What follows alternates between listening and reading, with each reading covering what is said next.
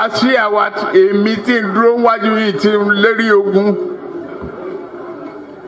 tí ní òkè Buhari nìṣó ká máa bá lọ.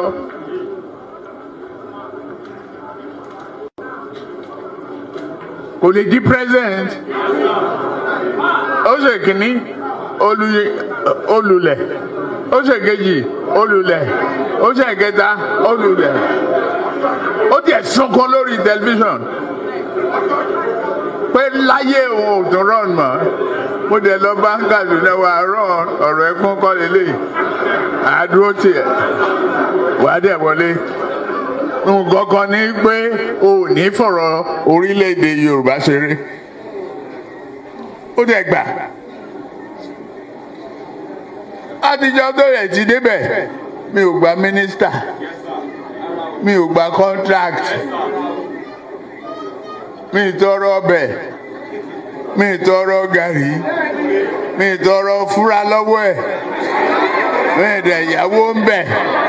Ó wá ní lọ́tẹ̀ yìí o, Yorùbá ló kàn.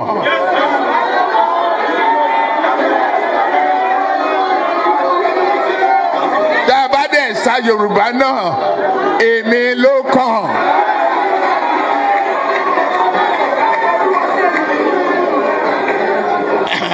Eléyìí tí mo protect.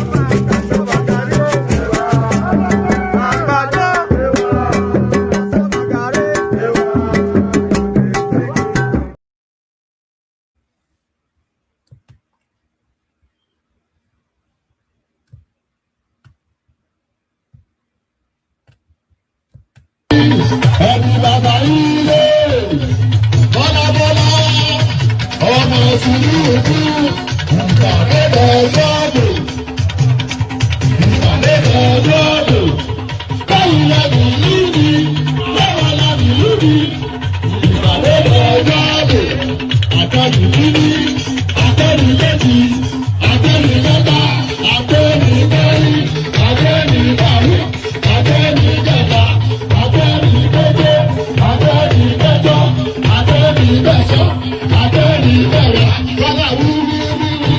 Ẹlẹ́yìn ọ̀gá, àbẹ̀bẹ̀bọ̀bọ̀ ẹlẹ́yìn ọ̀gá, àgbẹ̀yìn sílẹ̀, àbúrò ní àgbẹ̀bí aláàbàrà dábìláàbù, ohun bẹ́ẹ̀ ṣe yóò fún iná ìwà ẹ̀rù ló ń parí lẹ́rù. Amúnisì wí, amúnisì sọ. And there it is right there. There it is right there. Amonishi, Amonishi. So, look at that. Oloma Jekashi. So that's always the prayer, isn't it? Oloma Jekashi. So So Benyele Ninuli, Bawala Ninluni, Ipade de Ojoibo. That's what MC Oluomo told us.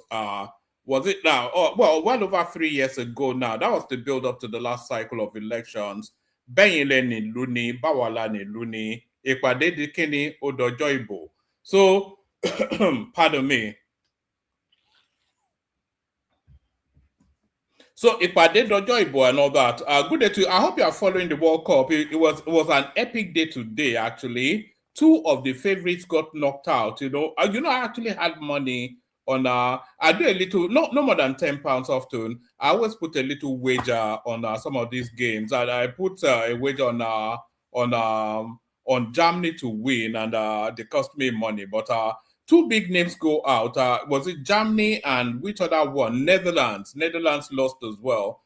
So I'm not quite sure that I was pleased that Netherlands lost, because I want Morocco out of that World Cup for reasons of their antics at the last African Nations Cup. But there it is. The World Cup now, it's a slow build-up, isn't it? You try to ignore it, but slowly but surely it creeps into your consciousness, and before you know it, you are fully ensconced within the goings on in the World Cup. But hope you are enjoying it. Nigeria is not there, so there's no excitement. I don't especially follow England.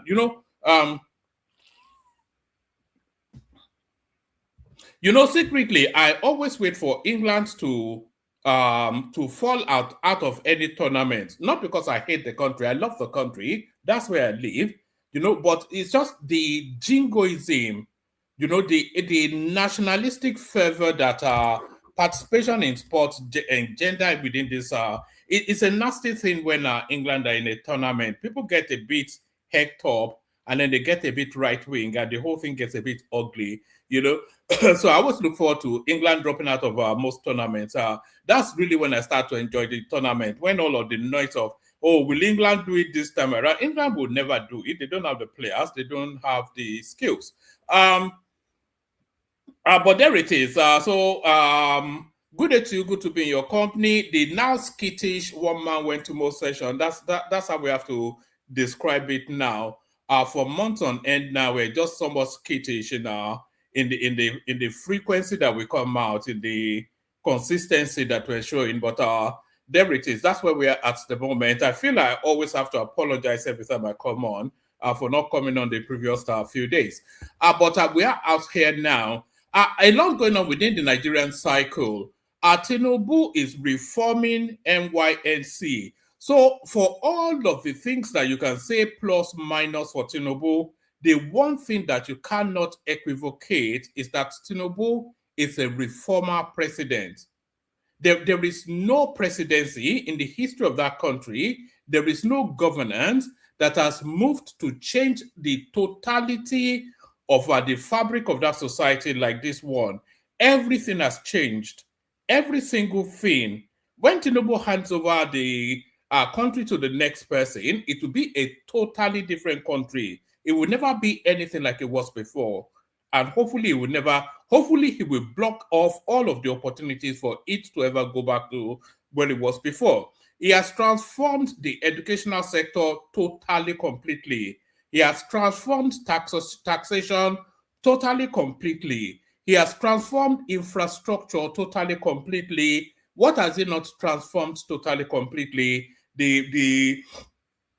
Anyway, you all know the list anyway. So, good day to you. Good to be in your company and all that. The protocol. Click on the like button if you would, please.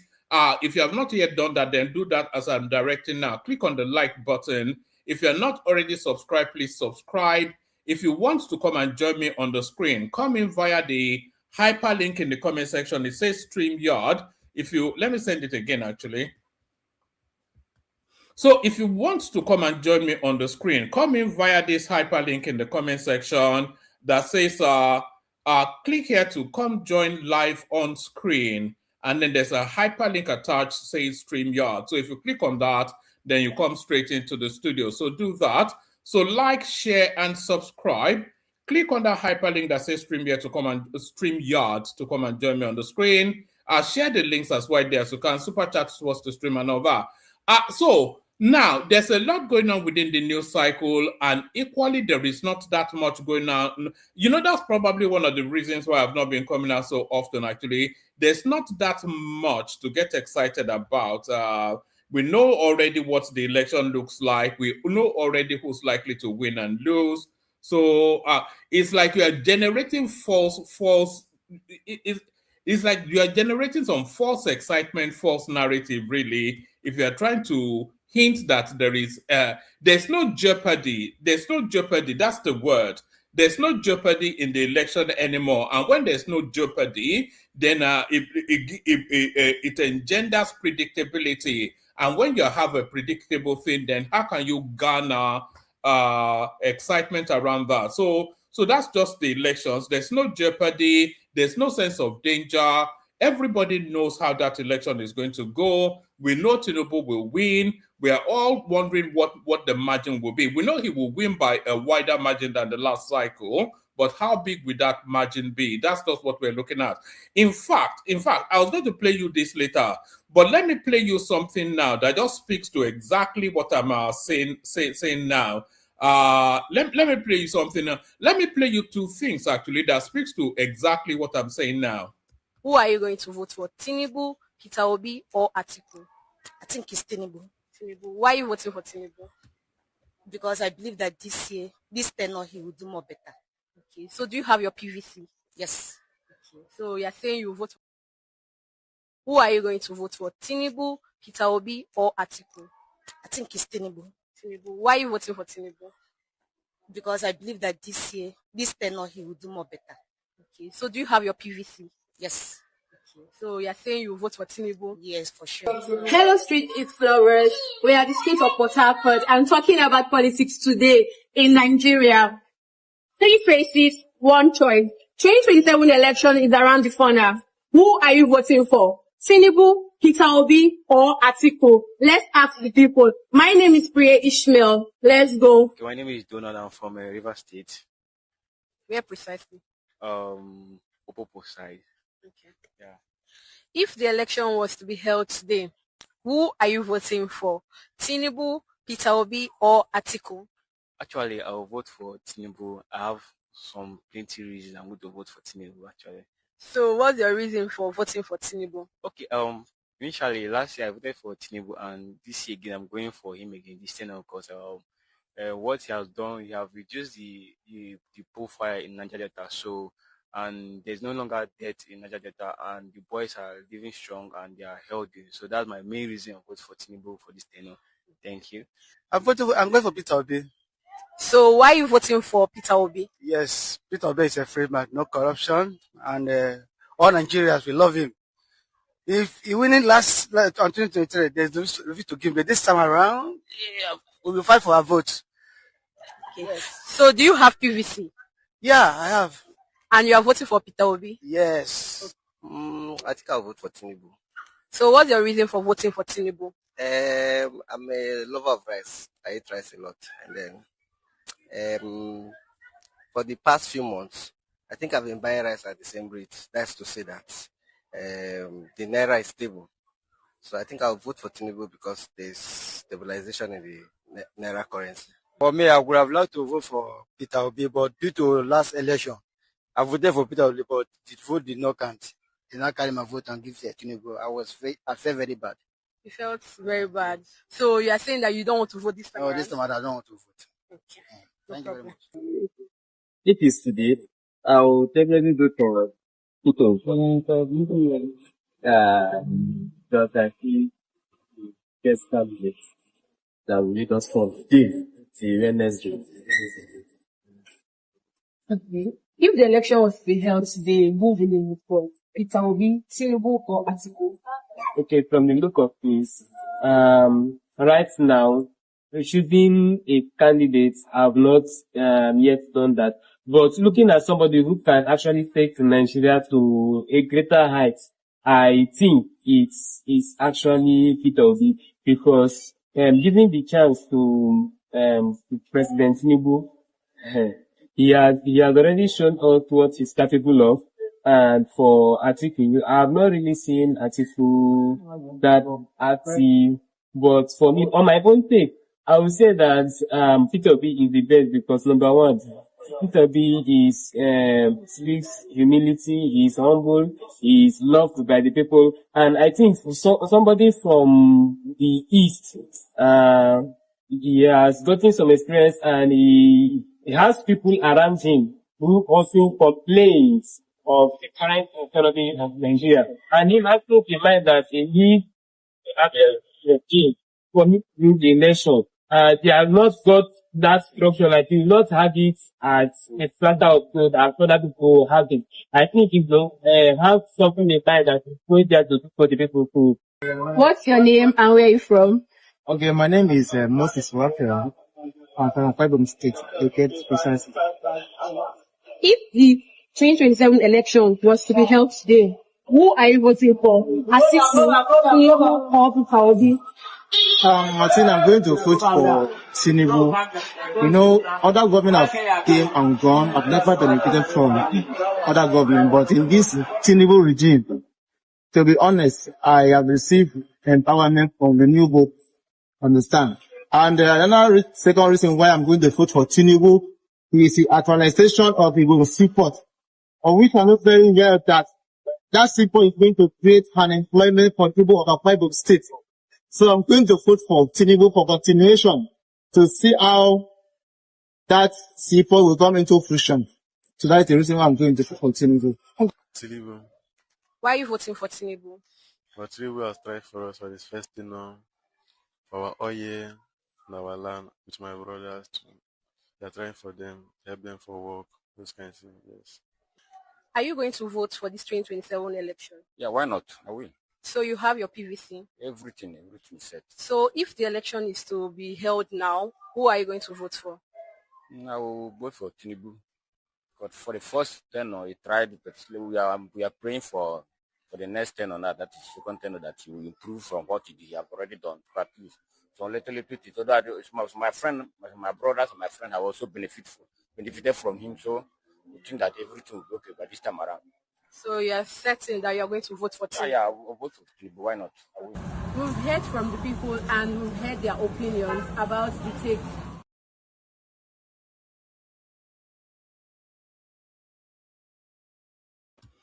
So now I make sure you I make sure you heard that in full, because I wanted you to that was a vox pop, an opinion sample, a street poll of the temperature of the voters in Rivers State. So I make sure you heard that in full so that you can see what organically is happening in Rivers State. You remember in the last cycle they were telling us that Peter Obi won Rivers State, even though Tinubu actually won Rivers State. We saw the result.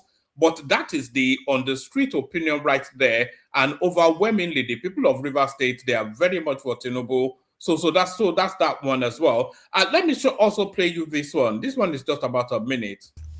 Guys, it is already happening. It is already happening, and I feel like we are finally getting something right in Nigeria. Employment is now, before we used to say like there's no employment. Now employment choke in Nigeria. Like Seplat is recruiting, Dangote is recruiting, Boa is recruiting, a lot of companies are recruiting at the moment, and I feel like it's because a lot of people are leaving. One, some people are leaving Nigeria. Secondly, some people are doing remote jobs. Thirdly, entrepreneurship. It's a step in the right direction, guys. It is. Do you guys know how lovely it is waking up to see Dangote, Seplat, Boa, all of these companies? Right. So those are the infamous young people in Nigeria right there. All of them leaning very much towards Tinubu. So that's why there's no excitement in the election cycle anymore. We all know the direction of travel of the elections. We all know who the likely winner is going to be. And we're all really just what the main source of interest is, just how wide the margin would be. And that's just that. Let's kick it off with this one, actually. Let's start off with this one. Right, our needs have changed. Tinubu-led NEC approves reform of NYSC scheme. So there it is right there. Like I said, Tinubu, a reformer president. Our needs have changed. Tinubu-led NEC approves reform of NYSC scheme. The Federal Executive Council, FEC, chaired by President Bola Ahmed Tinubu, has approved a comprehensive reform of the National Youth Service Corps NYSC, marking a significant step towards overhauling the 53-year-old National Service Scheme. So the NYSC, yes, I don't want them to abandon it, but certainly it's in need of reform. It's been there. You know, the NYSC actually came in under Gowon as far back as the after spills of the Civil War. That's when the NYSC came in. So it's been 53 odd years now. So they need to rebrand it and to reshape it. And the rebranding and the reshaping is what the reformer president is embarked upon now. So do you agree? I agree, by the way. I agree that NYSC is in need of reform. In fact, I think they should scrap it as it is now and introduce some sort of national service that is some military-based national service. That is what I would prefer rather than this NYSC scheme, just sending people to remote areas to go and be impregnating village girls. That's what the service is at the moment. But this reform, long overdue, and I want them to scrap it and then just give them 1 year military training, teach them how to handle weaponry, teach them civics, national orientation, these sort of things. Put them in a military camp for 12 months. That's what NYSC should be all about. So let's take it from the top again. Our needs have changed. Tinubu-led NEC approves reform of NYSC scheme. The Federal Executive Council, FEC, chaired by President Bola Ahmed Tinubu, has approved a comprehensive reform of the National Youth Service Corps NYSC, marking a significant step towards overhauling the 53-year-old National Service Scheme. The development was announced on Monday by the Minister of Youth Development, Ayodele Olawande, after the FEC meeting held at the Presidential Villa in Abuja. Speaking with State House correspondents, Olawande said the approval would include a full review of the NYSC to align with Nigeria's current realities and development priorities. The minister noted that the NYSC, established in 1973 in the aftermath of the Nigerian Civil War, was created to foster national unity and integration by deploying graduates to states other than their own state for 1 year of national service. According to him, the scheme has, over the past 53 years, contributed significantly to bringing together young Nigerians from different ethnic, religious, and cultural backgrounds, thereby strengthening national cohesion. However, he said the passage of time, changing national needs have made the reforms necessary. Our needs as a country have changed, and many expect the objective of the NYSC to also change. He said, details to follow. So those details are followed, and maybe in the course of conversation, we get a more comprehensive understanding of that. But I am fully, absolutely, categorically fully in, because the NYSC is a big expense on the Nigerian economy, and is just sending these schools, these children to far-flung spaces to go and waste 1 year. Is that the best deployment of the NYSC? Certainly not. You know, that's a golden catchment, you know. Those students, those young, brilliant brains, it's a golden catchment. And if you want that orientation to infuse them with civic fervor, you know, you want to use that 1 year in the most judicious way. And the way we're using it now is not at all judicious. What do? They go to some village somewhere, go and sleep with village girls for 1 year and go back home. That's what the NYSC scheme is. But Tinubu, the reformer president, set about the reform. I don't support those accusing Tinubu of not doing enough. You don't expect him to wear khaki and fight insecurity. This is Pastor Adeboye, defending the Nigerian leader. You remember once upon a time, of course, this guy was backing Oshibanjo to be the Nigerian president. General Overseer of the Redeemed Christian Church of God, Pastor Enoch Adeboye, has defended President Bola Tinubu against criticisms over Nigeria's worsening insecurity, saying the president has fulfilled his responsibility as the commander-in-chief by directing the military and should not be expected to fight on the front line. Speaking at the U.S. Nigeria Faith Heroes Award Gala organized by the Save Nigeria Group in Washington, D.C., Adeboye said those blaming Tinubu for the country's security challenges were unfair in their assessment of the president's role. I need to make this one clear. I don't support those who are accusing the president of not doing enough. When the commander-in-chief has given instructions to his subordinates, he has done his bit. You don't expect him to go and put on khaki and fight, Adeboye said. Drawing a comparison with the United States, the cleric referenced the U.S. President Donald Trump. When my friend Trump gives instructions to go and bomb anywhere, he doesn't leave the White House. He has done his bit. I hereby command bomb Iraq, or Iran rather, and then he goes to his bedroom and sleeps. The rest is up to the supporters. So that's Adeboye right there. It's almost, because I'm never really sure where Adeboye stands in the general mix of Tinubu for or against, but it looks as though that's a Tinubu for commentary right there. Peter Obi completes INEC nomination form, raises a fresh question. So it's just that sluggish. It is not done. It's a civil. Peter Obi irritates me. I think a lot of people have already gathered that. It is this annoying voice. A lot of people say I have an annoying voice too, but I'm not running for president. It is his annoying voice more than anything else. And then if you get past that annoying voice, it is the retardation in his messaging. It just says nonsense in a stupid voice. It just irritates me. Very, very tribalistic human. I don't think there's a more tribalistic human being in the Nigerian in the history of Nigerian politics than this guy. I cannot wait to see the back of this guy in February.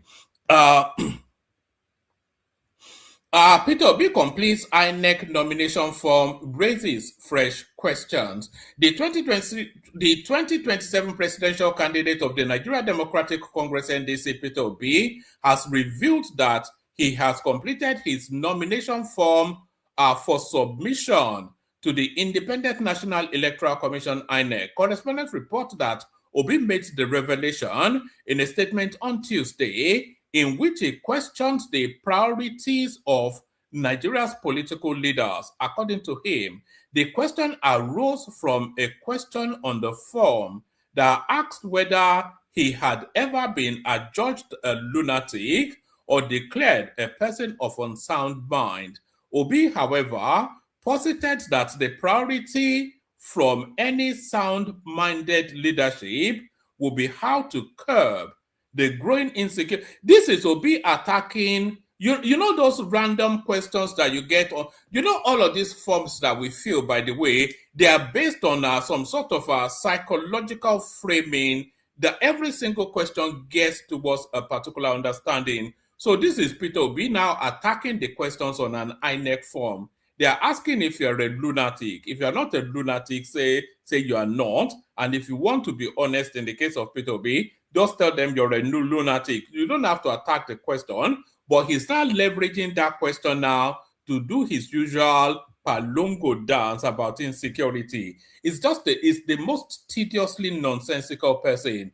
Peter Obi completes INEC nomination form, raises fresh questions.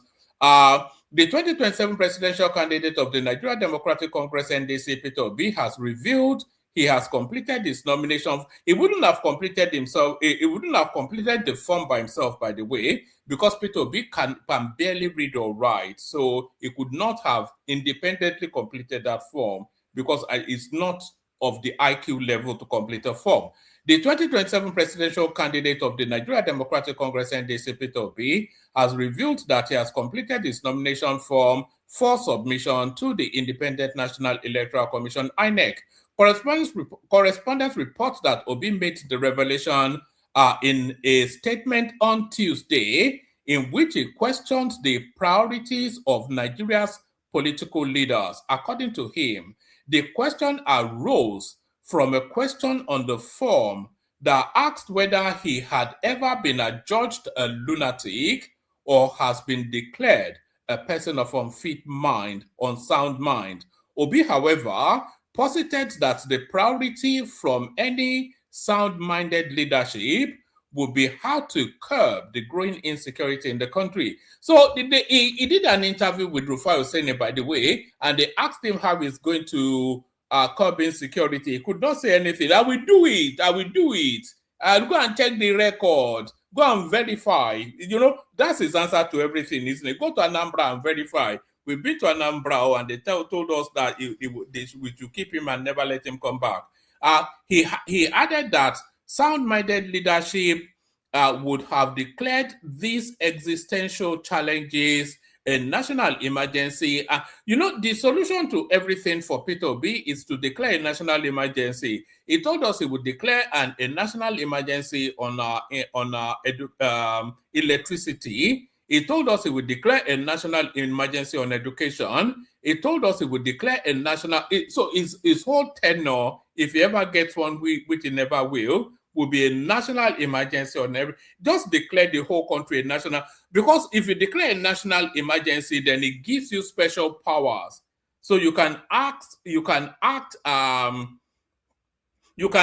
abeyance of the Constitution if you declare a national emergency, if you declare a state of emergency on something. So it doesn't then, the Constitution doesn't lean, it doesn't allow, a national emergency doesn't allow the Constitution to lean too heavily on you. So that's what that means. So he will declare a national emergency on insecurity, without a strategy, by the way, because he has not yet preferred a strategy. We can see the strategy of Tinubu: forest guards, state policing, increased budgeting, or relentless onslaught against the insurgency. So those are the strategies being deployed by the Tinubu administration. But what will Peter Obi do? His answer to insecurity is go and verify. He added that sound-minded leadership would have declared these existential challenges a national emergency and immediately mobilized all relevant institutions, security agencies, experts, community leaders, and other critical stakeholders to confront them with urgency. He wrote, what truly should be our priority now as a leader of a nation? This question has become necessary given where we are today as a nation and where we're supposed to be. Whilst completing my INEC nomination form yesterday, Section E, Question 1 caught my attention. It asks, have you ever been adjudged a lunatic or been declared a person of unsound mind? The answer is either yes or no. That question got me thinking, can we, as the political leaders of today's Nigeria, so what is is it a political, anyway, it's a presidential candidate, but Peter Obi's, the height of Peter Obi's achievement politically is to be the governor of Anambra State, which a lot of people have been.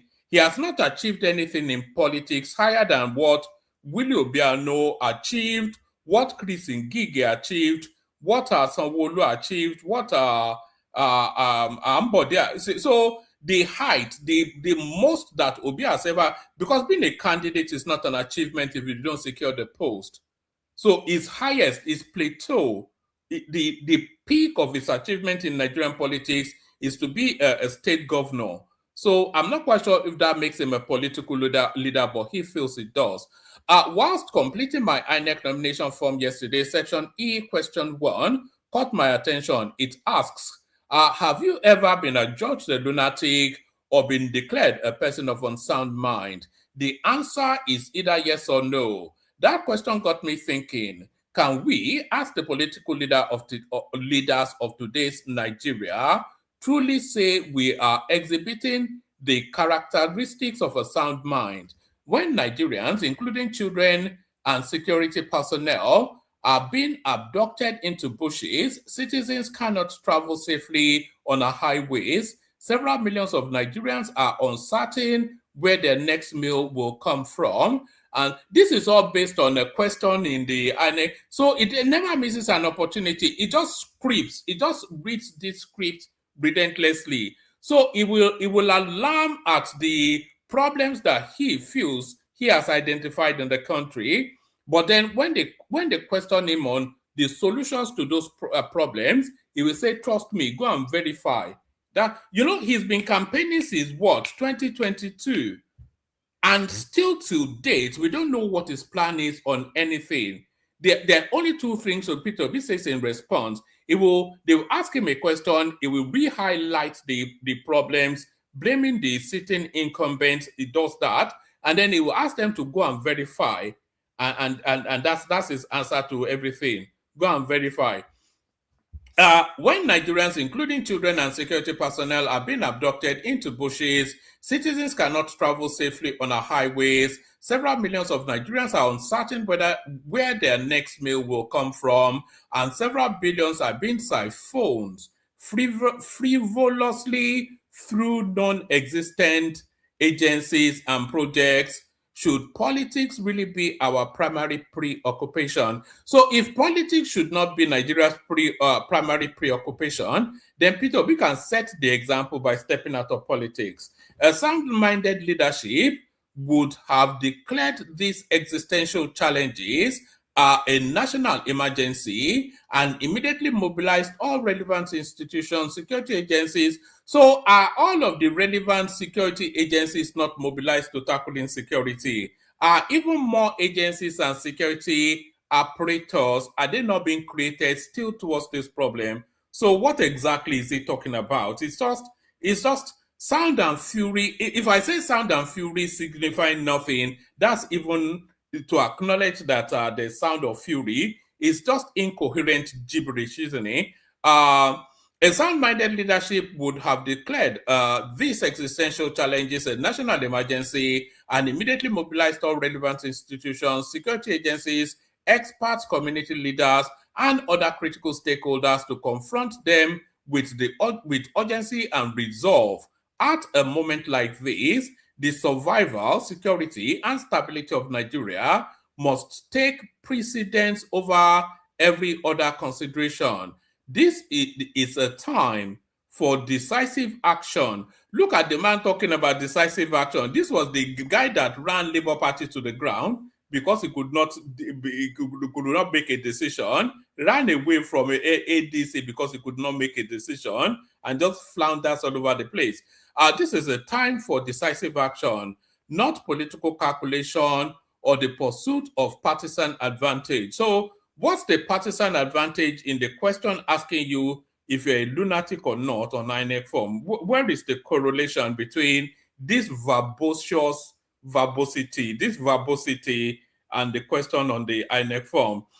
Based on another question on the form, the former Anambra State governor also charged INEC to ensure transparency and due process by publishing the academic certificates and credentials submitted by every candidate seeking elective office. I think they are looking to cycle that. Where is his certificate again? Are they going to cycle that particular wagon again? He concluded that it should no longer be politics as usual in Nigeria, but the country should aim at achieving leadership defined by competence, character, capacity, compassion, and commitment to service. Further, in the same section section E, question 6 was, have you ever presented a forged certificate to INEC? Again, the answer is either yes or no. This raises another important question. Why shouldn't INEC, in the interest of ensuring that our leaders are exemplary in following the rules and to strengthen public confidence in our electoral process, publish the academic certificates and credentials submitted by every candidate seeking elective office? So if the framework, if the if the legislation that creates INEC does not mandate that, they can't arbitrarily just make rules now. If the legislation, if the act that enacts INEC and that guides their processes, if it mandates that, then do it. If it doesn't mandate that, then it's a matter of copyright now. It's not copyright, though. It's a matter of privacy. It's a matter of privacy. Now, what's that term I'm looking for? It's a matter of privacy now. Everybody's entitled to the privacy of that person. If the document satisfies the requirement of INEC, then what is the need to publish it? Transparency strengthens democracy and builds public trust. Nigeria's problems are too serious for politics as usual. It is time for leadership defined by competence, character, capacity. It rolls out all of these things, but you cannot associate. There's no association between these terms that Peter Obi rolls out and what we know of him as a public officer, as a public person. So you can't say Obi is competent because there is no abiding legacy in Anambra State. It did nothing in 8 years. There is nothing in Anambra State today. Even Soludo condemns him, telling us that Nnewi is a chaotic ghetto. Widow Biano condemned him, telling us that when he came in, that the whole of Anambra State was a no-go area due to criminality. There is no legacy now that you can go to in Anambra State and say this was the mark of Peter Obi there. So competence is not a word that you can associate with Peter Obi. It says competence, character, capacity. So character, certainly, we've all seen his journey over the last 3 years, hopping from one party to another, not being able to make a decision. When he makes a decision, the wrong one. When he was backing Julius Abure to be fighting, do you remember when they used to beat up that old man, something Papa, that was the contender for the chair of the Labour Party? That was under Peter Obi's tenure. Then he got into a fight with Julius Abure, and then the whole thing was just a mess. He ran away from that mess, ran into ADC with another mess, and because he couldn't. This is where leadership was needed in leadership and character was needed in Labour Party. He couldn't offer either because he didn't have it to offer. Ran to ADC, character was needed. He did not have the character, ran away again. So when he's talking about competence, character, capacity, he doesn't have any capacity, as we've already said, Anambra State. And it says compassion. So Peter Obi speaks to the language of compassion, but if you look at his tenure as Anambra State, it was the most brutish of all. It was breaking down all these markets and destroying the lives of market women. It quadrupled the price of schooling in Anambra State and told them that education is not for the poor. So Peter Obi is nothing to do with compassion. We have his antecedents. So he rolls out all these peppy little cliches, But if you take them one by one, they don't apply to him as we know him as a public officer. So that's just Peter Obi right there. I cannot stand that guy. I think that's pretty clear. Tinubu told to suspend Gbadabiamila as chief of staff. Reasons emerge. I think this is actually coming out of the Atiku camp. Former Vice President Atiku Abubakar has asked President Bola Tinubu to suspend Femi Gbadabiamila, the Nigerian leader's chief of staff. In a statement by Atiku's media office on Tuesday, June the 30th, obtained by correspondent, Atiku, the presidential candidate of the African Democratic Congress ADC for the 2027 elections, advised President Tinubu to lead by example by holding his own appointees accountable for their actions.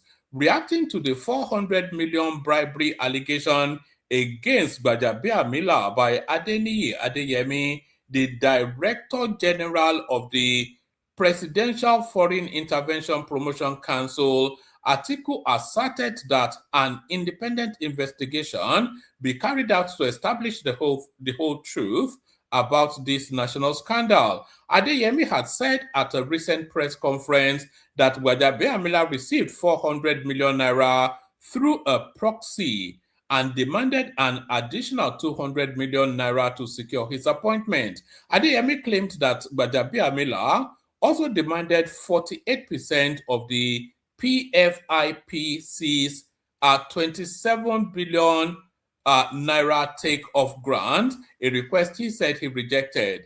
The allegation come amid a dispute over the agency's existence after Gbajabiamila, in a June 11 statement, said the PFIPC did not exist under President Bola Tinubu's administration and that Adeyemi had never been appointed to head it. Adeyemi described the denial as an attempt to silence legitimate questions, stating that it stemmed from his refusal to yield to the alleged demand of the president's chief of staff. So I wasn't even aware of that story, but there it is right there. So I wouldn't put it past Gbajabiamila anyway. I think Gbajabiamila taking bribe is not something that is too far-fetched. Court orders INEC to register grant access code to ADA within 72 hours. So ADA was the political party that Atiku was trying to form before he hopped onto ADC. The Federal High Court sitting in Abuja has ordered the Independent National Electoral Commission, INEC, to register the All Democratic Alliance, ADA, as a political party. The court, in a judgment delivered by Justice Peter Lifu, equally ordered the electoral body to release its access code to the Akin Briquet-led leadership of the association within 72 hours. It will be recalled that INEC had, on October 2025, revealed that ADA was amongst the 14 pre-qualified associations that applied to be registered as political parties, having completed the upload of all required information and documentation. Though the commission okayed the association and 7 others for the next stage of the registration process, ADA approached the court alleging that its access code was wrongly released to one Umar Ado, who was neither its pro-tem national chairman nor its secretary. It argued that it urged the court to compel INEC to issue the plaintiff the access code to enable the association upload the necessary information and documentation for the registration of ADA as a political party. So I'm not quite sure that too, it doesn't affect this cycle, I don't think. I'm not quite sure how that will come into play with this cycle. The association also prayed to the court to declare that INEC was a violation of the extant law when it issued the access code to the second defendant, Ado. More so, the plaintiff urged the court to declare that the information uploaded onto INEC's portal by the wrong person, Ado, on behalf of ADA was a violation of the extant law as it was at variance with the information in the plaintiff's letter of intent. So that goes on and on. So that's that one right there. So now let's go to this one. Breaking: INEC takes decision on including Kwakwanso's name on its portal ahead of the 2027 election. So this is that controversy now when some court had said they should revert to when NDC was not even registered. So what's the latest there? The Nigeria Democratic Congress NDC on Tuesday, June the 30th, said the Independent National Electoral Commission has finally uploaded the name of Rabiu Kwakwanso on the electoral agency's portal. Correspondents report that Kwakwanso is the vice presidential candidate of the NDC for the 2027 elections. The former Kano State governor agreed to deputize Peter Obi, etc., etc.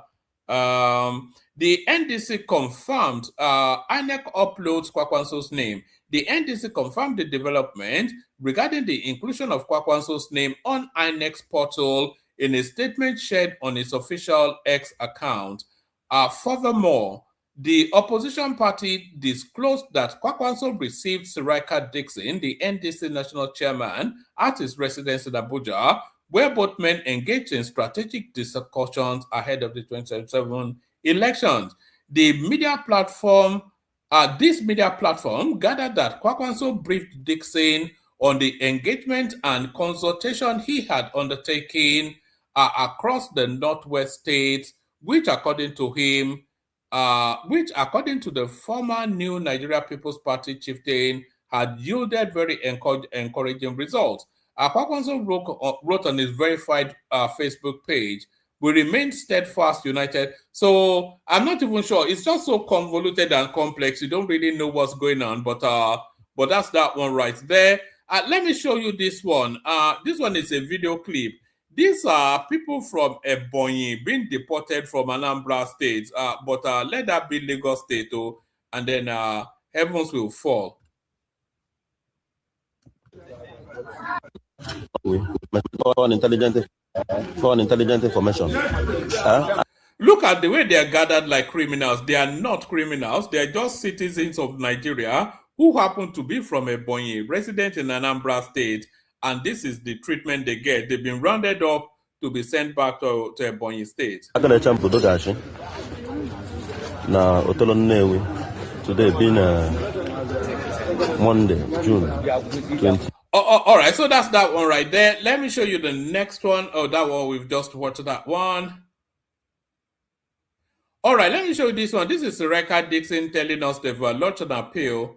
Henry Sirika Dixon, today the NDC has filed an appeal against the ruling, as well as a stay of execution / injunction, which has been served with a covering letter to the INEC chairman and his team to do what is right according to the law and what is legally sensible. The Nigerian Democratic Congress has come to, so anyway, it goes on to, I think that paragraph tells us what we need to know about that one. So they put in their appeal. So I just want to show you this one. This is a flood taking place somewhere in Nigeria. I think it's somewhere in the southeast. It says happening live at Ochanja. What is our government doing about the flood in Onitsha? So that's somewhere in Onitsha. Let me show you this one. You see this one here is somewhere in Ghana. This one here is somewhere in Ghana. This is it says mixed reaction as heavy flood submerged Ghanaian bus station, trapping buses and vehicle underwater. So this is in Ghana. So I'm only playing you all this to just highlight that if it was in Lekki, we would not have heard the last of it. So that's that. So that's that. Let me play you the Kegite music and then we kick off the session. If you want to come in. The link is in the comment section. If you want to come in, come in. Water, only water, where they see ma. Water, only water, where they see ma.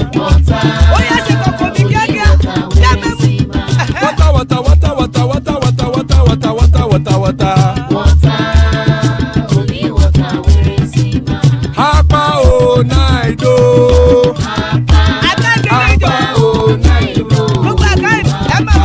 Hapa you don't come o.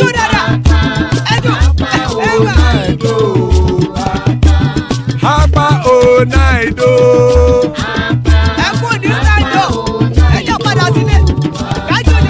Oro kẹ̀kẹ́ ẹlẹ́mù yé o. Ilé sọ́dí àkẹ́kẹ́ rẹ̀ ẹlẹ́mù rẹ̀ o. Bobby Master kẹ̀kẹ́ rẹ̀ ẹlẹ́mù rẹ̀ o. Chifu Faila ti kẹ̀kẹ́ rẹ̀ ẹlẹ́mù rẹ̀ o. Eruku lẹ̀lẹ̀ ẹlẹ́mù dé. Eruku lẹ̀lẹ̀ rè o. Eruku lẹ̀lẹ̀ Ghana ti dé ẹgbẹ́ bọ́dì o. Ọmọ ẹlẹ́yẹ ẹ̀yẹ ẹ̀yẹ o ó dilé o. Odúyẹ̀lá ẹ̀yẹ o ó dilé o. Petrosonana ẹ̀yẹ o ó dilé o. Petrosodúnkẹ́ ẹ̀yẹ rẹ̀ ó dilé o. Ẹlẹ́kọ̀ọ́ ọ̀run mú ìní o.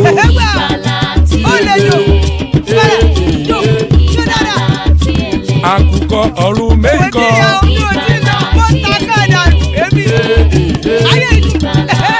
Ikú kò ní ríwà gbéṣe o.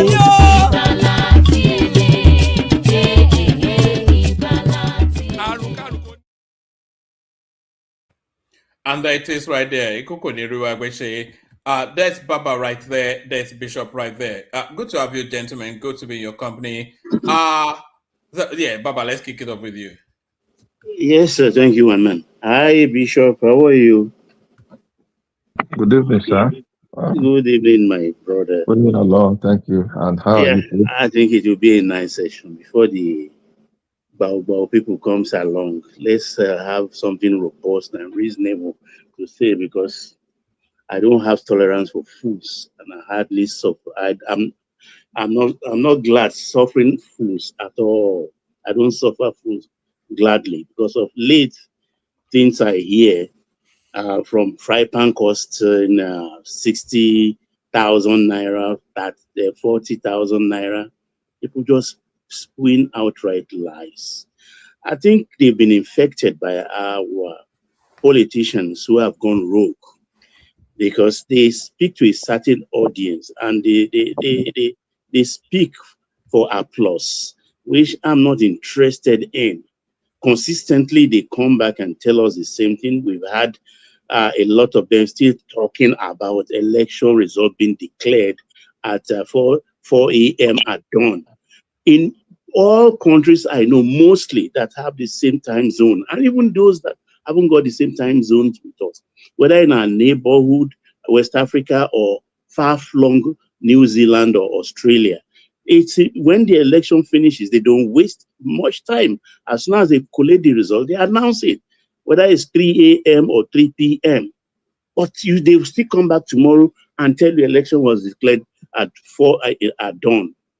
What's wrong with that? If the election result is ready, it's ready. And they've grown wings more because they are speaking to ignoramuses. People who are ignorant, don't know anything, who are in a frenzy, like feeding sharks, who smell blood, anything, they just jump on it. How they survive every day, I don't know. Because I've seen a lot of them coming forward to say, oh, Tinubu should not establish the state police because he wants to use it for election. At least you think these are normal human beings? They are not normal, because, I mean, we are in June. They've not even signed it. The state assemblies have not rectified it. The bill has not been assented to by the president.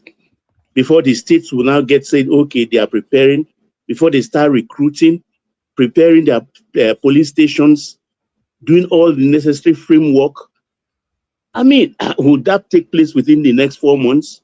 You know, the one thing I've noticed, Baba, is there's a distinct lack of basic knowledge on governance and how the country works by a vast majority of people, especially amongst the youth. I was having some conversation with somebody, I think it was on TikTok, and he was arguing with me that Tinubu can just he can suspend some state governor and take his money, and I was trying to explain to him, you know, just the structures of that. That state is a mini state in itself, and the person that it can suspend them for non-performance or whatever. They don't understand the rudiment of how any of these things work. All they know is just to shout competence. It's the educational system now. It's the educational system. Who raised them? I don't understand, because how can you tell me bold-faced lies and you repeat them from station to station to station to station? And that's why you first sent me almost 2 months ago, the framework. I don't know whether you sent it to other people, whether they even opened it and read it. I did speed reading, I read slowly. Then we had the other one, a short form of it. I read it, and I even sent you one, which is a pre-say that anybody can read since they don't have the patience, which states that there is a window of 24 months for the establishment of the state governments that are interested. 24 months. So how does that relate to this being used for election purposes? Stupid. Let's go to the NYSC thing. I think it's a good thing. This is the main reason why I am sticking with this president. It's long overdue, isn't He it? has balls. Yeah. Yes. And he's going to do all the necessary things. I mean, if it were a normal country, one man, he could do all this in one fell swoop. But because it's not a normal country, people always put impediment in his ways. The tax bill, people came foaming from both sides of the mouth, saying, oh, over our dead body. The North will not agree. The North will not agree. The North will not agree. Where is the tax bill today? On board, firmly. The state police, which was even in the confab documents given to Jonathan, a confab we spent over almost 80 billion of that period on, which Jonathan didn't have, was not man enough to execute. State police was inside. Resource control was inside. But they didn't allow Jonathan to do the needful then. This man is doing them. And more So what I don't understand is we've been agitating for this state police for going on 10 years now, maybe even 15. So is it that it is Tinubu that is bringing it to fruition? Is that what rankles, or what's the... No, they don't have understanding of the presidential system. Look at Ekpobolo now in Edo State. Has he not enacted a law that says he's going to be firing squad for kidnappers? Do I have map from my own neck of the wood in the West to say he has no right to do that? Because it fits the problem of his state. And he happens to be the commander-in-chief, the chief security officer of his state. And I will not mind my own state chief security officer also enacting a law like that. Because I cannot just stay jejely in my own state and you come and kidnap me for ransom. Monies that will be used by my state for development, you collect it from the government.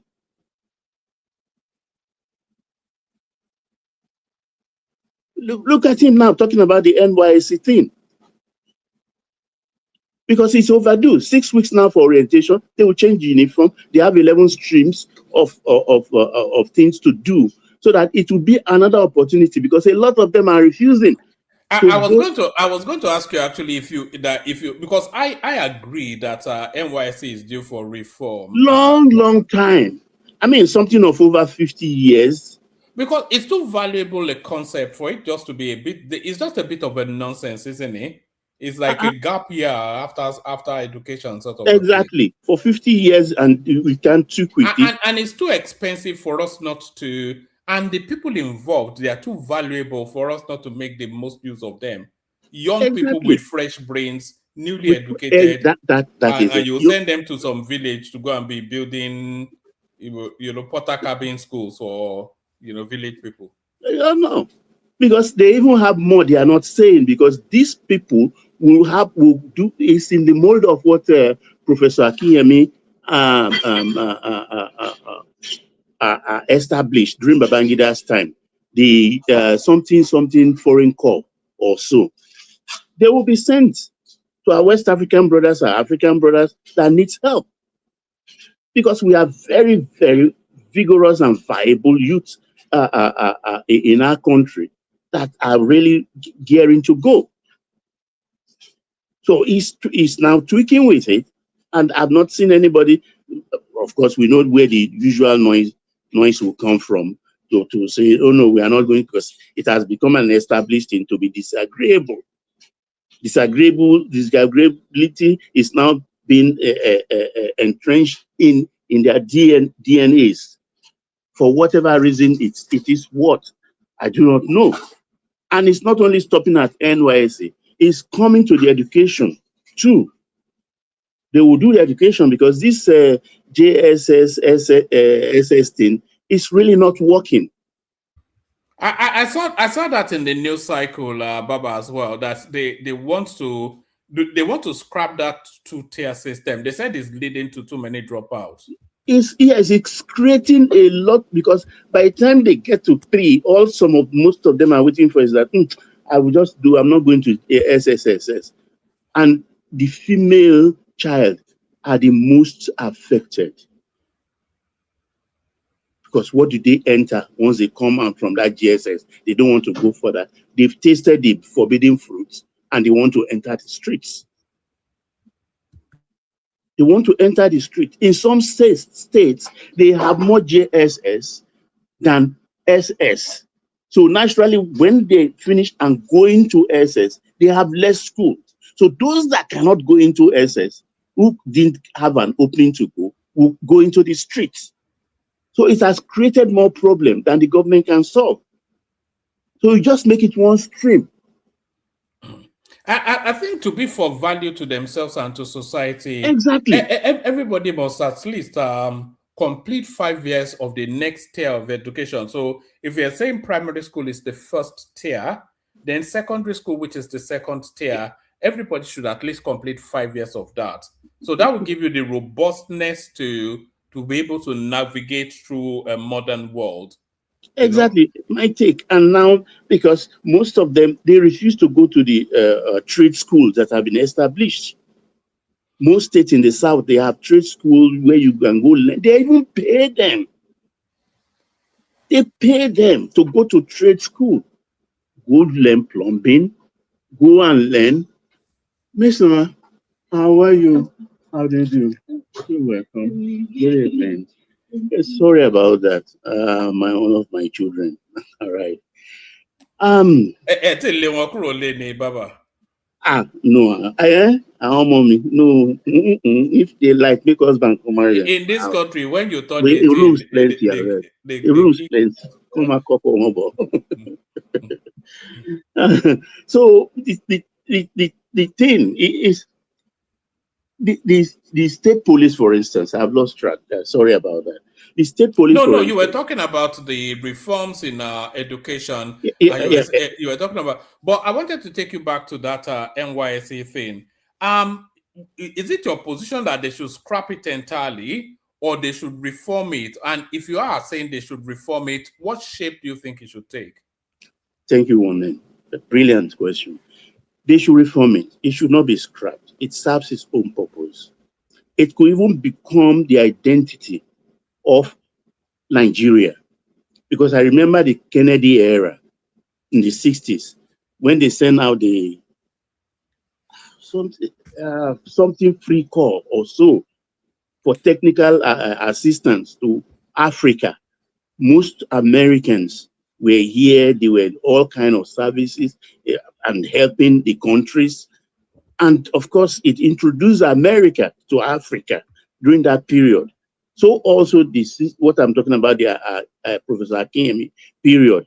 We had a lot of our graduates in Sierra Leone, in Gambia, and all the likes. But as now Babangida left, they discarded that program. It should be part of it, what they are trying to do with the NYSC. Besides that, apart from the 6 weeks orientation, they should really now divide them into mainstream classroom again, according to their abilities. Introduce them to tech. Give them or furnish them with the modern tools of how to. What about the idea of turning it into some sort of military service? Do you know that sort of system they have in Israel?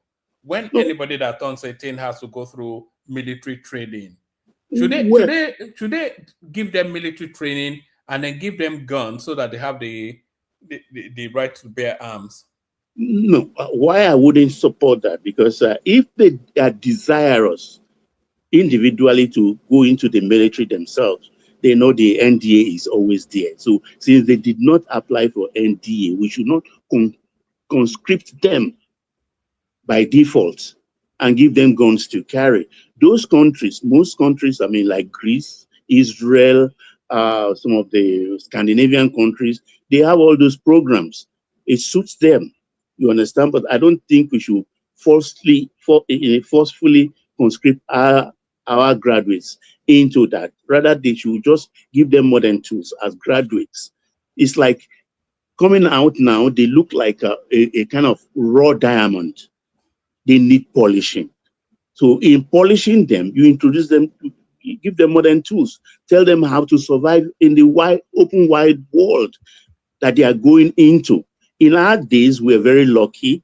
You understand? The Liver Brothers will come, the PZ will come, this company will come, that company will come to start talking to us, even in secondary school. In HSC, they talk to us. They go to university, they talk to them. And they even recruit the brilliant ones. The brilliant ones amongst us then, they recruit them. Now that that kind of opportunity is not there, so the Youth Service Corps is an opportunity to actually retrain them, because our education system now is not too good. But then if you say it's not too good, for the first time, the American grading system for the 1,000 university all over the world, it's Covenant University we used to see on, I think, number 300 and something. In those for 3 years, I think the last I saw Covenant University was 360 something. But today, Unilag is there, University of Ibadan is there. So it's coming. I think I even saw a learning there. Oh, okay, exactly, University of Ilorin. So if we say it's not good, are they seeing something we are not seeing? Because we are so blind, we are cocooned, we are being boxed in by the noise of the very few who reside in their own cacophonous bubble to disturb our lives. Baba, yes. Sorry to come in. When you say it should be reformed, what kind of reform do you ask? That is because I've not had I've not heard you say example of the reform you want in NYC. Okay, before when I say the tools of modern survival in education, I mean first IT. First, IT. We are doing well. I don't know of any other state, but my own state have series of hubs. And of course, they can bring them to train these people. A country that has 5 out of the 7 African unicorns, that's over $1 billion outfit, can train our people for those that are interested. And those that did engineering, of course, they can also teach them, particularly the ones that did electric engineering. But Baba, it has to be a universal system now. It has to be a system that fits in all of the graduates. No, it's 11 streams they have. So I'm going through all I can't readily remember the 11 streams which the government have outlined that they will. After training them, what? They go to jobs. They extend them, and I've suggested here that they can make them a kind of a core to help other West African countries. The government will pay half of their salary, and that hosting country will pay half of their salary. Baba, what you are saying is kind of bogus. It's not bogus. If you listen carefully and expand it, I'm giving skeleton. You can flesh it up. You know, we did what I would call I don't know how to say it. The feedback on NYSC in Nigeria, and that is what I know best. In that feedback, we did it like a survey that brought a lot of people together who has done NYSC. They asked us, what and what do we want in that NYSC? Number one, there is something I notice about NYSC in Nigeria, which is the fundamental problem of that NYSC. Actually, NYSC is causing unemployment. That's actually why most Nigerian graduates are not employed.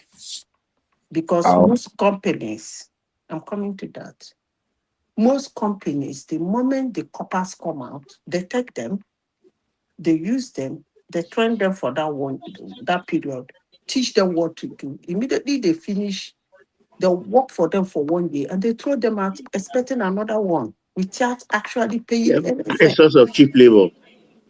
It's not even, there is no chip in it. There is no money in it. I have a friend there's an architect. He lives in Abuja. He does exactly what he just recruits all these NYSC. He will cycle them for 1 year, force them, take the next batch. Yeah, so if you have a system like that, you shouldn't be shouting unemployment, because actually what you are doing as a government is giving employers free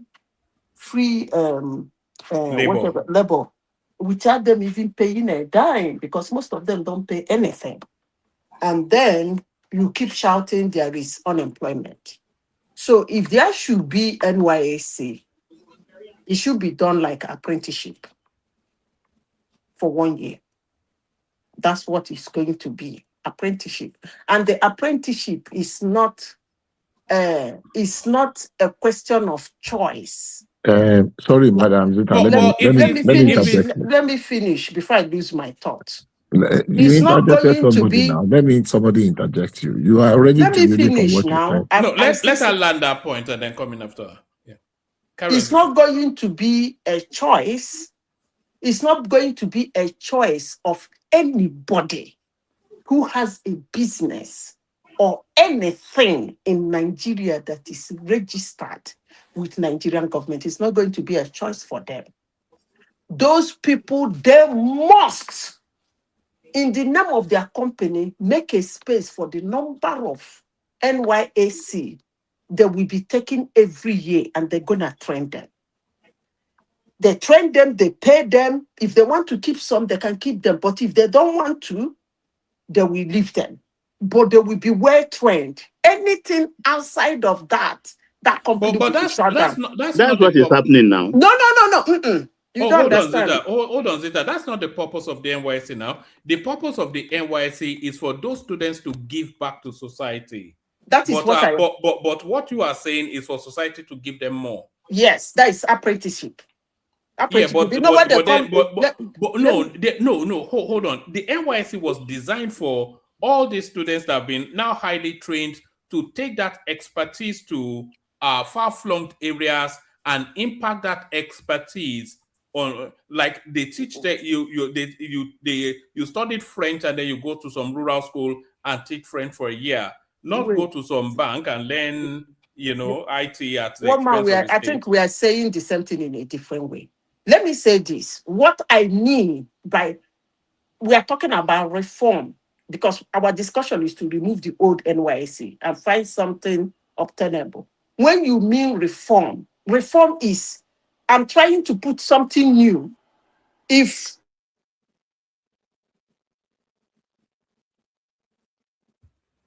Did we lose Zita? Are we still here? I'm here. Hello. Yeah, we lost you. Okay. Yeah, Land. I think Bishop wants to engage you. Yeah. Somebody who went to university, more especially conventional university, which 80% or 95% or 99% of Nigerian universities is. That's why I said it's supposed to be apprenticeship, in the sense that whatever they're leaving that place to go and do what is called hands-on. So you cannot study banking and finance and find yourself in shell for any reason whatsoever. You'll be in bank. You cannot study administration and find yourself in a school teaching. That is what I'm talking about. After the main schooling, which is a paperwork, of which we know 90% of the time, that NYSC, that's why I call it apprenticeship, should be a text of hands-on of what they studied. Even if you didn't you employ them at the end of the day, they will be armed. At least they can put it in their CV that as a banking and finance student, I did my NYC, so, and so, but these are things I did.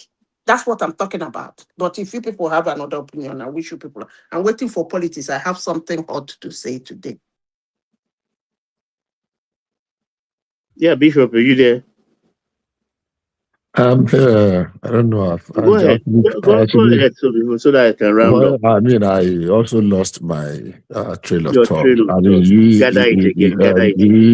I mean, Zita interjected you, and she was practically, at least what I forgot what I wanted to say. But what's one thing that struck me is exactly what she stopped you from saying was exactly the same thing she was saying. That's why I didn't bother to say it. Said, what are you talking about, reform about? But she's now saying absolutely the same thing. And I wanted to interject, and there was a consensus that I should shut up because it's a little bit very contradictory and disturbing. No, the reform he's talking about is not the reform I just said. Hold on, just hang on, please.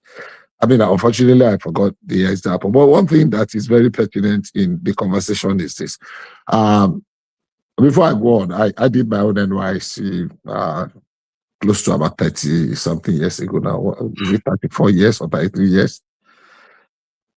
34 years. Yes, to be exactly.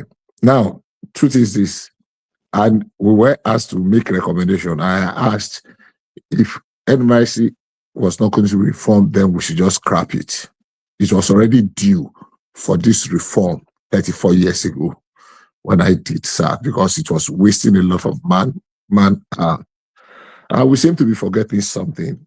What were actually the original foundational ideals that NYC was created for?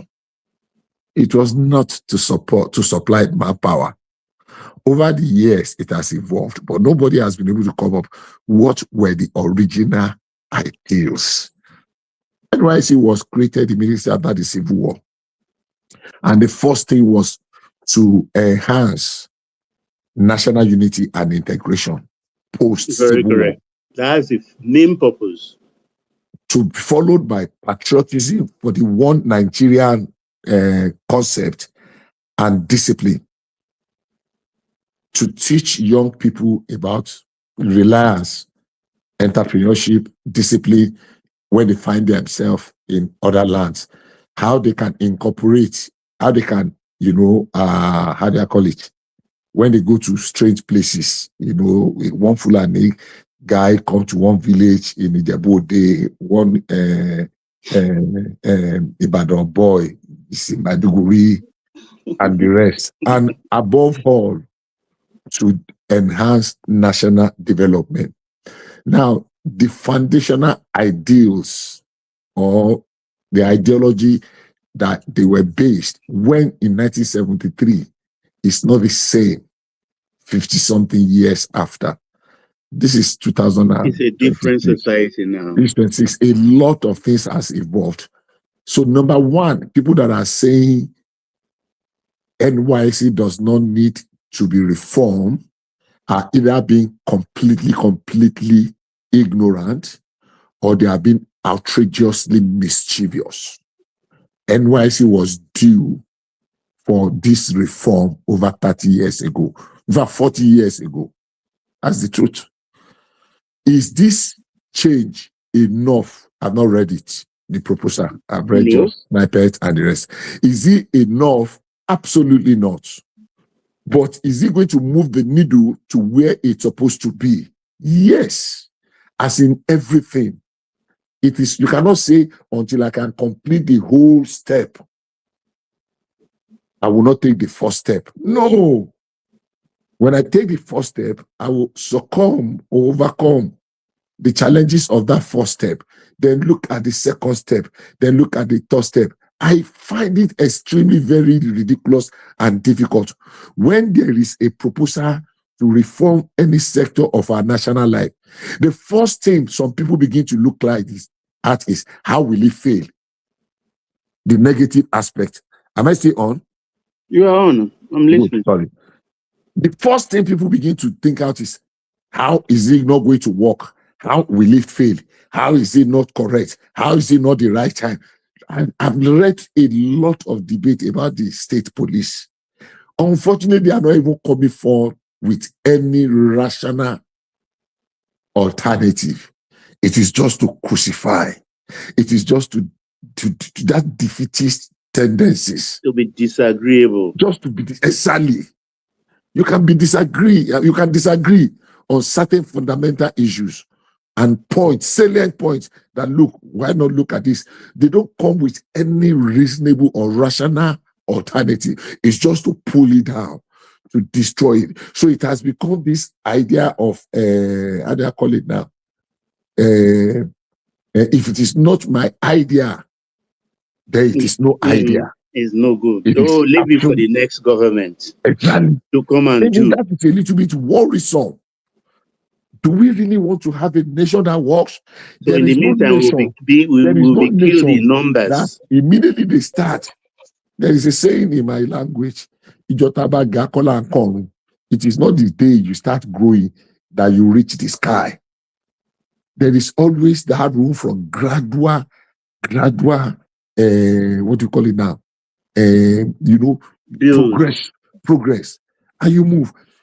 Does the NYSC need a reform? Yes. Like in every other sector of our national life. Can we start from somewhere, no matter how imperfect? The courage that, look, let us make these changes.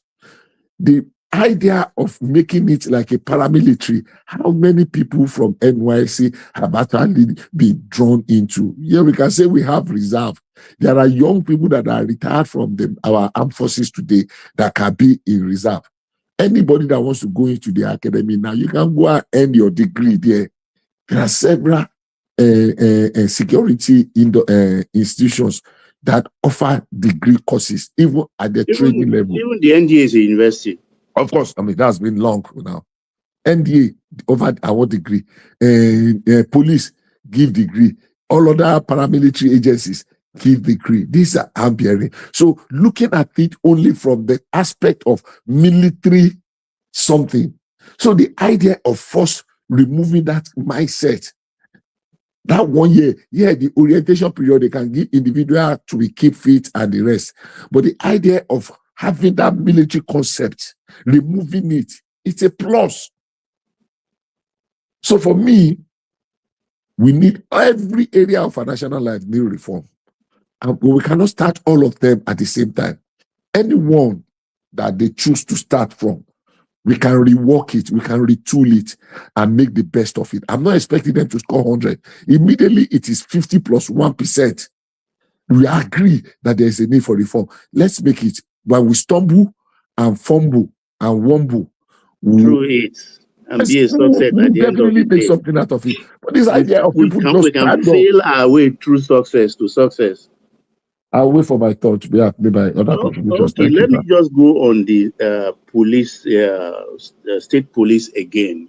I've never been convinced that it's an idea that has come to stay. And the best idea, I mean, we have done it 20 years ago. That was the best time. But the next best time is now. And that's what we're doing, because observe in the last 4 days, 5 days, when the sectional in Yetiala guy was killed in the Middle Belt, the caliphate has found its voice. The caliphate has found his voice. Oh, you have to I saw the Sultan tweeting about that. They have found their voice. Oh, you must investigate this. You must fish out those, kill them.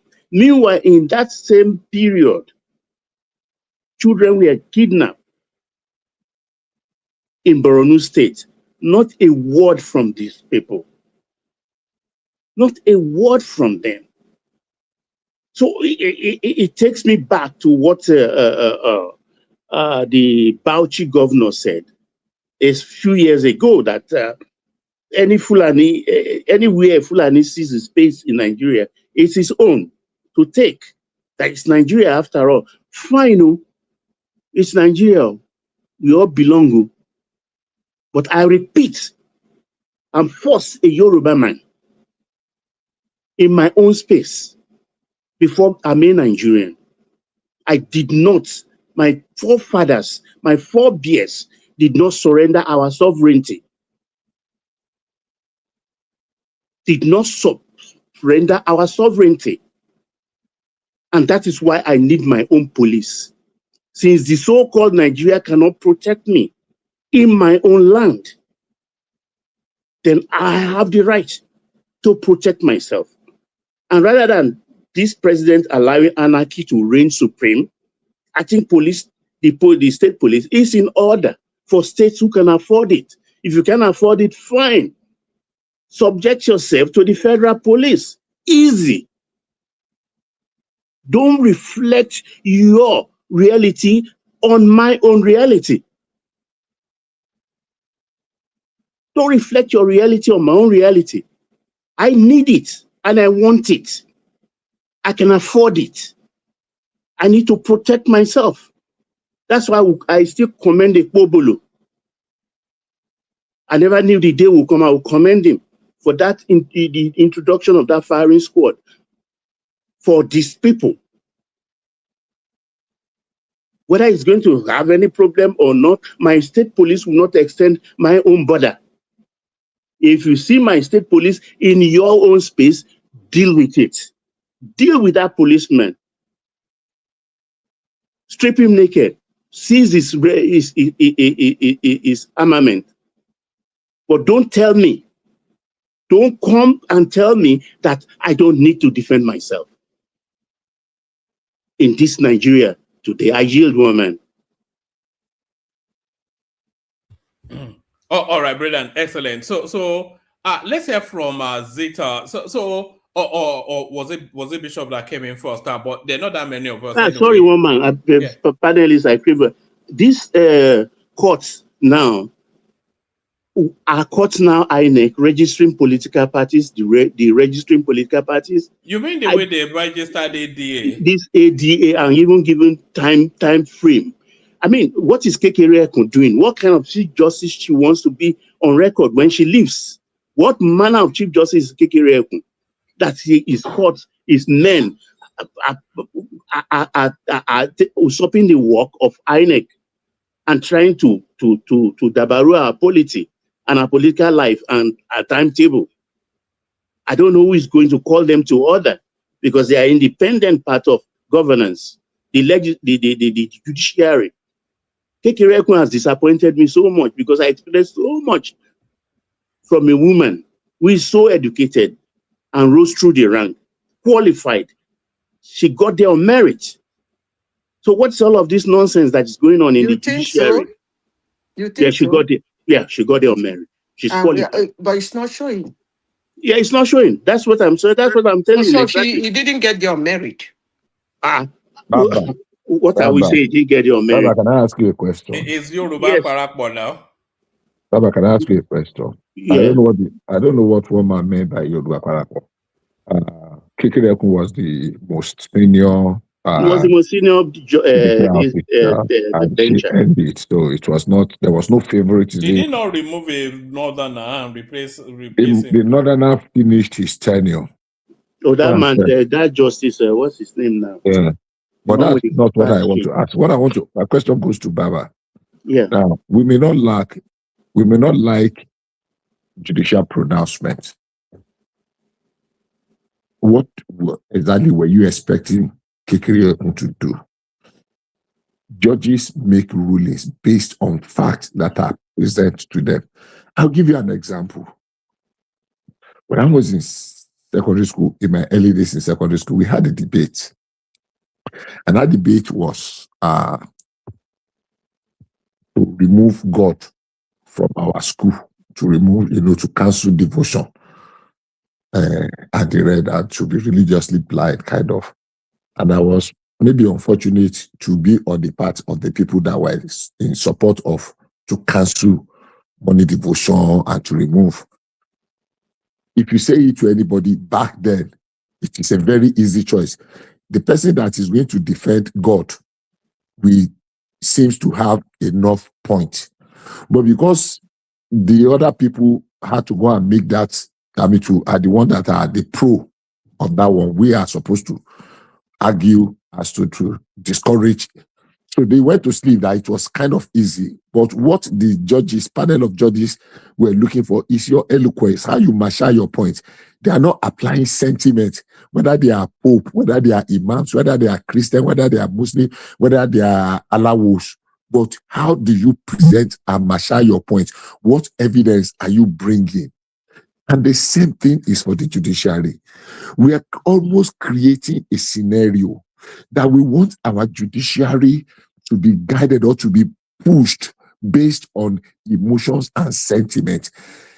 If somebody caught somebody's head and everybody sees it, but when it gets to court, you are not presenting convincing evidence that yes, this man, and you can create evidence as to the motive, and you defend it, and they ask the man to walk. The fact is not because the man did not cut somebody's head.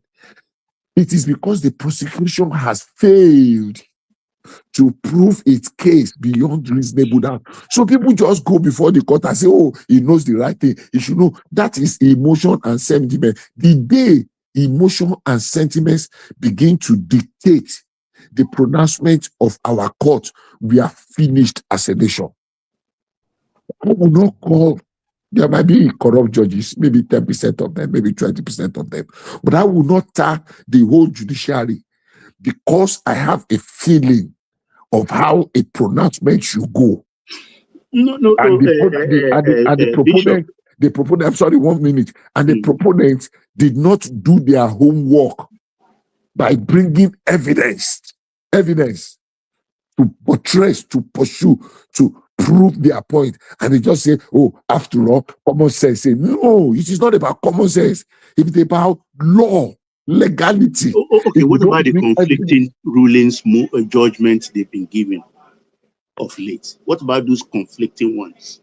One judge will say one thing in the same breath, another judge will say a different thing. Why there are appellates. That is why, look at Wiki. When Wiki, the judiciary in Wiki, everybody knew that Wiki did not win the election. That there was a lot of manipulation. That one they were using incident form in 2015. And they said that, look at it, common sense is saying that the total, the pronouncement should be based on the total number of accredited voters. But they are now saying, no, the law did not state that, which was an error in the law. The law was actually based on total register. So if 10,000 people registered to vote in polling unit A, and only 2,000 came to accredit, and somebody now got 8,000 votes, which is far more than the people that were accredited. The judge said, well, yes, we understand you. But what the law says is that we should base the number of the people that vote against the registered voter, not against the accredited voter. That was how Wike became a governor. We all know that it does not make any sense. How about Rotimi Amechi? But after that, they went back and adjust it when Rotimi Amechi happened. That was the first governor that became governor without being on the ballot at all. They adjusted it. When Wike's own happened, they said, no, this thing cannot work. But that was the position of the law then. They improved upon it. And that's how society improved gradually. When somebody say, because it did not go my way this time around, let us burn the country down. We are not going to have a country. So for me, yeah, it might not go with our feelings at the moment now, but that is the position of the law. Why is it that we always want to respect the law when it goes with our feelings, when it suits our narratives, our biases, when it falls within, like, okay, it is okay with us because whichever way, because we are the beneficiary now. Why are we not looking at the other side? You still not answered my question. Sorry, Baba. I think. Hold on, Baba. I think AKO wanted to come into that conversation. Okay. AKO, did you want to come in? And then we want to hear from Hassan as well. I just want to add what Baba said regarding the Chief Justice is an aunt. A little bit louder, AKO, please. She's an aunt of mine, so I know her very well, and I know her story. She's a what? She's an aunt of mine, so I know her very well. So okay. Okay. That's Kekirekun. You see this? It's your auntie. Yes, It's fully mine. plugged in. Woman, wait now. I have also She's related telling. to the several to the relatives Kano. Where are you from? I'm Igbo, but my mom is half Delta, half Yoruba. She's half Igbo, half Yoruba. So Okay. But when you say it's your aunt, that's where I was curious because I know their house. From my mom's side. So okay. But yeah, I have several relatives that are in the judiciary. Some of them high court justices. Just because of. But what Mr. Bishop said was absolutely right. I agree with his submission. We cannot be saying that we want the law to work, and when the law doesn't work in our favor, we start to frown at it. And the problem with what I see was going on in judiciary is that I'm happy Mr. Bishop said this. The prosecution they don't do their work properly. The law is not based on sentiment, it's not based on emotions. When you come to a court, and you're having proceedings, you provide your evidence and you make sure that you cross your T's and you dot your I's. But a lot of these people that are prosecutors, they don't do that, They start to dive into emotions and sentiments. And when you're not addressing or you haven't figured out the scope or what are we actually arguing, what is the case that we're making for, then you leave yourself, with going here and there and back and forth, and then you end up losing the case, which is what I've seen at. And I'm even happy, to be honest with you, even though there are still some issues with this judiciary, I would say, I'm happy as to the development that is taking place with some of the proceedings they've been making now, especially when it comes to, for example, there was one that happened recently, I think in Kebbi State, where I think it's not the governor, but they sued a couple of the emirs basically in Kebbi. And the Supreme Court gave a strong pronouncement, and they ended up finding the lawyer 50 million naira. Yeah, it's for the throne of Emir Jokolo. Exactly. His case, Jokolo's case. They find for him to pay within 90 days. They suspended him. Yeah. Yeah, exactly. No, but you guys, you and Bishop, you are not answering my question. The forum shopping, which causes the conflicting rulings and judgment, is what I'm attacking, not whatever they are saying. Okay, so let me answer that your forum shopping question. I did not hear that part. So the forum shopping, what is forum shopping? That is, there are several aspects to it.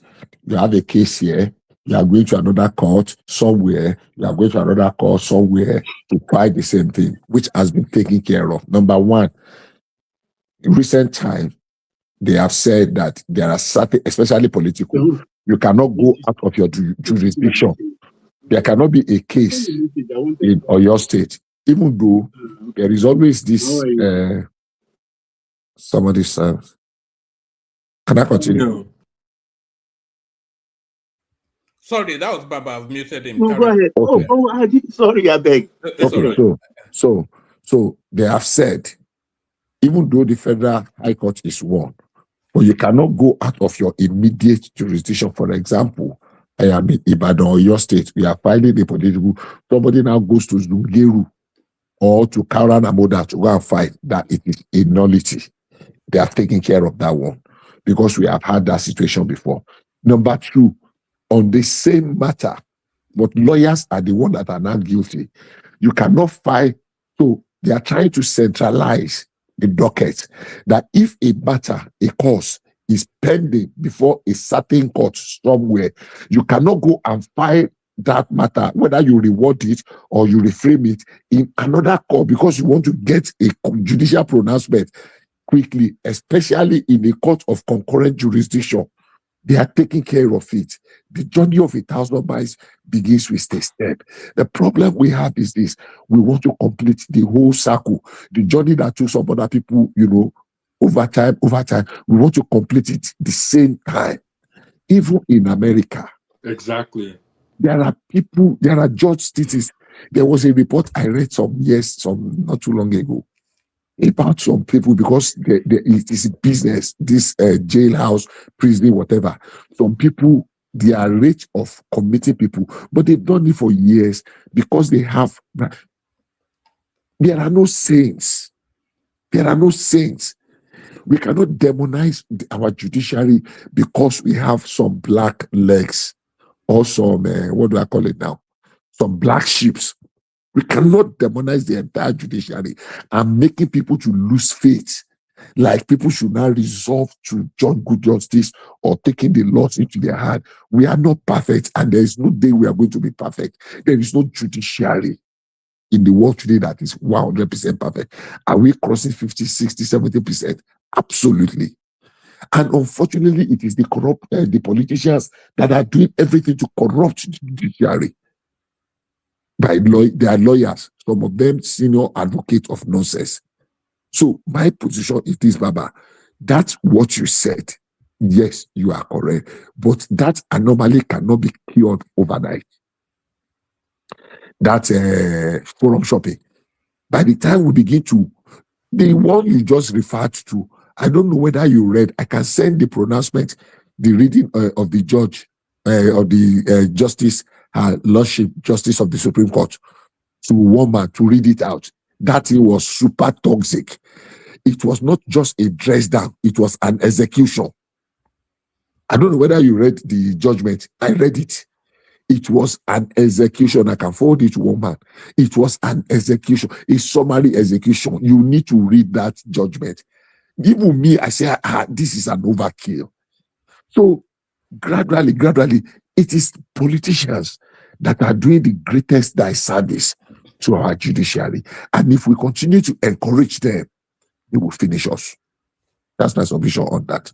Thank you. All right, brilliant. So, everyone, I'd like us to hear from Hassan for two reasons. One, we've not heard from him in a long time. In a long time, very long. And two is it was in Maiduguri. There was a thing that happened to Hassan.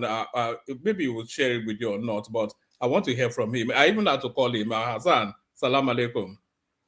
Wa alaikum salam. One man. Hello, everyone. Baba, Madam AI. Where is Ola? Where is everyone?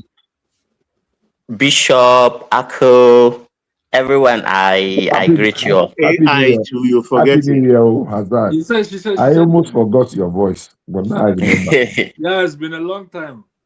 Yes, yeah. So how is everybody doing? Hey,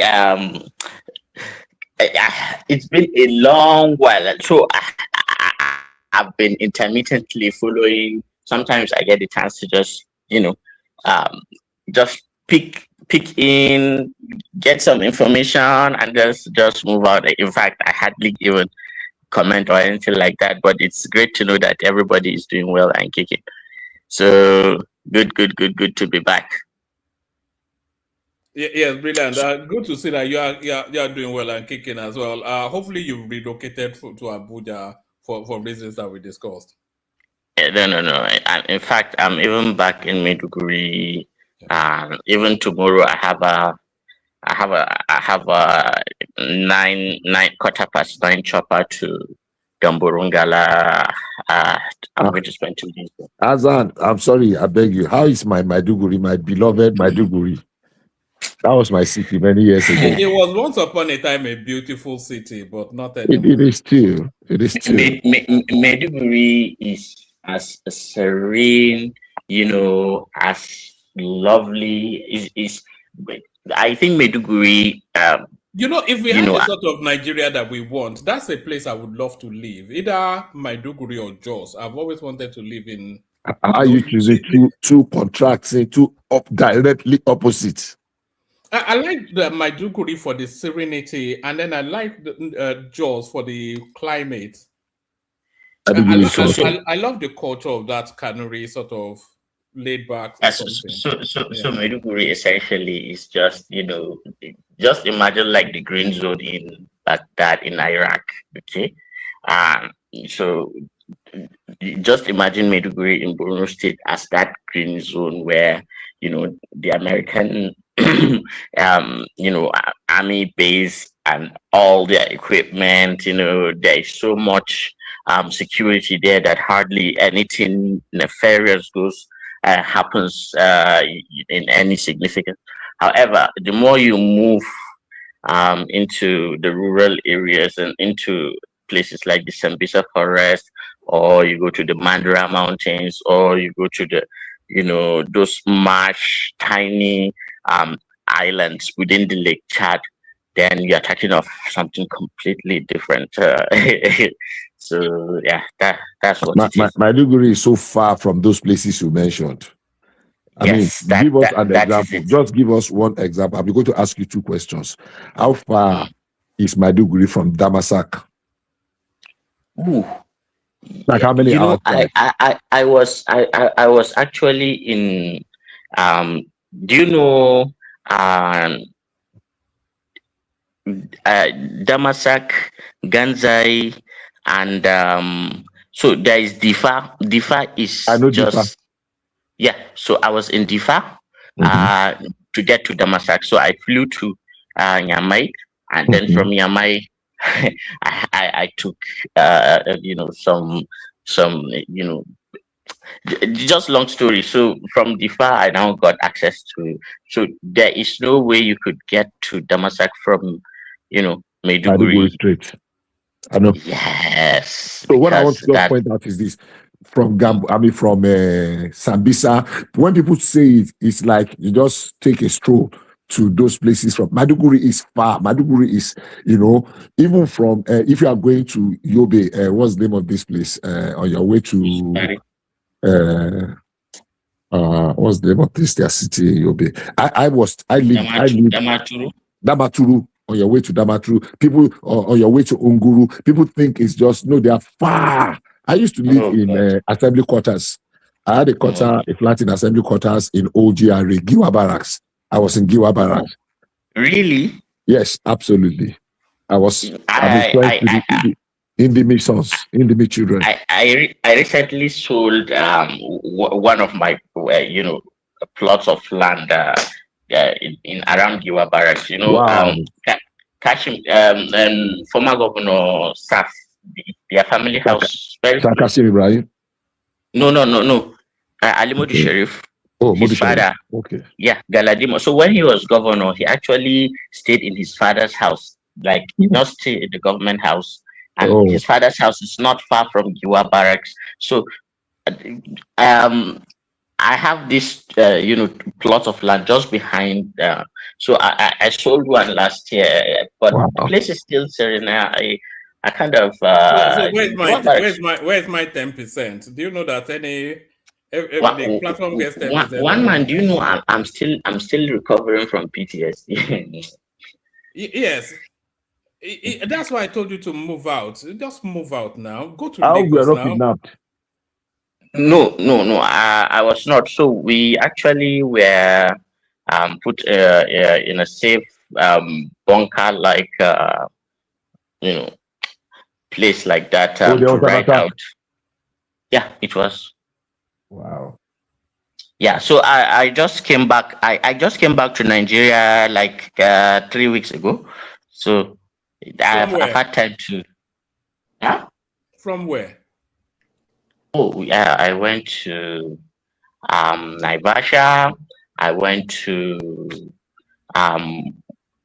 Moshi. I went to Arusha, and I went to Zanzibar. You see, this is it. The lifestyle of the rich and famous. One day, when we grow up, we want to be like you. What is rich and famous? You wait the Yankee when I deal with when I don't sack your stamp about now. I've been a born. I've been waiting when You know, I don't even pay attention to them anymore. Do you know that within the last however many years we've had about almost like a prime minister a year. We've had Since about Tony 10, Blair left. yes, And since Tony Blair Gordon. left. We had that lady for about 6 months. We had the Indian for about 2 years. whatever. We had another.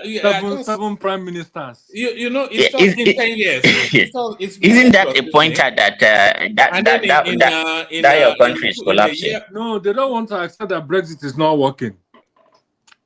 no, that Brexit was the biggest mistake this country made. The biggest mistake. Yeah. But one man, were you for it when it was like? Were you with reform I or? wasn't for it. I was a remain, but my sister is actually an out, and she's a senior member of our government. You know. So you have like a Badenoch kind of sister. My sister is very, very, very much Badenoch. Yes. Wow. Now wow. And I don't know why our she's in charge of a whole the whole region in this country. You know. Now wow. May God help us. Amen. You know the argument was that I don't want to stay on Brexit for too long, but it opened up this country and these people were just coming in waves, and then the thing is, when they come in waves, it impacts on the black population especially. How? Because they want to tear themselves over the existing black populations for reasons of skin, and then they were noticing that they were trying to tear them. That's TIER above the I understand. So there was that tension, you know, especially with the Polish and the black. So you know, suddenly they want to start breeding. You know one man, but one man. The way I see these things, it's kind of like okay. There is a deliberate policy right from the European Union. The UK may say they've done Brexit and all, but the policies of the EU still affects the UK in so many ways. I mean, you guys have just become weaker and weaker and weaker. And as far as the black demographics within the UK and all that, and Asian community coming in and all that, I know it's no longer news to anybody to know that if you are melanated, you are always like at the rock bottom of the universal case system created by white supremacists. Sorry, Hassan. You know, editor, I always enjoy engaging with you. I've said that severally, and people go against me, but not for the reasons that you are saying. That is because of the systems created by the Western supremacy or the melanated, whatever. The black person is at the bottom rung of the global hierarchy. Damn. And that's just a fact now. Anti-blackness. That's just a fact now. And if you look at all of I wouldn't say it that way. Well, how would you say it? Are we not? How would you say, Madam Zita? That is the reality now. In every society, in the Arab world, the black population. I would say it differently. Every sorry. country. Let me say this: in the Arab world, the black are the bottom of the population. In the European space, they are the bottom of the population. In the United States West, they're the bottom of the population. And then in the global matrix, they're still at the bottom of the food chain. You know? So, why is that is the question. And it's because I will tell you why. There is a reason. It's because we don't have a brain. That's why. One man. Come on now. You shouldn't have said it that way, please. There are several ways of telling somebody to go to hell and the person will be looking forward to it. You would have said it in a better way than opening your mouth to say you give them free visa to hell. One man. Is it not because we're not clever? We're here. No. I will put it this way. Let me say it this way. After you, Madam. There is a kind of racial competition going on in the world, and we are not competing properly. That's the only way I would have said it. Because we are not equipped. No. We don't have the cranial functioning. Woman, look, it is not all about who we are or what we you have. think there's a grand conspiracy? You know, the black people like to think there's a grand conspiracy against No, them. no, that is not the reason. The reason is what we click onto. Mm-hmm. What we click onto is making them look down on us. If we can move past that, both of you are wrong. One man, you and Madam A. Let me enlighten you when you are done. Yes. What are we clinging on to that yes? What is that Okay. thing? What is it that we cling on to? Yeah, yes. I want to listen to. You want me to say it? Go on, now, please, now go ahead. Okay. Let me say this. All over the world, people were colonized. People were enslaved. And if you look at it properly, you will see that it's actually the weakness of their forefathers that made them being colonized and being enslaved people.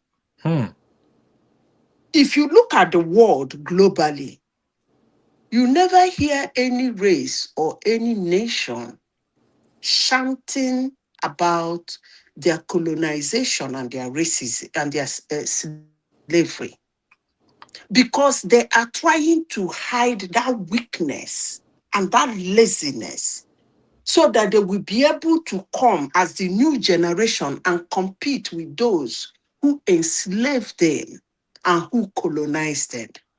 Then let's move it back to our black people. For everything on earth, a black man will not bet an eye by telling somebody that is all about colonization and all about slavery, forgetting that as much as you tell people that weakness, because they see it as a wrong done to them, but they don't see it as a weakness and their laziness of their. Let me finish before I lose my thought. Of their forefathers or their ancestors, their inability to resist some certain things and the foolishness of accepting some certain things. The new generation of black people don't actually see it that way. They see it as something was done wrong to them, and therefore the world owed them something.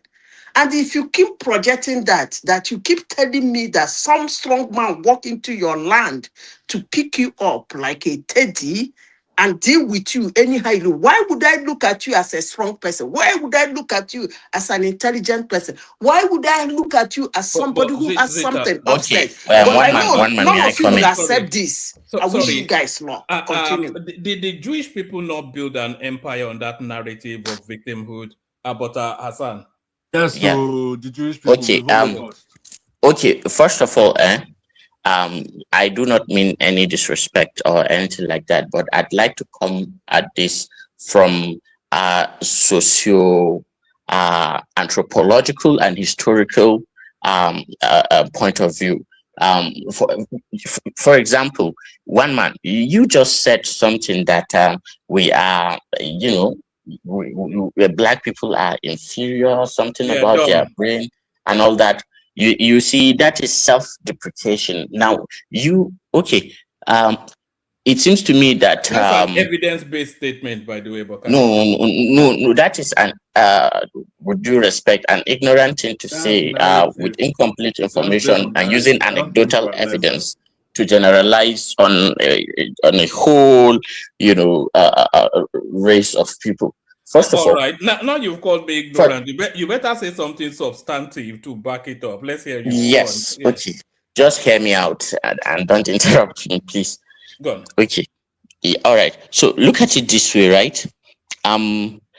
The cutthroat capitalist system that has been instituted in today's world requires it requires as a fundamental to have a group of people that will be exploited for cheap labor, and that they will be a source of extraction where people will take raw materials from them and then make money out of it, at the same time keeping them poor. Now, this boomer mindset of worshipping everything, every narrative of the European colonizers, and for them to make you look down on yourself, is something that has been happening literally for centuries, since in the 1600s. Like, we have been facing, a multi-fronted attacks on our mentally, socially, spiritually, economically. Look at the way in which our governments are treated, in every way, shape, or form. We are the only set of people that do not have sovereignty as it is now. You people always like to gloss, and when you talk of Nigeria, you just talk about it at a surface level. You assume as if the president is some sort of alpha and omega, he can do and undo. No, the reality is that that president you see is a stooge of the imperialists who put him there. So it is not at all surprising that we have seen consistently that government after government, our situation keeps getting dire and dire and dire and dire, and we never progress. This is not as if it's something that is hidden. Go look at right after World War II, the policies that the West had over Africa. The Europeans, look at the Monroe Doctrine. Look at this yellow buffoon too, which is done something. This Mumu, I don't even want to talk about him. I just feel anger. But at the end of the day, what I'm trying to see is, as far as intellect, as far as resilience, being enterprising, go to anywhere in this God green earth, and you'll see Black people doing. They are not lazy. They are not. All right. All right. Before you get into the One man, when is it my turn, please? No, hold on. We're just it's a sandstone. Then we'll come to you. But you see, exactly what I just said is what you just said, because is that grand conspiracy against the Black person, which is the narrative that the Black person hides their inability under that.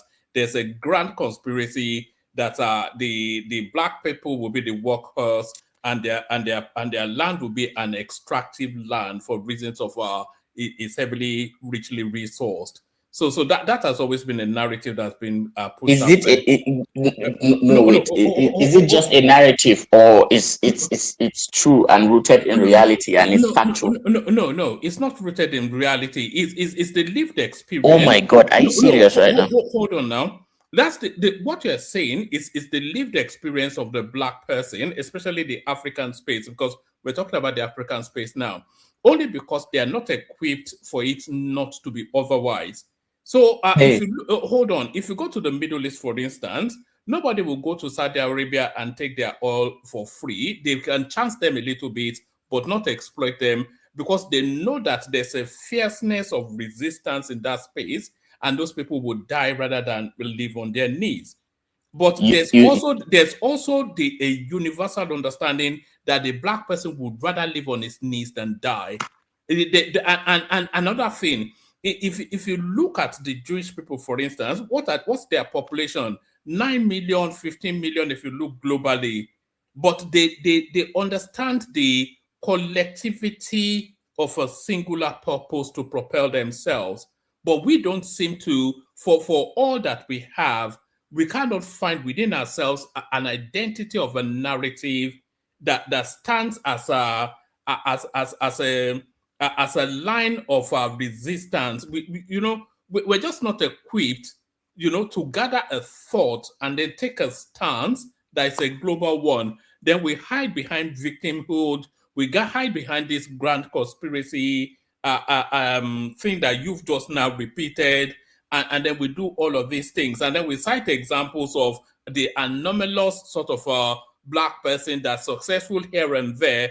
We have a vast population as a people. So of course, there'll be outliers, but universally, we are at the bottom of everything. So why are we that?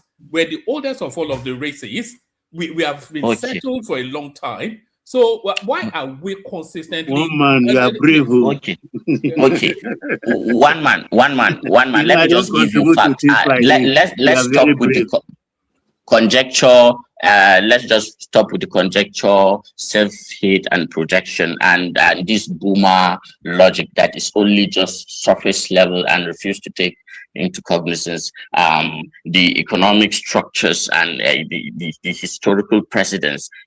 That do you know that if a child is brought up in neglect, without love, without understanding of who he really is, and left to suffer under harsh conditions and face the elements, if that child grows up, that child is very, very likely to become someone who is not functional, in the sense that that child will not be able to relate very well. He'll be stunted emotionally. He'll be stunted, socially. He'll be stunted in a lot of different ways. This is a continent that has suffered for centuries. We suffered the Arab slave trade. We suffered the transatlantic slave trade. Our cultures have been so diluted, and we have allowed the propaganda of people who subjugate us, who are still interested in our minerals. For example, one man, do you know, why is Haiti continue to pay France for over 100 and something? Do you think that... What is Haiti doing about it?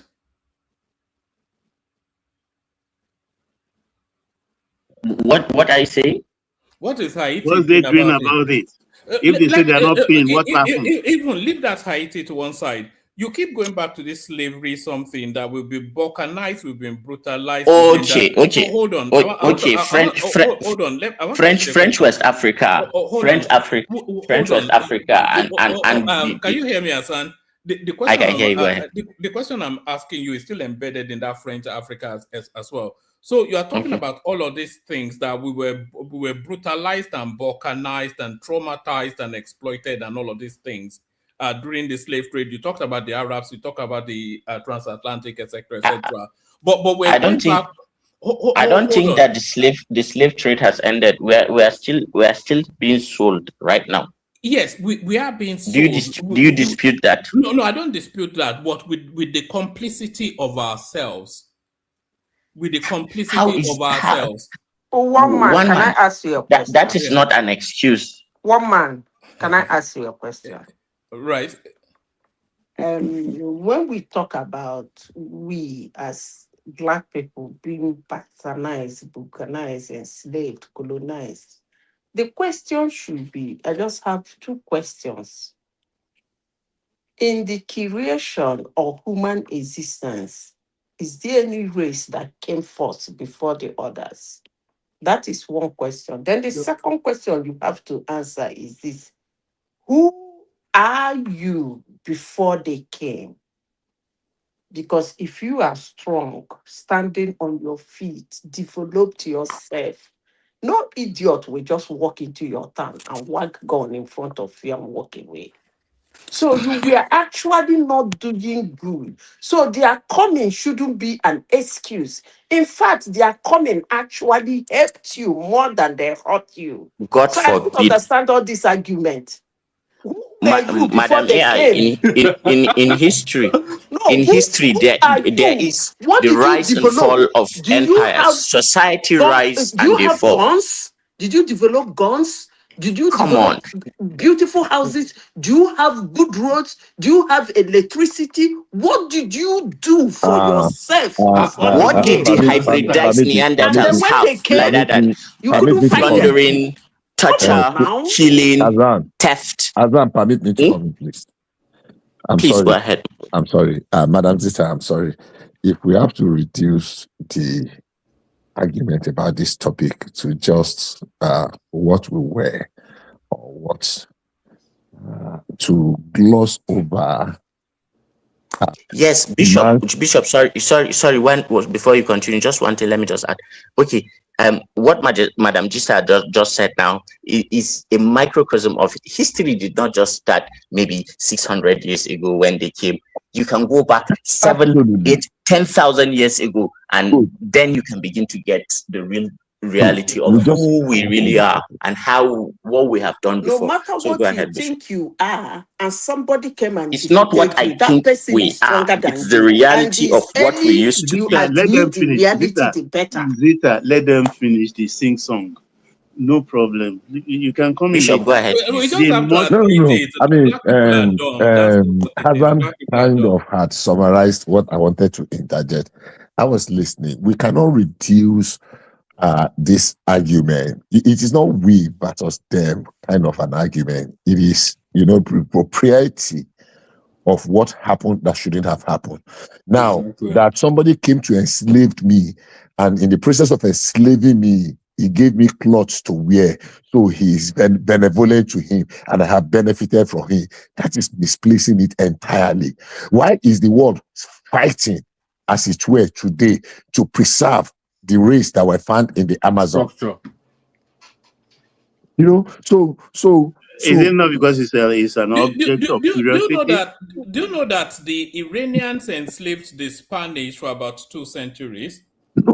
So you see, I mean, we like I said earlier on, I was in NTA many years ago in my secondary school to do a debate. And what was the topic of our debate? It was the arrival of the European was a blessing on our culture. The Olumide Bakari of blessed memory was the debate master. What do they call it? The moderator of that year, many years ago, and a lot of veterans in NTA Ibadan.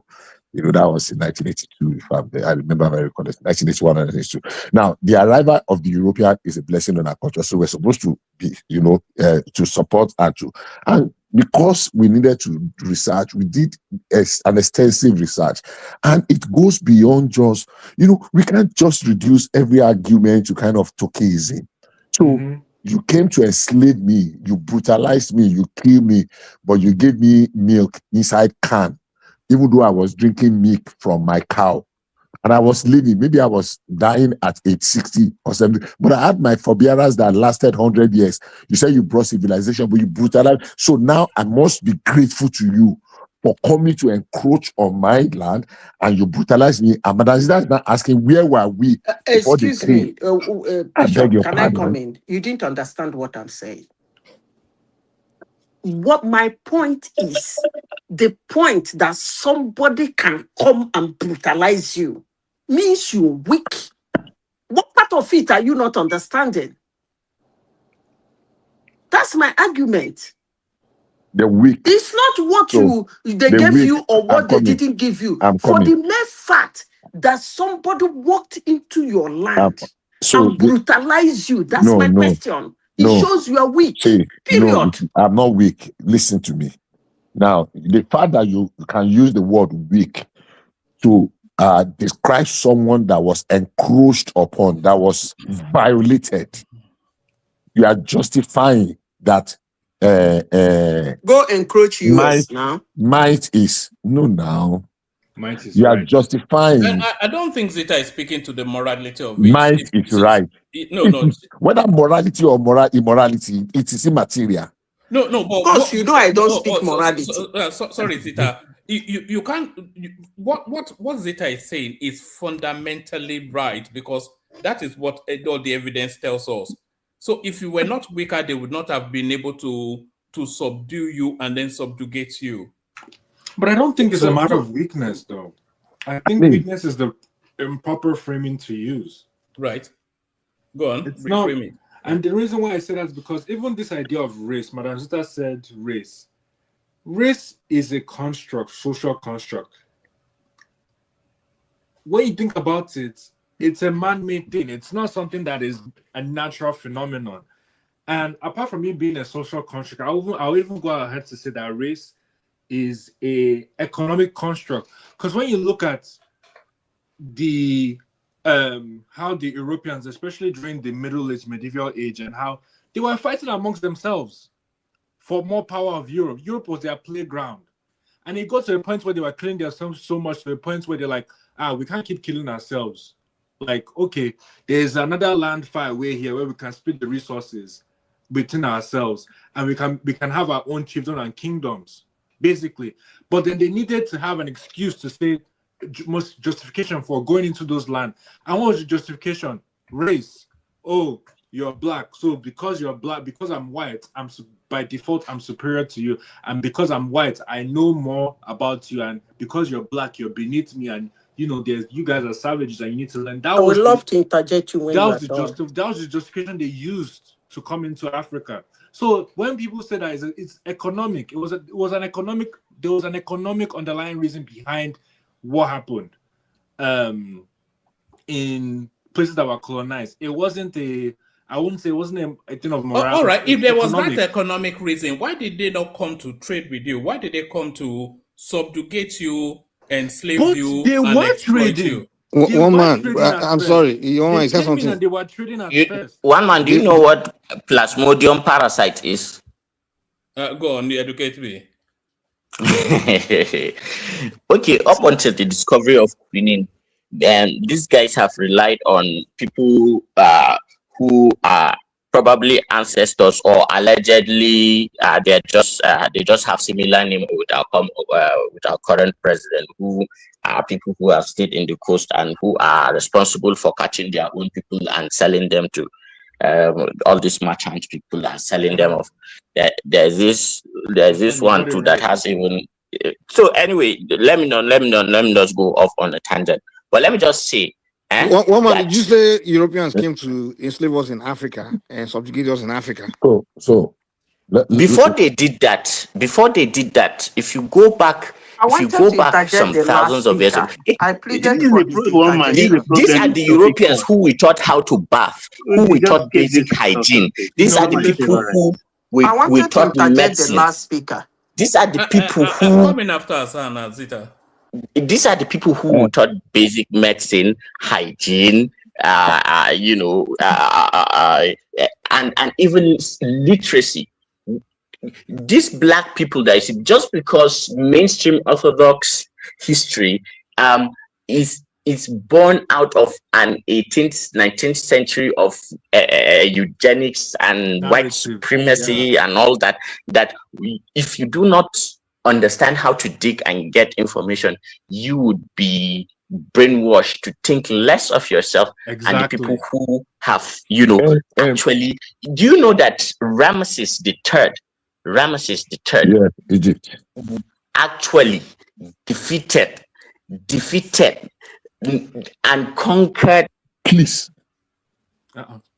What's going on?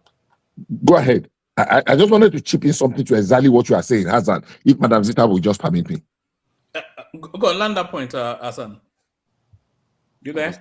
Hassan is no, don't go. So, I was going to quote a scholar, I can't remember his name, who said something like about that, the likelihood of being able to suppress human antagonistic tendencies. Now, human antagonistic tendency, we know cannot be eradicated, totally eradicated. Why? Because it is deeply rooted in our evolutionary psychology. So when where there is competition, there will always be territoriality dominance. Where there is territorial dominance, there will be callousness. There will be wickedness. There will be people that want to suppress other people. All part of human nature. It is human nature. Now, you harness whatever advantage you have around you. Having in mind about the psychology, the evolutionary psychology, harness whatever you have around you, your skill, your intellect, your might, your strength, at that particular time, whether it is natural or it is aided by some kind of structural how do they pronounce this one now before I bite myself, tendencies to help you so that your carnal neck can help to achieve what you wanted to achieve. Now, people that had the advantage of it and deployed it to suppress other people does not make them superior at that particular material time.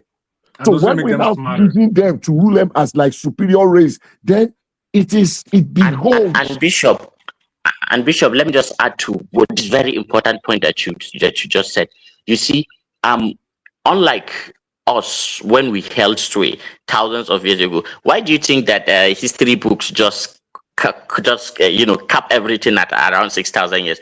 Because these Europeans, these recessive and hybridized Neanderthals actually are not as intelligent, and they're insecure because they go to their museums. All you see is thievery, looting, butchering. The knowledge that they have, they claim it. Right from medicine, astronomy, psychology, philosophy, all of that. Do you know who Ramesses III is? Do you know Tutmosis? Do you know Manata?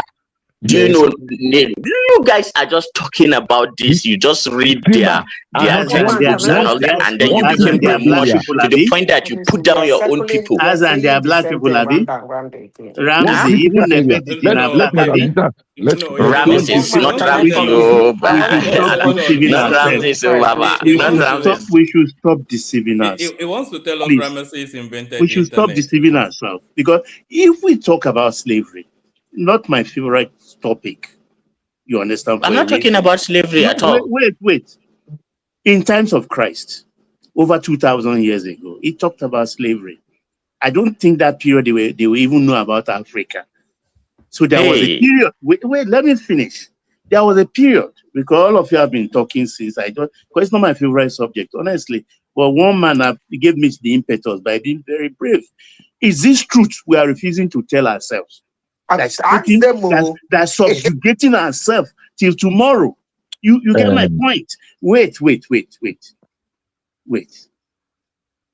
I will come from the angle, apart from that Jesus Christ time, when he talked about slavery.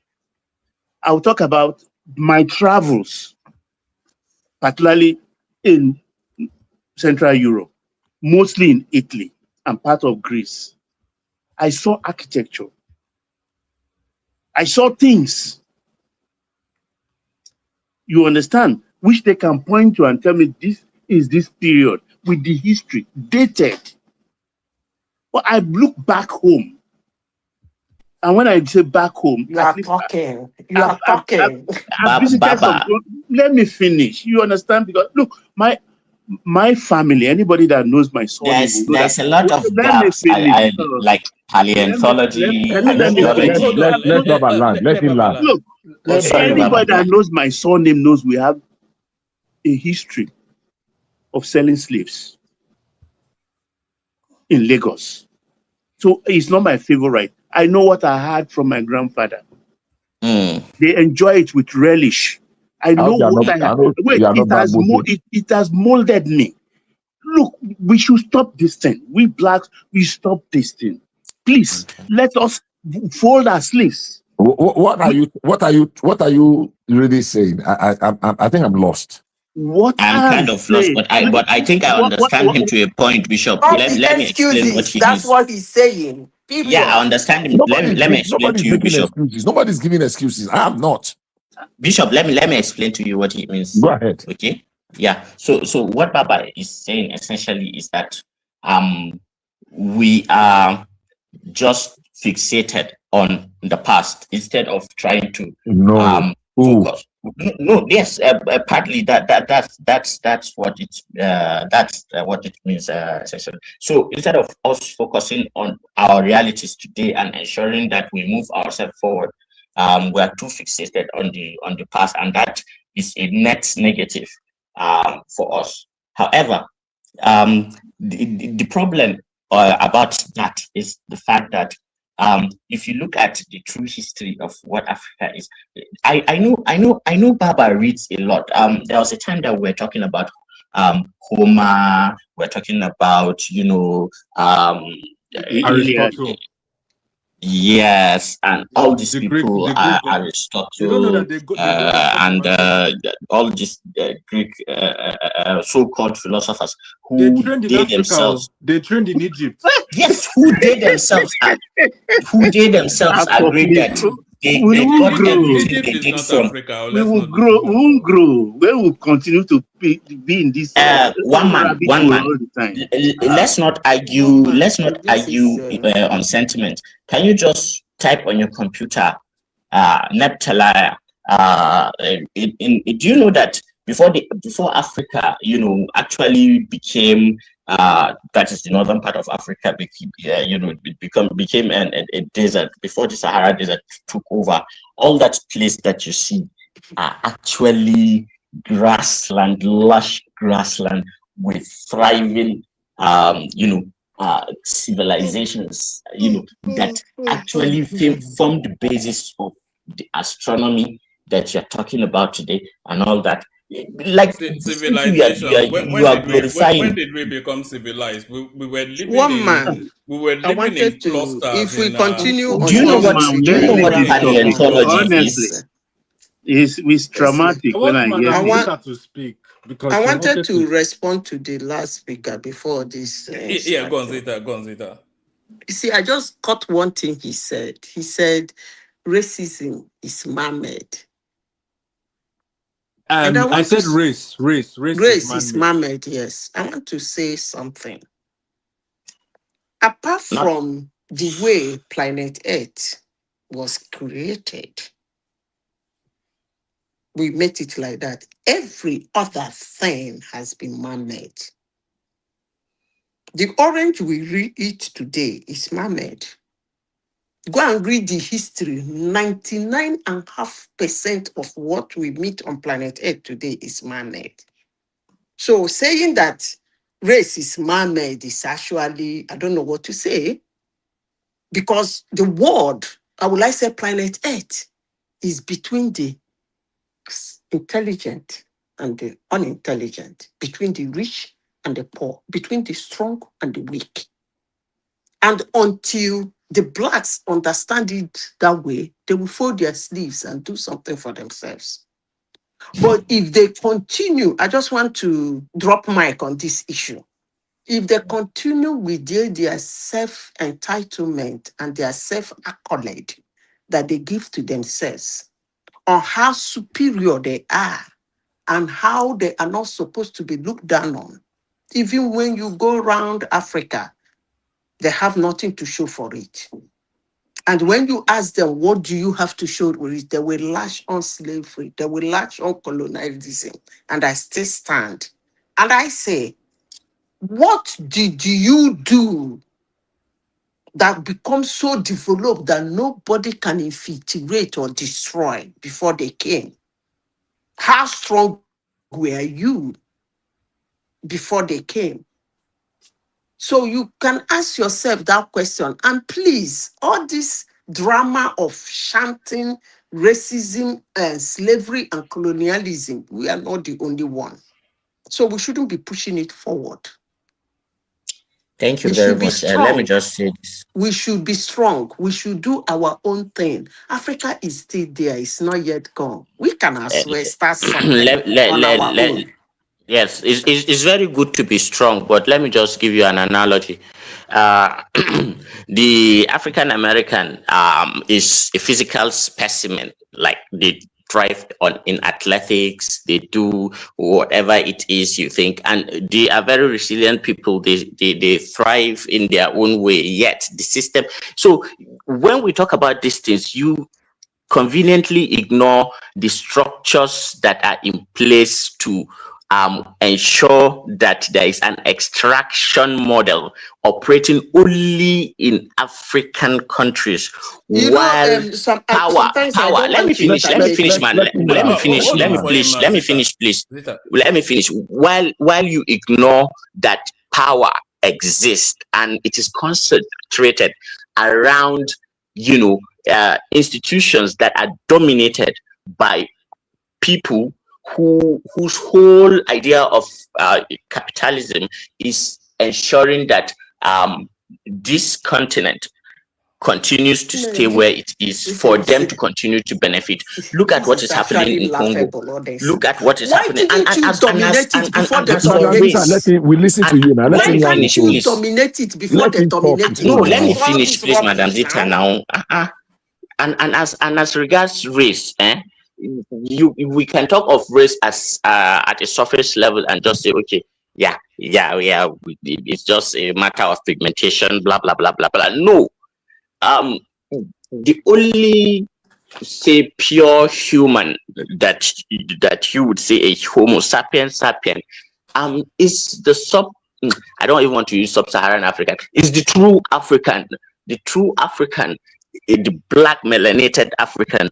He is the only one that do not have admixture of cave dwelling inhuman Denisovans or Neanderthals mixing with them and all that. And if you look at what that history is, all white people they come from their father is a Neanderthal. They only have a human mother. Go and do the genetic research. So they are hybrids. So their brutality, the theft, the pedophilia, and all that, and the thievery, the inhuman, the genocide, all these things that they do, and even this capitalism that you see, this cutthroat capitalism that values material resources over human life. This what do I call it? This twisted or natural sick ideology. It only had to come from people like that. And the people who call themselves Jews today, those from the previous that they say they are Ashkenazi, those are still white people. They are not. So they still have the same thing. So if you see brutality, if you see people dropping all those things, Okay, if I can get so let's not pretend as if some of these things are surface level. They go deeper than you think. And if there is anything that genetic sociology actually teaches us, is that there is a nexus between your genetics and your behavioral traits. Azan, for all that you said, let me say I agree. Please hold on. What now? By what you have said, let me assume we have woken up. Our day has just broken, right? So, what about now? What are we doing? They're still holding your hand, Papa. Okay, let me answer. Siva, sorry. Go ahead, Bishop. Okay. Baba, it will be foolhardy, okay? If you look at what is happening in the United States, for example, even within their black population, there are a lot of psyops now where they are ensuring that there is a lot of division between them so that they cannot unite. Some people are calling themselves ADOS, some are calling the FBA. Look, let me just finish. Somebody let me just finish. I will hold on for him, please. Yeah. I don't know why. If people don't hear what they like, they just interrupt. No, when you say no, you have to be patient for me to land my point now before you take it. Take the whole thing. And I'll hear it tomorrow. Azan, maybe you should just permit me. Let me just comment very briefly. Okay, go ahead. Please, maybe I missed where the conversation or the argument started from when you diverged into this. But my point is this: now you can win several battles and lose and still not win the war. Ultimately, we know very well. Let me just start by saying, why is it that a lot of our wildlife in Africa, we still have them today, and several other civilized, in quote, now civilized society, their wildlife are completely extinct over the years. And I'm not just talking about the past 400 or 500 years or 1,000 years. I'm talking of 6, 7, 8,000 years down the line. Yeah. I'm talking about the ancient Egypt because we were able to tame majority of our animals. Most of the wildest of the animals in Africa were tamed. And I don't look at it from the point of view that we are in competition. If we go to the ancient Egypt, that is probably considered about the oldest, about 3,000 BCE, that predates a lot of the Western civilization. It's even more like 8,800. 8,800. God bless you. Yeah. Just to be. So we know, and there is no debate, there is no argument about that. It is not about competition. Now, when we even come to the sub-Saharan Africa, we know where I come from, there is one we call the Nok culture, which predates over 2,000 plus years ago. We know as history had proven. That too is actually 6,900 more than what they are saying. All right, let's skip this because we are not going anywhere. Let's go to another topic. Just give me 3 minutes, please. Now let me land on this. Now don't cut all me right, off. hold Let me on. land. Hold on. Land, Bishop, and then I think Prince Daddy wants to come into that So conversation. we have the Nok culture, we have the Ascomite Empire, we have the Kosh, the Nubia. You haven't talked about Ethiopia itself. The Ethiopia, exactly. Ethiopia is the so we have all of this. Now, I am not saying that for whatever reason, whether it is because of the brutality or because of whatever, that one session did not gain the upper hand. But is the race over yet? It is not. It's a natural cycle. Kingdoms rise and fall. Civilizations rise and fall. If you read history, this is nothing. The best of rise and fall. Have you ever seen a civilization that endured forever? Why are we in a hurry? Why should our own be different just because we are black people that hate ourselves? That we have been consigned to the bottom of the barrel because we are what? We're not being consigned. We're not Nobody consigned us to the bottom of the barrel. That is the argument, Baba. That is where we put ourselves there. If you think that's where we are. No, it is the thinking. This is the thinking. This is the thinking that kind of consigns us. I'm not the bottom of the barrel. So. Where we are, but I think Prince Daddy wants to come in. Prince.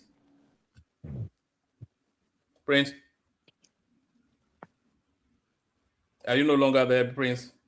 Prince Daddy, don't go. Wait in there. Prince Daddy. Hey, Daddy. Longest time. It's not available. Okay, he's on. He's back. He's back. Yeah. Anyways, you guys have to continue. A lot of stuff said. I was just gonna. Aslan, what's up? Long time, yeah. Longest time, brother. How are you? I did. I'm good. So I was gonna ask. Yeah.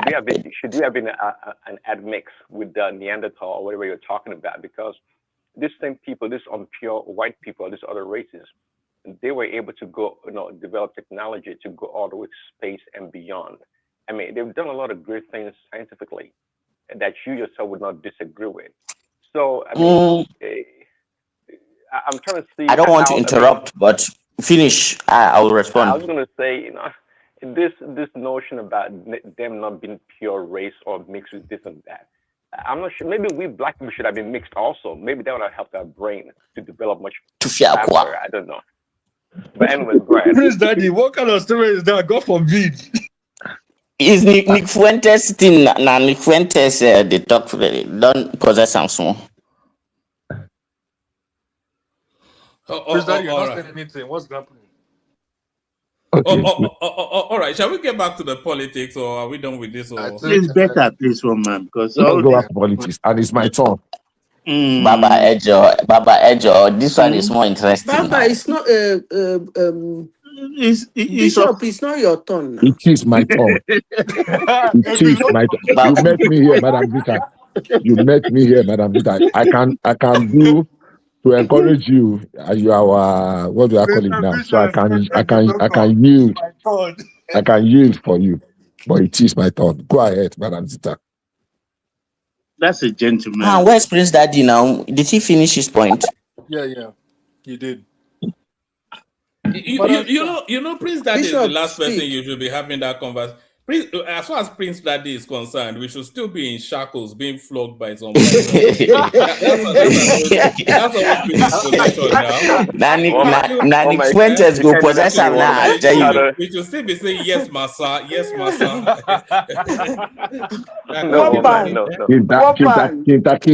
Yes. Woman, when you say that somebody came to your land and then confuse all of you to do what he wants to do and walk away, you think those kind of group of humans should not still be in shackles?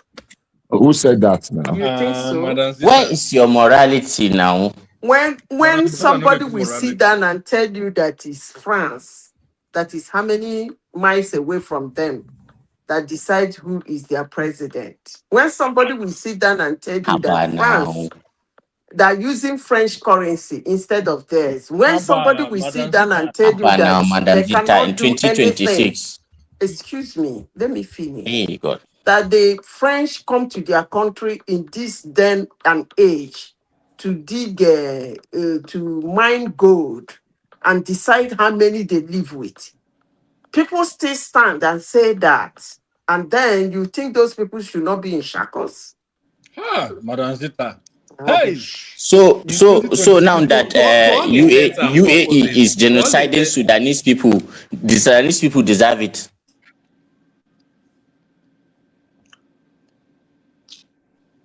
To all intents and purposes, we're still in shackles anyway. Somebody made that business. You see, you see, one man.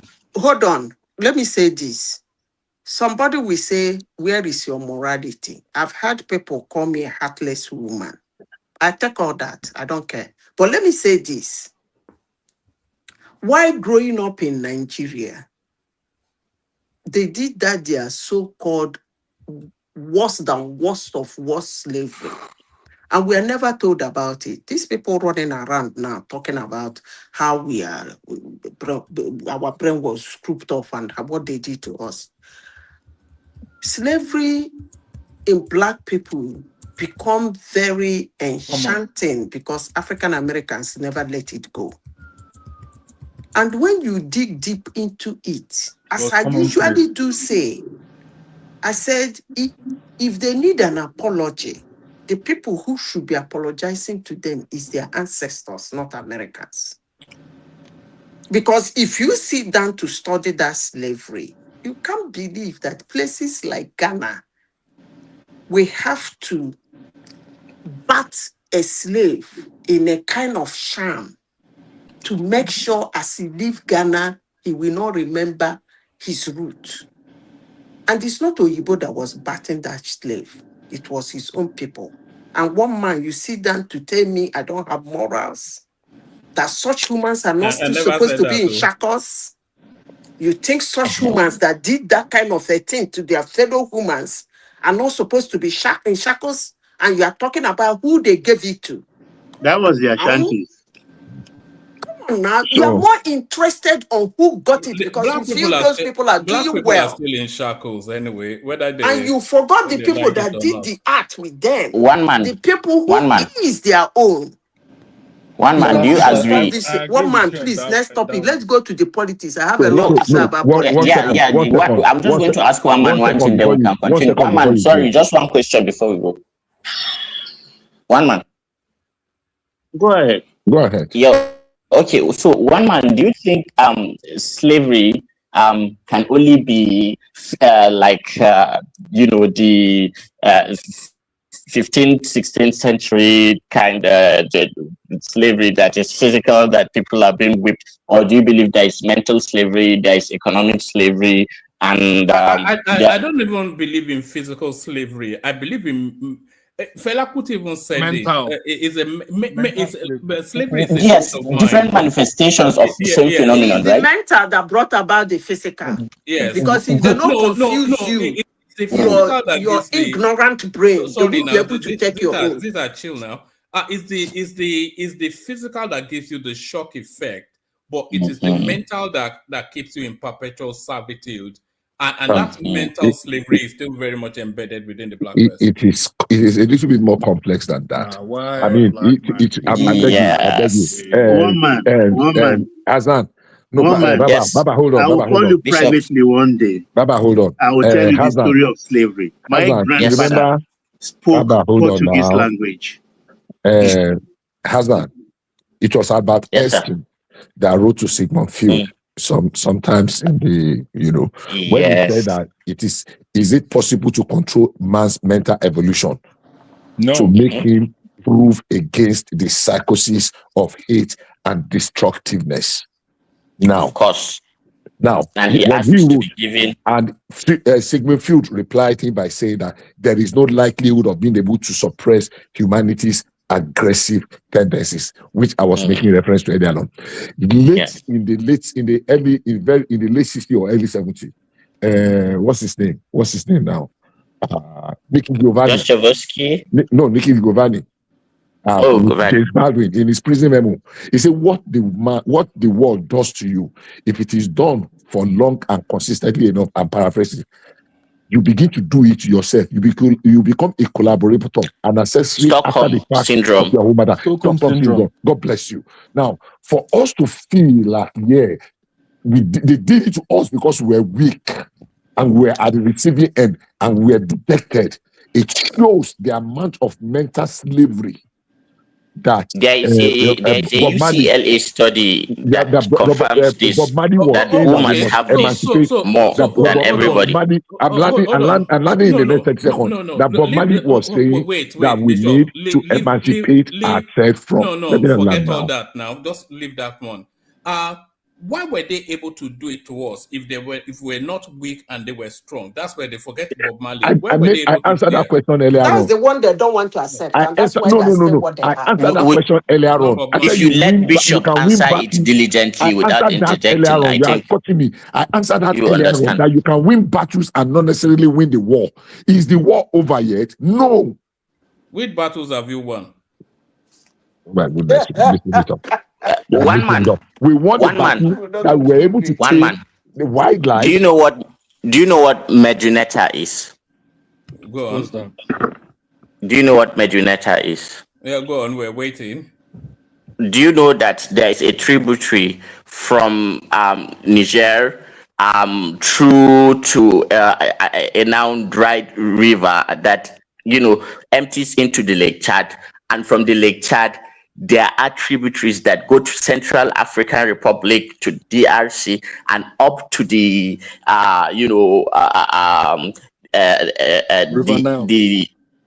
what is this big lake that is in East Africa that Lake is close to Ethiopia? Lake Victoria. Lake Victoria and all that, and then it still goes through to Egypt. You see, before the Sahara Desert overtook what is essentially now North Africa.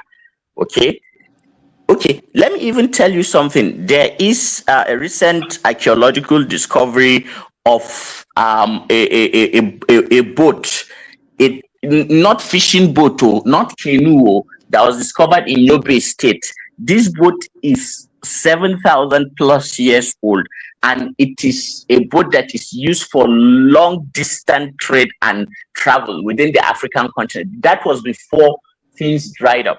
Let me even tell you something. Look at the Yoruba Nation people, and that terracotta head, or I don't know what it is that they used to, but some form of very nice, very aesthetically pleasing sculpture that you see. And if you go to the hinterland of Igbo land, it has been discovered that you see these hieroglyphics that you are seeing in Egypt and all that, and iron smelting.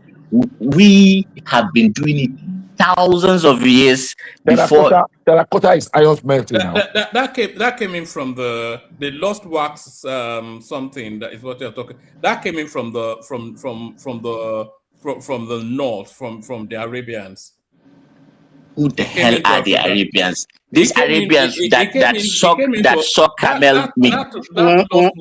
That lost wax they One man. technique. All these they are saying. Stop giving them the credits. I beg. No, that's what the history tells All us these now. they are There's saying. If documentation to you've that fact. listened to Marcus Garvey, Dr. Debois, Louis Farrakhan, and the other one. No. Sheikh Anta Diop, Obenga. Listen to They will not let you talk. academicians. They will never let you talk. Like this is the No, problem sorry, we are sir. Sorry, facing. sir. Sorry. No, Sorry. this is Go the ahead. problem we are. Listen, It's this is the kumbaya, problem isn't it? It's kumbaya. until It's we all this settle kumbaya down, people. cool our brain, and start talking amongst ourselves, to ourselves, and know the way to move forward. 100 years, when all of us here have long gone, our children and grandchildren will still be repeating what we are saying today. God forbid, sir. God forbid. Oh, God forbid. Oh, our great grandfather maybe said the same thing. Or those who escaped slavery, who saw slavery and escaped it. Can I say They were little not thing? having this conversation. We were not having it. We are the first generation to have it. You think so? One man, am I permitted to say something? Good morning. The thing is this, my brother.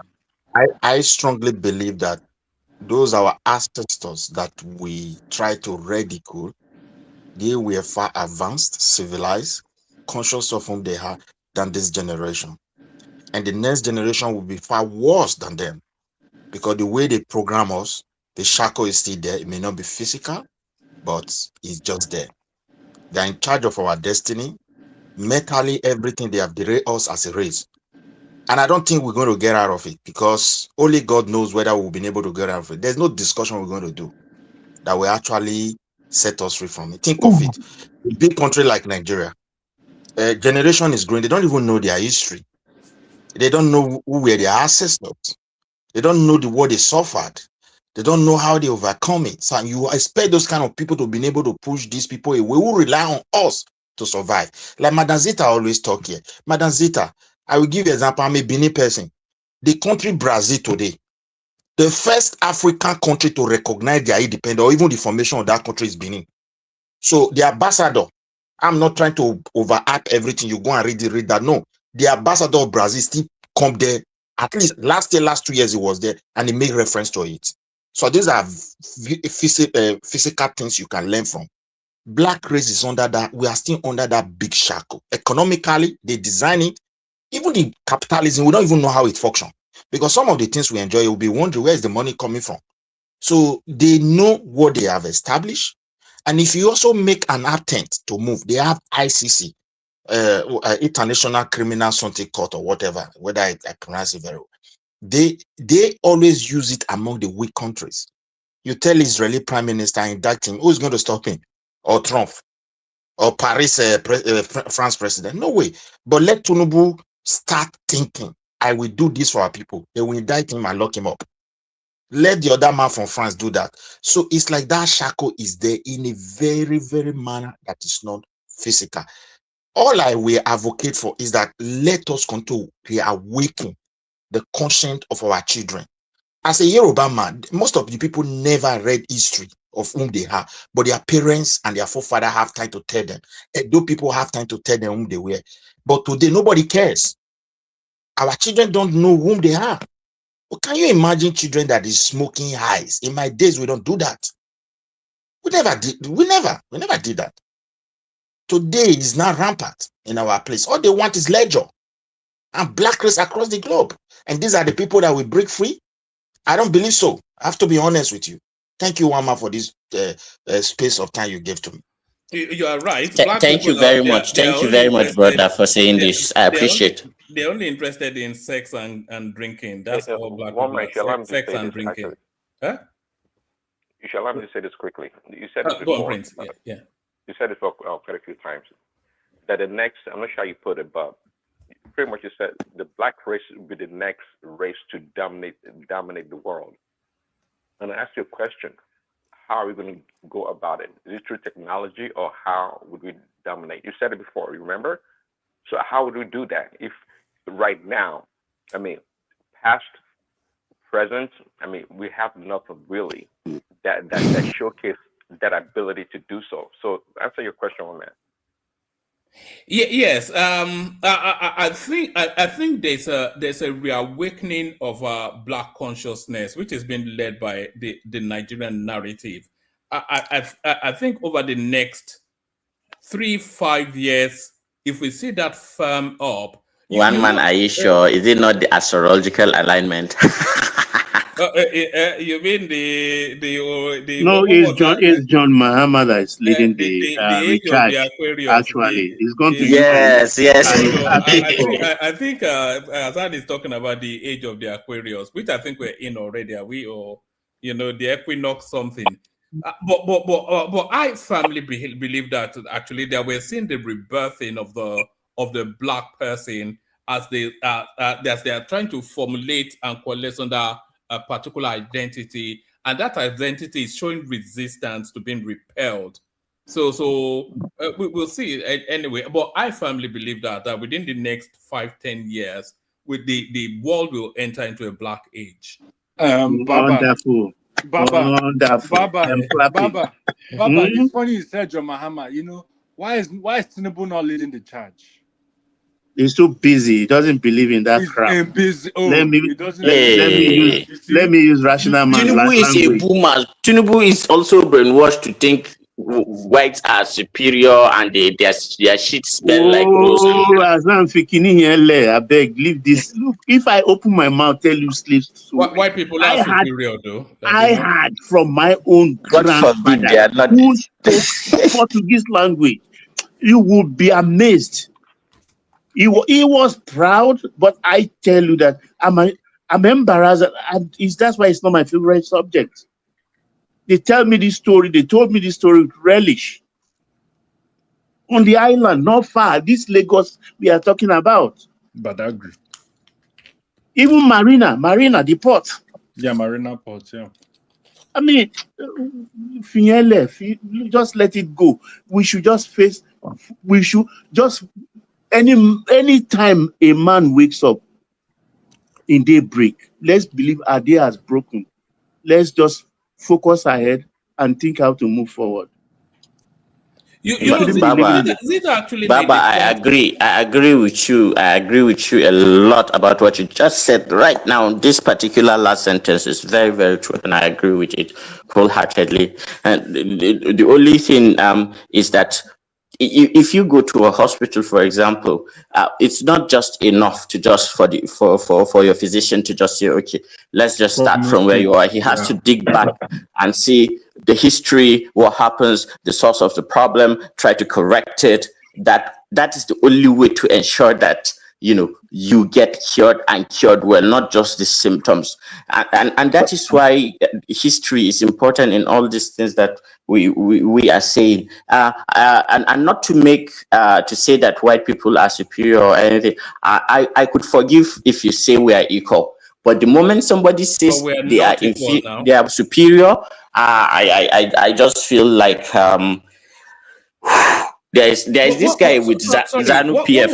What would be the basis to say we're Baba? equal? Sorry, hold on, Zita. What's the basis to say we're equal to the white person? What are you basing that on? First of all,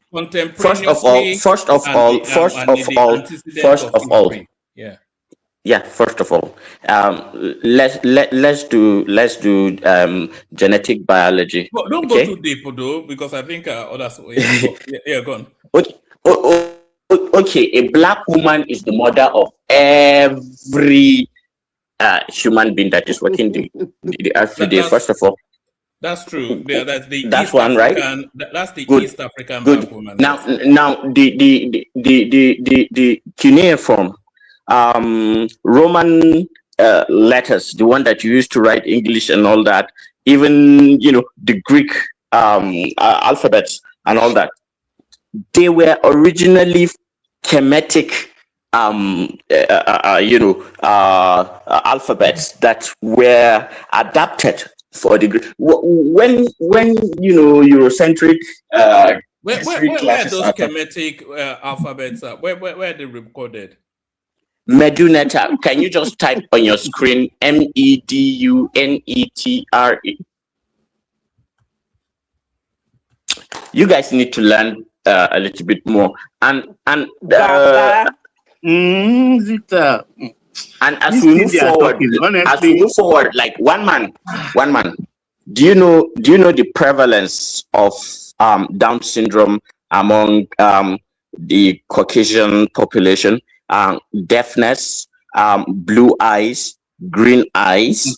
All these are products of people having very low, genetic diversity, and they come and they create these autoimmune diseases.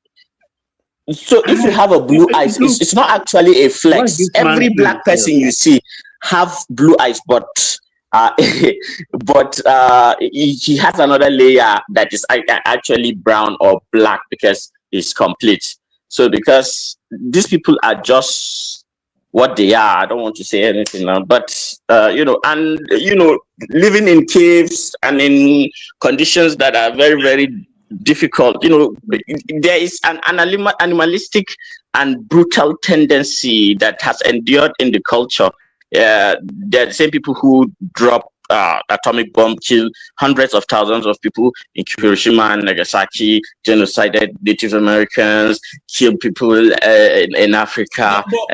Sorry, before they were able to drop you can only say this about this set of people. What is this man? Wait, before they were able to drop that atomic bomb, they were able to build it first. So, but we're not able to do things like that because we're one man. What do you think? What do you think is the basis of mathematics? Do you agree that mathematics, physics, and astronomy are very, very important in the development of the atomic weapon? That came from Persia, not Black Africa. So it's still related. Do you know what computers are, and do you know what binary codes are? That Ifa divination. See, these guys, Bishop, these guys, they are just so locked up in the white man's cobwebs that they cannot see beyond their eyes. Hold on, Nazita. It's a matter of historical fact that the numbers 1 to 9 comes from Persia. Optics came from Persia. No, India. No, it came India. from. Go and check it now. Can I interrupt, Azan? Can I interrupt you? Look, everything you just said, is all Malcolm X. Everything, there's nothing you said now that Malcolm X Listen. Look, do you think to grab a man, I will send you Black Athena. Let me give you some perspective. I can't. It's not. I've told you, I'm not proud about slavery at all. I'm ashamed. You understand? Yes, do you think it is easy for you to go into a village? Sorry, Baba. Simba comes, I leave. My wife has been telling me to get off the computer. So Simba comes, I leave. Thank you, everyone. See you tomorrow. Simba, please shut it down when you're done. Okay. One man, before you go. One man, say the change this topic. It's becoming too boring. I don't even know where we are going with all this. Is it triggering you? Are you being triggered? No, it's not. Start talking about Allahu Akbar. Do you not concede that the black person is inferior to other races? I don't accept that too. Me, I don't accept. I'm not inferior. No, you as an individual, you are not, but us as a collective, we are. You are you yourself, woman. Just own it. Don't generalize now. Stop extrapolating. I have a healthy superiority complex to everybody, but as a collective, as a race of people, you can only flex on your fellow Africans. Hey, God.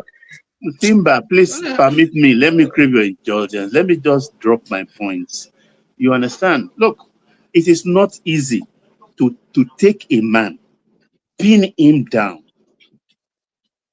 and to await your customer and sold him to slavery. The black man, look, Zita said something. If look, what the Ashantis do, my forebears were doing it in Lagos. You think those people went on slavery with their own mind? My great-grandfather went not as a slave, but as a supervisor. He lived there. That's where we adopted the name. I know the name of my family originally from the waterside on the island. But when they came, they stay upland and start to do guy, wearing tie and speaking Portuguese language. You think it is ordinary eye? Rather than blame ourselves, we are blaming somebody. But there are always people who go against the grain now in every society who That's are, how most of them were moved. self-serving. We shouldn't generalize that everybody is like that, isn't it? No, that's what I'm saying. Look, it's a subject we shouldn't be talking about. Let's just drop it and progress and face something else. But how do we heal, It's an sir? How do we It's heal? an okra that's not slimy. How do we heal, sir? We need to talk about difficult You talk subjects. about healing. Look, facing your success will make you forget your poverty. My mother told me there is only one disease in the world that can be cured instanta, and that is hunger. The moment you eat, that hunger is cured. But as an aggregate, when you continually look in the driving mirror to look at back when you are on the expressway, you will get an accident. This constant resort to talking about slavery as an excuse to frame us where we are today. Have you seen part of what we are doing to ourselves? Is what the Black Americans, for instance. Why do you think that divide exists between 14% of the population and about 66% of the population? Because when they give birth first, the thing they tell them first is about what the white man has done to them, how they came into this land called America. The white man wakes up and says, look, that man you are seeing to is planning to kill us. He's very dangerous. So how long can we continue with this kind of stories? So the typical American boy, American child is always already blooded from childbirth. So look at the other side. So when we start doing this, then we are inadvertently putting ourselves in only one static position while they are moving ahead, protecting themselves and at the same time forging ahead. Baba, there is systemic racism, prison industrial complex. The black people are being shot, lynched. Speaking grammar. There's not the same Dr. Malcolm Garvey, nothing. They never write and said. Baba, the thing is that if Africa want to move forward, Africa should understand exactly what happened and why it happened, and work what we're dealing with. Preventive measures to make sure it never happens again. One, we were not able to defend our civilization militarily. It doesn't mean when people fail to defend, they say they were not civilized or economically they were not buoyant. It depends on what you have and what you know at that particular time. It's happening today in Russia. You can see the tide is turning. If they may likely survive it or they may likely face defeat. And that is war for you. When they came, first of all, they trade with our ancestors, not on human, but on resources. And that relationship we are going fine while they carefully study the weakness of the people. As time goes on, they came out with the trade of slavery. And we couldn't defend ourselves. They established the trade. Yes, I can agree as time progressed. We cannot, because they enslave us, we should not also how will I put it, or maybe recognize the sacrifice of our ancestors to say no to that trade. They did. They put up a fight. And some of them died as a consequence. But as time progressed, they were defeated, they were possessed, and they have to. Some of them were killed, and some of kingdom were wiped out completely.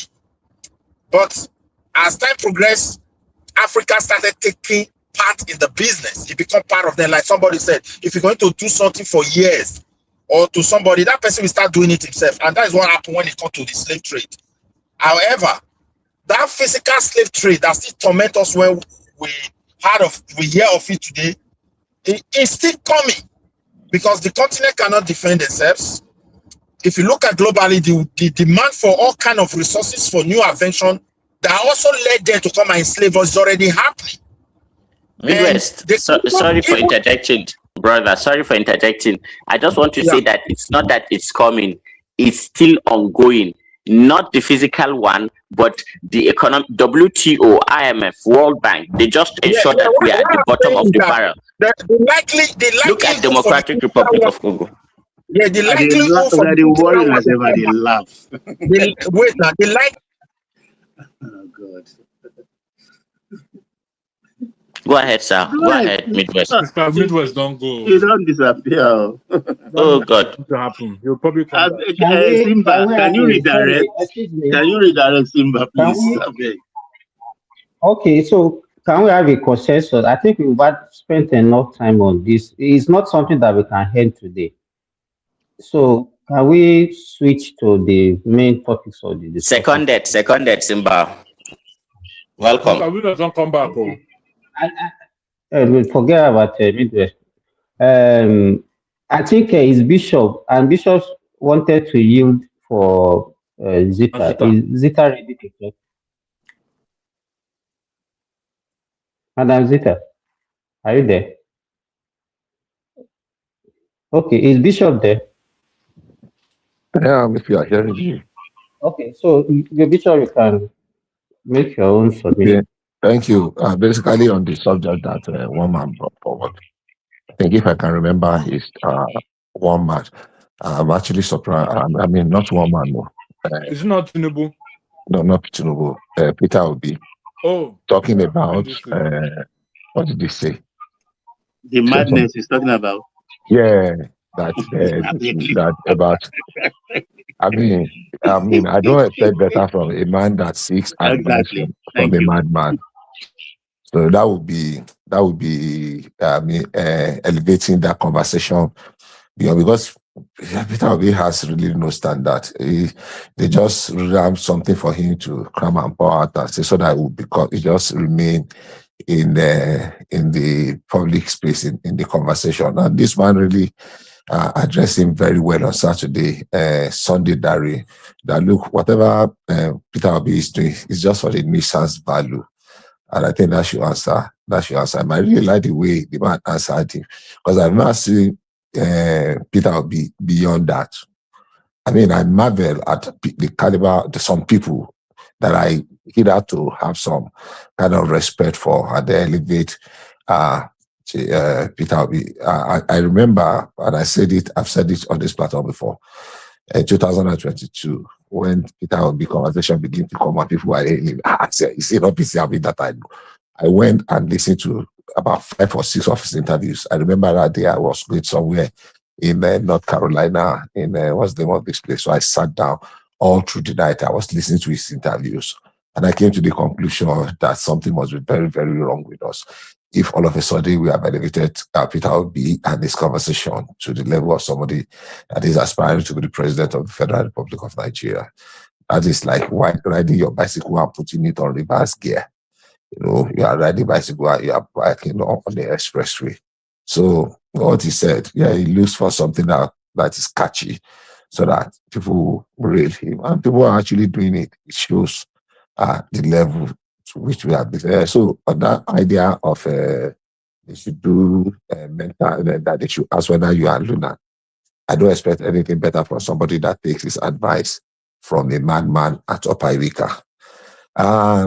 The Nysc, kind of debated that one too extensively, or fairly, not extensively. My position is the Nysc scheme was long overdue for a review, very long. And I remember very well that I wrote in my suggestion that, look, if Nysc cannot be reformed, then it should be scrapped, because it's lost its usefulness. The purpose of which it was created, I'm not saying that it met it, but somewhere along the line, the demands of the present time outweighs, more than became more than what it used to be when it was created. After the war, It was to be able to unite us, to create some kind of camaraderie among young people that are growing up, hoping that Yeah. the future. Bishop, was it Yeah, not created just to promote national unity? that's what But I'm saying. what you discover these days is that people are now influencing where their children goes. So Exactly. the main aim has been defeated. Long, long, long, long I ago. mean, it has been. I agree with you. I agree with you. In fact, you discover that if you do a statistics of most people doesn't even serve again, they just issue their certificate. Of course, a lot has happened. A lot has actually happened. It has destroyed the objective. Had been, largely uh, the objective has been destroyed, and that's why it needs reform. Yeah, is the reform going to give us the perfect? Is it going to be a panacea for all our problems immediately? No, it's going to be gradual improvement. I don't know why other people have not thought about reforming it, or they thought about it, but they were not bold enough to be able to embark on it. Mr. Bishop, I have a question for you after you're done. Yeah, go ahead and ask the question. Don't you think that we need some sort of national orientation agency or reorientation to reorient Nigerians? About what? In terms of, because you said NYSC is to unite Nigerians, right? And I've been thinking about this. We are so fractured. We are fractured as a people in terms of how we think about one another. We don't have this essence of detribalization where, like, you see yourself. We see ourselves as our nation state. So first, before the nation, right? And I was just thinking, we should have. I feel like we should have a national reorientation to reorient Nigeria. Like, what are Nigerian values? Like, what does it mean to be a Nigerian? Like, I think these are very core. So, like I said, there was a need after the war in 1970, and the need NYC, and it was for national unity and integration. That was in the heart. Now, to enshrine or to engender patriotism and discipline among our young ones for the future, and to promote self-reliance, kind of entrepreneurship that will help in our national development. Those were the core, what it was then. But over the years, the need, our challenges kind of, began to, it went beyond what it was originally intended to cure. So we need to do a number of things. Either we enlarge the scope, or we re-engineer it, or we rework, retool it to meet current national demands. Now, the question today is not whether there were those current realities that is different from what it was originally intended to cure. So as, do we need to reform it? Do we need to retool it? Are there demands that it is not meeting? The answer to that is yes. Now, I'm surprised that many people are against it. And like so many other things that we have, the government have tried to. So it is not about the propriety or the usefulness. It is about the man that is doing it. The same way a lot of people are antagonizing the idea of a state police. That was where we are in 1963. Because all the regions have their own policing system. There is a police, but things turned around and we mixed everything together. And all of a sudden, everything was centralized. And for more than 50 years, everybody have been talking, look, let's go back to the decentralization. That somebody has the courage now and is dismantling that central, ideology. Okay, let's devolve the power. And all of a sudden, everybody, anytime there is something that tends to go towards that 1963 constitution of regionalism and let's devolve power, Everybody begins to, even people that cannot even identify the smell of their own breath. That is how insane some of these arguments are. Everybody just want to talk because there is a platform and they have a perceived enemy. And it is nauseating, it is disgusting, it is irritating that it is people that are clamoring to rule us, that their thought processes are so.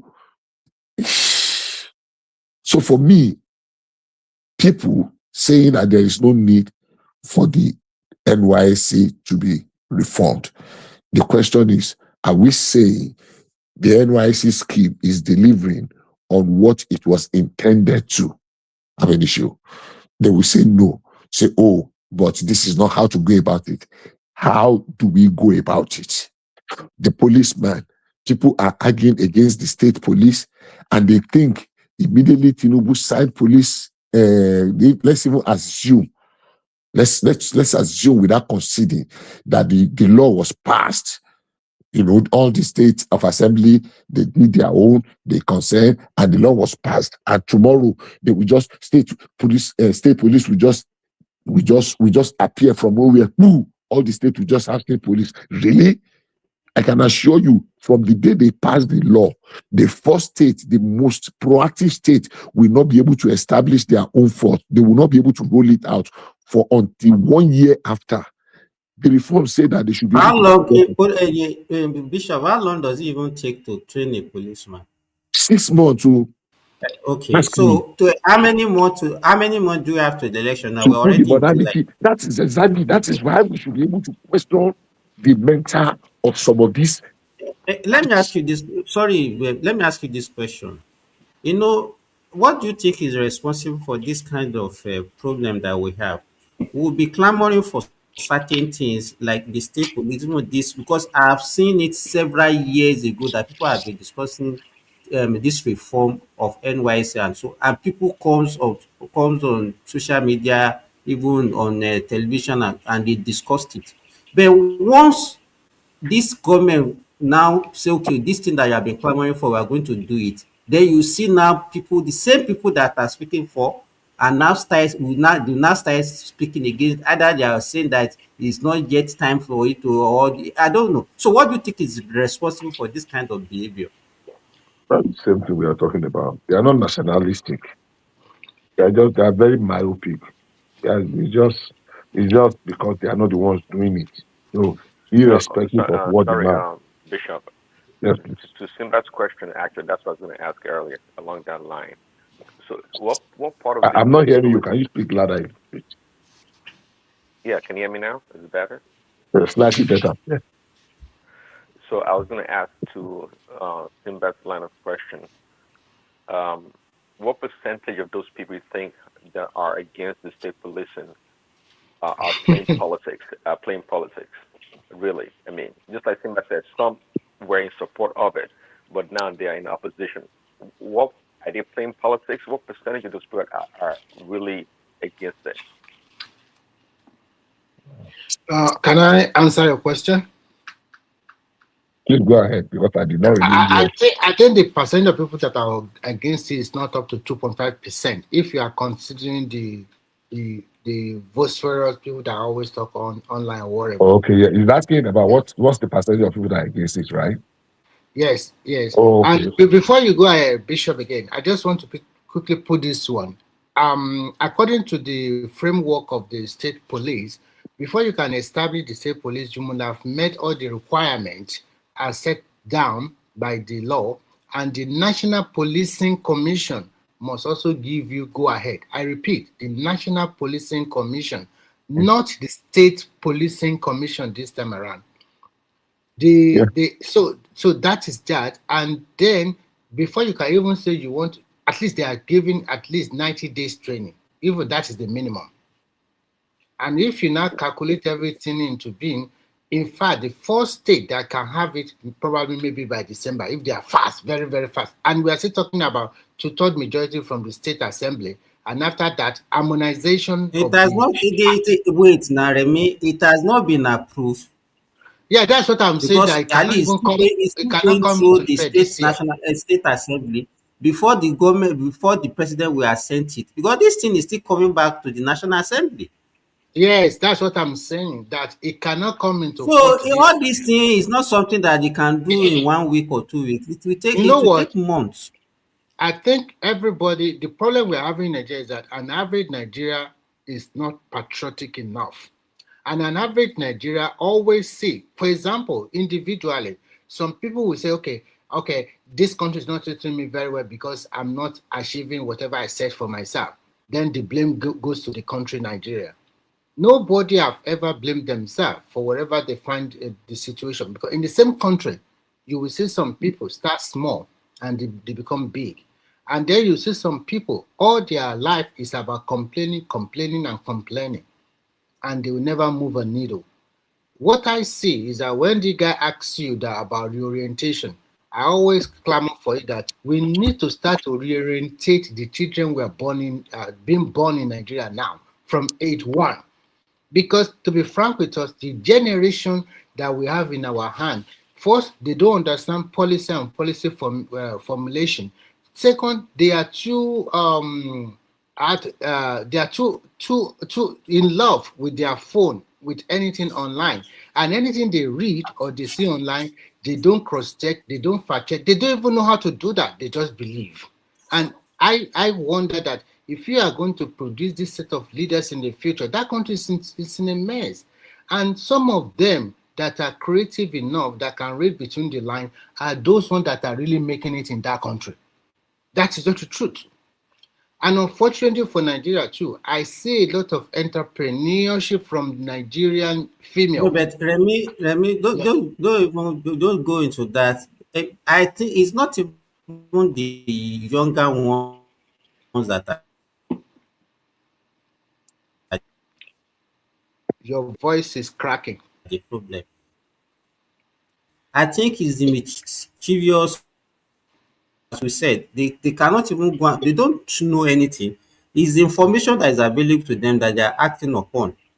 Yes. So when you see the old ones that are supposed to know, or maybe they know but they just want to mislead the younger ones, and they're the one feeding them wrong information. I think those are the major problems that we have. In as much as we thought that okay, we want to copy the Western system kind of democracy, we want to have the kind of freedom that the Western democracy have, the kind of people who can speak out, nobody can. I still believe that most African countries are not ready for this kind of people just talk nonsense. People just post fake video. We are not ready for that. I think the little the federal government can do now is that for you to have a social media account, it must come with your national ID card or your NI number for you to have it. Because if they don't do that, people will not stop propagating lies and fabricating lies and unnecessary fake video. Once you do that, you have already regulated by 50%.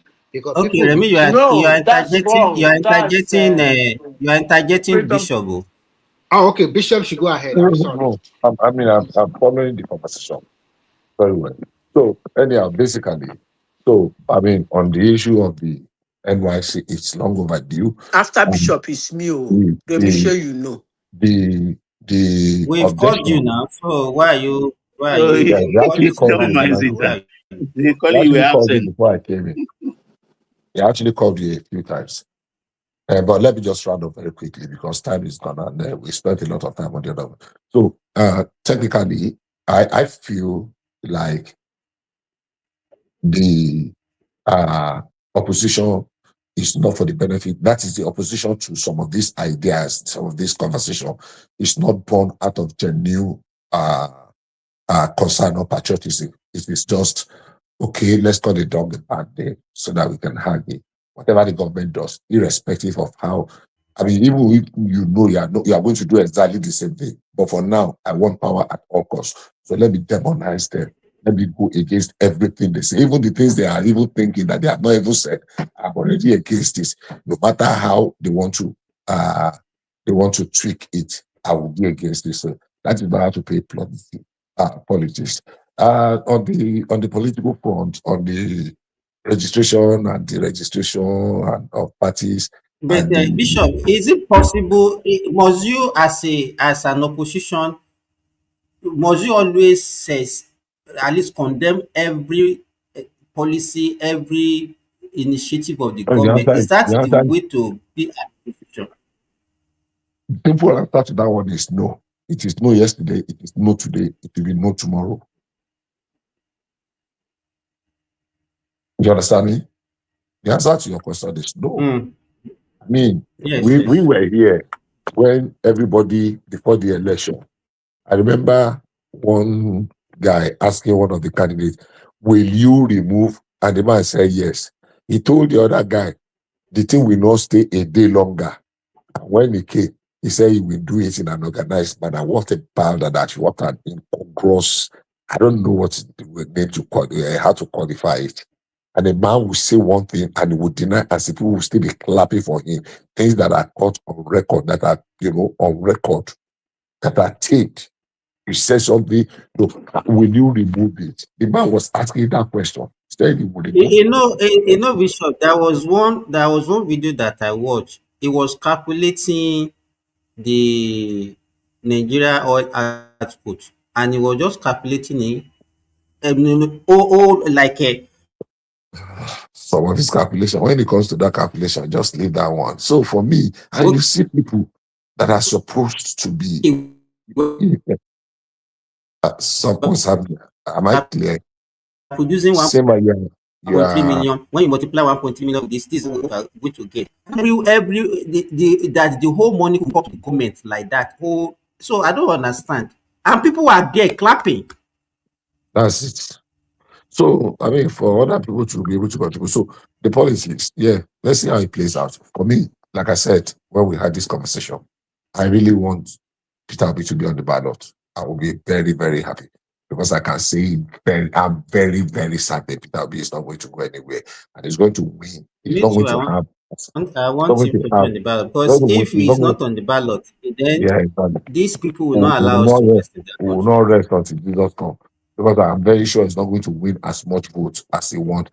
The factors that made him to win that one, Muslim ticket, just take back your just something, NSAS, and this ethnic nonsense, Igbo presidency, whatever. Those factors are no longer to be there now. It's going to be on it. And what many people did not realize is that the biggest opposition during that election did not come from PDP or Labour Party. The biggest opposition to Tinubu actually came from within his party himself, especially from the presidency. That's where the biggest opposition came. Every what do you call it, apparatus of state was thrown against Tinubu. So let's see how this plays out. Now, some people are throwing up and they say that, oh, instead of Tinubu to be the president, let us not have Nigeria again. So be it. I wish them luck. I wish that their prayer will come to pass so that we will not have Nigeria again. If that's the thing, if Tobaru Mwaleti Okula Olefi Deruba Arugo any company on Madamo, they will meet us at the front. If they think they can threaten us that with Nigeria to break up or more, who do they think is going to be at the forefront? I will be at the forefront of that Nigeria disintegration. I love You that. know the funny thing, they are looking to finish him. They were even asking, this people don't even see him. All the commissioning in Abuja, he refused to come out. He has not done. And I say in my head, oh, una the plan, Abi, make him come and make una do this. Now lie, the man will live in and enjoy the 8 years. One idiot was talking there a few days ago that they have not seen him for how many weeks. He did all those stuff. Now they have not held Federal Executive Council. They have some Northerners today too. I'm sorry, Simba. I mean, not Simba. I have some Northerners that the way they are talking, and I used to respect all of these people anyhow because we used to relate. Everybody don't become stupid because of Tinubu. How can all these people now be so much against, especially Northerners, that insecurity have so ravished? You are not talking everything against state policing, everything. I listen to some of them and I shudder. I want to puke. Sometimes I feel like I need to puke because I can't stand the nonsense they say. But I'm just please, before you sleep back again, thank you for the opportunity. Madam Zita, are you still there? Thank you, Bishop. Madam Zita, are you there? Oh, more. It's not because of our own stuff. Okay, let's continue. No. Okay, go ahead. So when some Hello? Hello, Remy. Yeah. Should I go ahead or another person want to talk or what? No, go ahead. I think you are the next person. Actually, to me, I believe in hard work and I believe in organization and structure. I believe in that whatever you want to do, you must also plan ahead very well for it. So if Obi did not plan very well and jumping from one person, I think there must be punishment for his action so that in future it will be a lesson for other people not to be doing like that. But if you guys are just here to be talking about okay, blah blah blah blah like this, because of these people are making noise, let's tell ourselves the truth. The way the party was registered, the NDC, was by court fiat, by court order. It does not. The party does. The NDC does not meet the laid down regulation and processes by the INEC. So this is not good for the polity. If another party now comes tomorrow and everybody is now going to the court, Remy, is it not the same court that made President Tinubu the president of the country? That is right, because after election, the went to court is different. The election that is disputed. It is that one. That one. No. Midwest, don't say something like that. We are all learned here. It is. We should not be complaining like No. Let me talk now. Don't cut it. Don't cut me that way. I don't like it. It is after the election. They have a right, constitutional right, to take him to court to challenge the election result. And they went all the way from appeal court to Supreme Court. That is the law of the land. And they were unable, even when they went to the Supreme Court, they were not saying that the election result was not right. What they were against was his university education. That's what they went to the court. They were not going to the court that okay, Obi they want him disqualified. Yeah, they want him disqualified. They were not saying that okay, he didn't win. Also like this, that is the result we are challenging. Come on, man, please, we are all learning. And at the end of the day, the court threw out their cases. It's frivolous. That is it. But this time around, what we are telling you is that NDC does not follow the laid down processes of registration by INEC. They didn't follow it. And at the end of the day, court instructed INEC for them to be ready to be acceptable as a political party. What I'm trying to say is that let's assume that 10 federal high courts in Nigeria now say party A, B, C, D, E, F should be INEC should just accept them political party. What are we presenting? What kind of precedence is that? And so that's what I'm trying to say. The court sometimes they just disrupt the processes. INEC have the power to tell you the guidelines. Yeah. So I hear you. It's always good to follow the law, but sometimes the law also extends a little bit beyond the actual text of the law. Sometimes you cannot be all the time contextual when it comes to law. You have to look at the atmosphere, the environment, in order to conclude on a particular matter. Mm-hmm. So, just like somebody said earlier, I think it would be in the best interest of Nigeria that Peter be on the ballot. I think it has to be. Okay, but even if he has to be on the ballot, I think it's the people that took INEC to court and that political party to court. They also have freedom to also exercise their freedom up to Supreme Court. Yes or no? Of course they do, but the question is, that is what I'm trying to say. That's exactly does that organization have a standing? What you are saying, in essence, is that we should sacrifice justice on the altar of populism. That's exactly what they're saying. The reason why I said that is something I learned along the line. Okay, in the 2020 election in America, right? Do you know? I think you of course you hear. You know that the Supreme Court refused to hear Trump's case. They threw everything out because, trust me, the country was at a boiling point whereby anything that comes out of the court would set the country on fire. You were here. It was that hot, and the Supreme Court refused to listen to the case. And they went to the appeals court, but the Supreme Court said no. They sent it back. Well, the same thing here. The reason I'm making the comparison is that look, you guys, we know what the obedience are. We know what it stands for. So there's no need to try to rekindle or kindle these people again in the policy. It I doesn't think, hurt I think, to. I think we are overrating the obedience, and we are making them to be larger than On their that life note, or can I what they say are. something? Because basically, we've had Can you people several hear me? we've had Things several like that elections. trouble. They look for you, Can they can't find you. We spend We've, the we've God. had several elections since this obedience come. There is nowhere they've been able to exert their authority other than make noise, like the way Randy Peter and Madam Peace, what's her name, is doing, and dominate the online conversation because of their uncouth or really, and the aggressive way of dealing with things. So we are not going to submit. I mean, that means we are creating a Frankenstein monster if we submit because they are bullying everybody left, right, and center, so that the judges should be afraid. Look at what they did to the justices of the Supreme Court during that Presidential election tribunal. tribunal. Look at, they were carrying pictures of justices, putting them on Family. national, the Cousins family. One day they even declare a day of prayer, a day of curses, splashing pictures and their family and their children. Is that what you say we should succumb to? Let me say something. Bishop, if you will let me comment. Okay. Can you people hear Madam. me?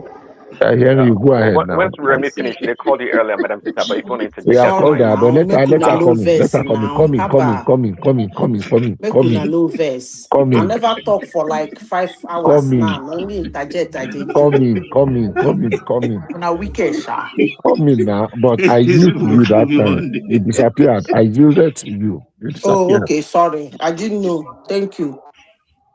There is something I said in 2023 in one man platform when I came in here only. Most people who are supporters of P2B is one of the reasons they don't like me. And since then, even if I'm saying something right, it's like they block their ears. What did I say? And I'm doubling down on it now. When I say that thing, if any of you want to get clarification, ask me why did I say it. Don't behave like obedience that abuse the hell out of me. I said, if the only person Nigerians, because then the noise was too much. Now the noise is not even that much. Nigerians and Nigerian youths, the only person they can find to defeat or contest or defeat Tinubu is P2B. Is actually an insult on Tinubu, and they abuse the living devil out of him. They don't want to know why I said that. If any of you want to know why I said that, you can Please ask. tell us. Kindly, please tell us. Okay. You see, if you look at my sentence, on the surface, you will abuse me. Why would you abuse me? Is P2B not a human being? Is he not a two-time governor like Tinubu? Is he wasn't one-time vice president? Has he not done this and done this in Anambra according to them? That's the surface. That is not what I'm talking about. What I'm talking about is that the arena they want to go into, which is the arena of politics.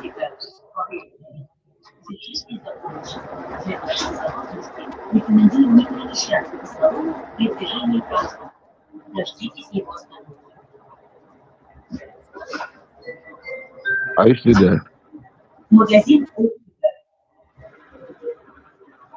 Hope you people will understand. When it comes to football, you have fans. Even as an individual in a club, you have fans. And they will hail you, they will support you. Some of them will even write their name on your body. They will follow you to every stadium you go to. But one thing is sure, you are still going to be the person to play in that field and show all the expertise you have. You will be the one to play in that field. And what is the field they want to play the game? It is the field of politics. Peter B is totally politically naive. To bring him to challenge Tinubu is actually an insult. If Nigerians want somebody, hello, if Nigerians want somebody who will defeat Tinubu, it's either you bring somebody like him who has built a political kingdom, or you bring somebody who has built another kingdom that he can use to knock him out. I'll give you an example. Whenever I talk about politics, people will tell me American politics is different from Nigerian politics, British politics. I will laugh.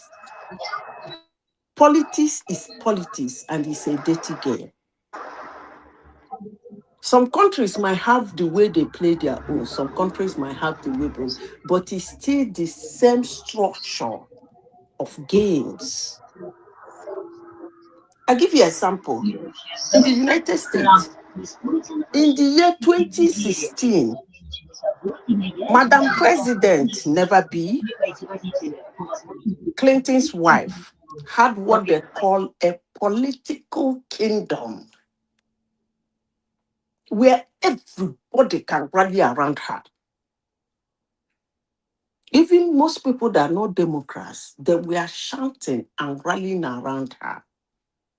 Donald Trump came from a kingdom he has built, but it's not political. When he came from that angle, who is he? He's somebody who has made a name in the United States, whether by hook or by crook, it doesn't matter. He has employed a lot of people. He walked red carpet with the Hollywood. He run the street. He rose the. Forget all this rubbish they're talking about the man. The man used to hang out with all of them. The videos and the audios are still there. He has infiltrated so many places and has built his own kingdom. So he came with that kingdom. And before you know it, the political kingdom in the United States got confused. When he walked in, he began to play the game with test parties. He started telling Americans what they want to hear. And before you say Jack Robinson. So for somebody like Peter Obi, he doesn't have political kingdom. He did not build anything outside of politics. That every Nigerian, apart from the time Atiku brought him, that every Nigerian knows him for one thing. The politics they know him in, he's a novice. So bringing Peter Obi, if that is all Nigerians have to challenge Tinubu, is actually an insult. If I am Tinubu, I will see it as an insult. They should look for a strong candidate that will panic Tinubu, give him run for his money. Even if he's going to win the election, let him win it sweating, like cleaning sweat, not Peter Obi. I hope I explained it very well before some people will start abusing me. Hello? Yeah, with you. I hope I explained it very well. I said it in 2023 and abused me. And then he wasn't inside the seat. Politics is a terrible thing. When you talk about NDC, the register, open portal, no open, all those things are part of politics. You do everything you want to do to weaken your opponent. That's the game. Before you know it, people will be saying, I beg you. This man, well, he's not doing so well, but this one, is it? I beg you. That is the thing. You weaken all your opponents to make yourself, even in your little strong, you become too strong. In what you, in your little deliverable, it becomes a lot of deliverables. And that's exactly what Tinubu is doing. That's a game. Nigerians need somebody to match him bumper to bumper. Otherwise, now this kind of people, no. So, Madam Zita, a quick question for you. We've all listened to you. Now, let's look at it in the Nigerian political arena. If you are going to suggest a name that Nigerian can bring forward to challenge their current president, that can really match him, according to the example you have given, can you give us 2 or 3 names in your own domain, in your, at least, your own opinion? The only name I can give now is probably Dangote. Yes, I was also thinking along that line. That is the only person they can bring forward. Because he has built a kingdom. Although he had 1 or 2 romance in trying to use Nigerian politics to get himself 1 or 2 things, but he has built a kingdom. And every decent Nigerian will say, if he can build this without us powering him, if you power him, what do you think he can do? So I think he's the only person now, apart from very few others that are not that strong and not that known. He's the only one that is well known, that has cut across every home in Nigeria. Do you think if this madam is interested, do you think he can win? Madam Okonjo Iweala. Who?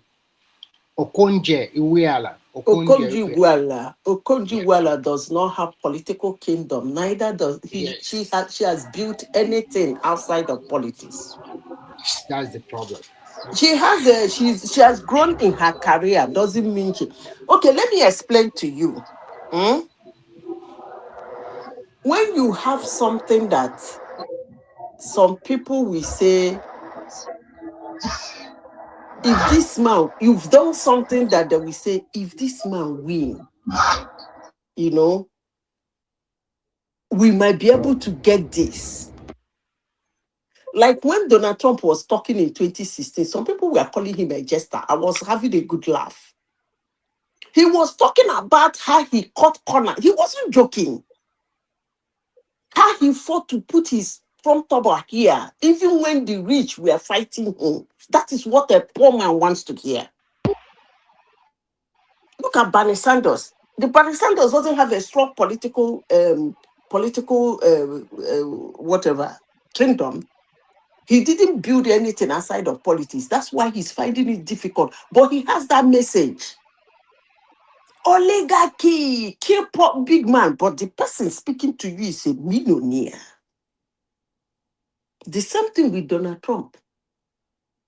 He's telling them how he's going to turn around things, and he's using himself as an example. How he did all the unthinkable, which they saw, they know he did. Madam Zita, if I may come in there. The thing is that these 2 names you mentioned, it doesn't necessarily matter one have to build that kingdom of politics. It depends on the circumstance on ground. If the political culture, that political party that actually have that structure on ground decided to say, with this person, we can win. And they trust the person to also to protect their interests. They can also support that person. It happened in politics. Just like when Buhari was completely a local champion in the northern part of Nigeria, if not for Tinubu's structure, I don't think that man would have won that election. He built something outside of political kingdom. That is, you are not getting my point. You are not getting my point. Buhari is not a strong politician. I give you that one. You are right. He's not a you. I don't using that word local champion is actually disrespectful because Buhari is a household name in Nigeria when he was not in politics. There is this thing him and the Diabo in quotes did in Nigeria, some kind of culture he imbibed in Nigeria. So he's not a village champion. He built something out of politics. So when Tinubu wanted to play his political jingoism, he knows that if he come out, it might be a tough challenge. He went behind and go and get the man. For two reasons. Number one, he want to acquire that kingdom of being known in the north. That is one. Secondly, at that situation, it was the time of the north. North wants to get back the power that their brother lost by virtue of death. So Buhari did not build political kingdom, but he built what I'm talking about.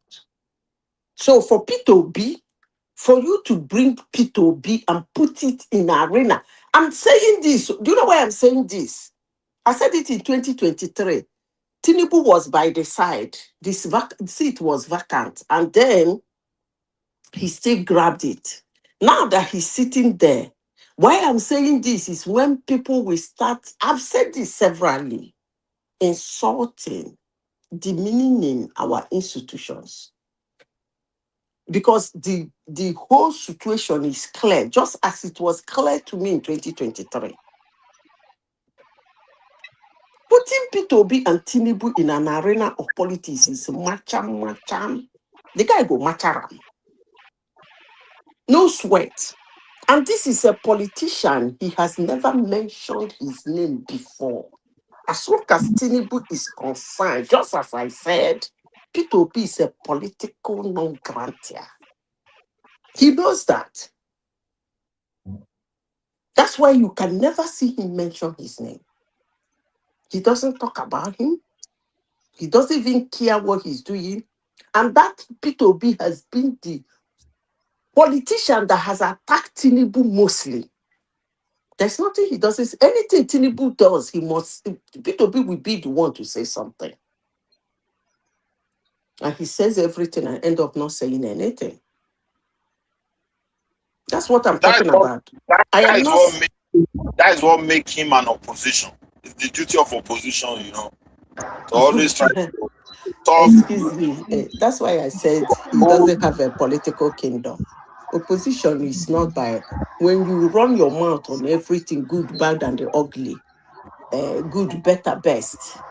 When you run your mouth that way, good, you run, bad, you run, worst, you run. What I'm saying, Madazita, is this: opposition will always speak, but sometimes if they are not careful about what they are saying, they also talk against themselves. So if you do a survey in Nigeria, if you do a survey in Nigeria, I don't think most Nigerians we tick what P2B you called opposition is doing right. When you run around condemning everything your president is doing, running around, running your mouth, it means you are politically naive. You are correct.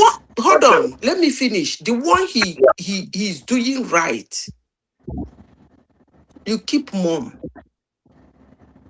You don't need to come out and say, this one, Mr. President, the one you know he's doing very well, you keep mum on it. That one you know that is a trigger, bam, you trigger it, shout on it. But commenting on everything and anything shows you're politically naive. Because you'll be in a trap.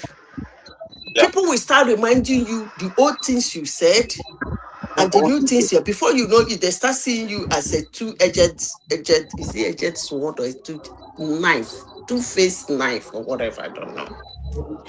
My dear, P2B is the only politician you people have to come and face Tinubu, the joke is on all you people. I rest my case. That's a joke. Any question? That's a joke.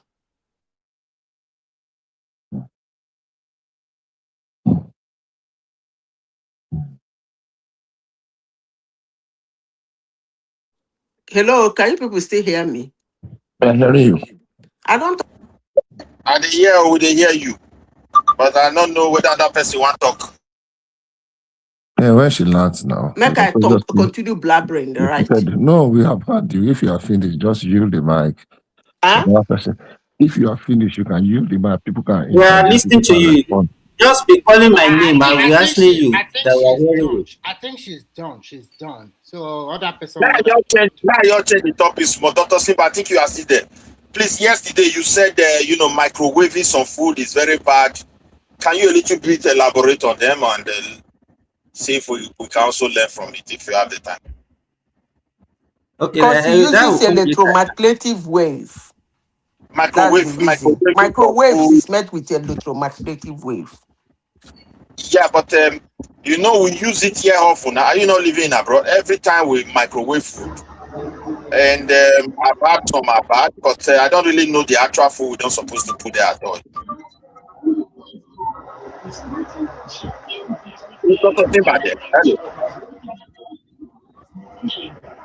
Simba, answer, Dr. Simba, where are you? People are saying they busy. Excuse me. No, if you want a consultation, free consultation. Why request. Why? If you not give your friend free consultation, but is it today you knew that microwave is bad to your health? I knew it's bad. I said I use it to warm akara. I think maybe because there are specific food you don't supposed to use it. You understand? No, you don't supposed to use it for any food. Huh?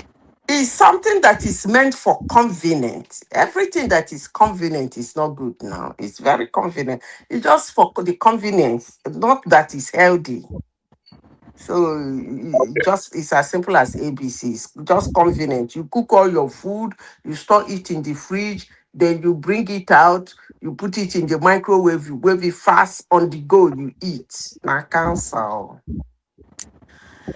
Okay. Anyway, one thing you people will notice if you have a good test board, the person that asked that question, one day, bring out food, maybe soup or rice or anything that you cooked and put in the fridge.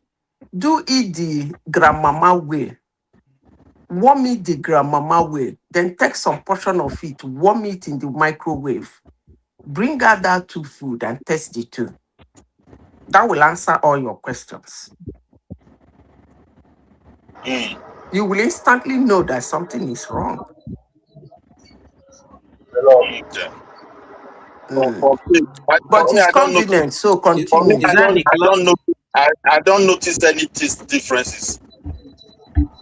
I said put them side. No, you will not notice because you're already used to it. You know what Zita is saying? Let me tell you. Put them by side by side.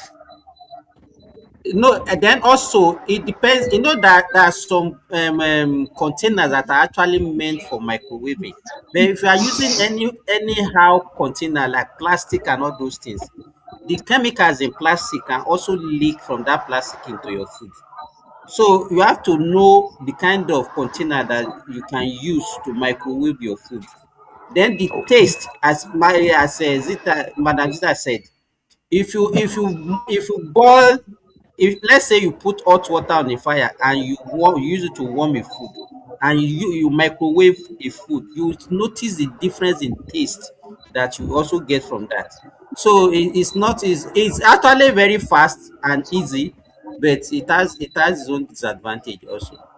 To avoid wasting your food, use hot water. Eating frozen food itself as against fresh food is also, there's a lot of disadvantage also. So so the kind of life that we are living now is actually not good for us. It's not good Who for, and asked that is that why you see. question? Have you been electrocuted before? Huh? Okay. Not electrocuted. Electric don't shock you before. No. Midwest. No, If No, I no, electric can don't don't say say that. shock you I maybe don't before, think there's anybody that will maybe not okay, say that will say that. occasionally, that a little one, if not too much. electric don't shock you before, you will Just understand. to You will touch. understand the science behind microwave. Now, to make it easy for you, what you will do this morning, put a pot, a cup of water in a pot or kettle or whatever you use, not the electric kettle. Though. Boil water in your stove and pour take a cup of water and put in the, because most people usually boil their tea, water for their tea with microwave. That's actually deadly. Then put your cup of water and then put it in the microwave and heat it up to make the tea. Keep those two water. You don't need to make a tea. Keep those two water side by side. After 5 minutes, either test them or touch them. When you come tomorrow, put your hand into the microwave oven and then put your hand into the pot oven. You will see how fast the microwave oven has lost its heat, and the one you boil still return. But hey, I'm not against microwave. I have it in my house, but it's for convenient. I don't used Uh, to warm things in microwave anyway. I'm not a yeah, so foodie when I person. asked the question I think yesterday, I said I normally use it to warm akara. So he was trying to warm it. Midwest. Let me tell you this. If you have opportunity of preparing fresh food, do Yeah. it please. Don't always rely on cooked food that you put in your freezer and microwave and all those things. If you have opportunity, please. Because a lot of people are lazy these days. That's why microwave is raised If is actually you see, is Simba, actually there No, is something I used but to it's teach. not. I don't think it's laziness. You know, Europe here, no time, my brother. No like, you just program yourself for the day. You have to wake up, get your food ready. When you are back, you need something that will assist you to do it fast. That's contract your just. food out now. You cannot. Are there not people that are Let me cooking tell food you for why business? it is. I used to talk Nothing to without younger frozen people. food here. I don't know how person will live without frozen his Let food. me give you an Like, example. The problem in cooking is actually in the preparation, not in the cooking itself. Cooking doesn't take time. Is the preparation. Let's assume now you want to make obono soup with ugu. You cook the ugu, you thaw the meat, you thaw this. You can. My mother taught us how to handle that your microwave. Make sure all those things are ready. Put in a bottled bowls, covered, loaded in your Madam fridge. Tita, you're right. Not because I cook, and that's what I learned. It's the preparation that matters. Yeah. So when you want to make the ogbono soup, all Please, you Daddy, need do to you do even is know how take. to cook? Do you know how to cook? We are putting your mouth. Do you know how to cook? Wow, for you, Simba. Where this talk come from now? No, leave me and Prince Daddy. Don't mind it. So you find yourself just spooning things and putting in the pot. You spoon this, you put, you spoon this, you put, you run into the shower because that's what I do. I have my shower on a low heat. By the time I finish my shower, hello, finish making up, the next hello, time in the hello, stove, can I'm you going hear to me? add the last ingredients. Okay, Ingredient. just hold on. Let her finish. We talk, Nick Lost. So and then you Okay. package your food, you dress up, package your food, and off you go. It doesn't take that time. But the preparation, if you talk about sitting down to prepare what to eat, man, is it the sheep to cut the sheep, fry the sheep? But if you're already there, already prepared, stock in glass bowls, I it's I easier. I I, I think we in the Middle East, we have more time than you people that are living in Europe and America. Because like me now, I don't eat any frozen food. I eat fresh food. I even if I want to eat chicken, I'll go to where they are selling live chicken. They will kill it for me, dress it for me. I eat fresh meat. I don't buy frozen meat, frozen chicken, and all those things. Even fruit. So I don't know the kind of life that people are living in Europe and that you say you don't have Wow, time to do Simba, things. that's a life of luxury. Simba, Yes. hold on, Simba. So is that for most people or just your kind of person? What do you say? I say what you just described right there, is that for most people or just your kind of person? I can't hear you. Your voice is so It's low. I don't know. asking you, is it only for you or for generality for everybody?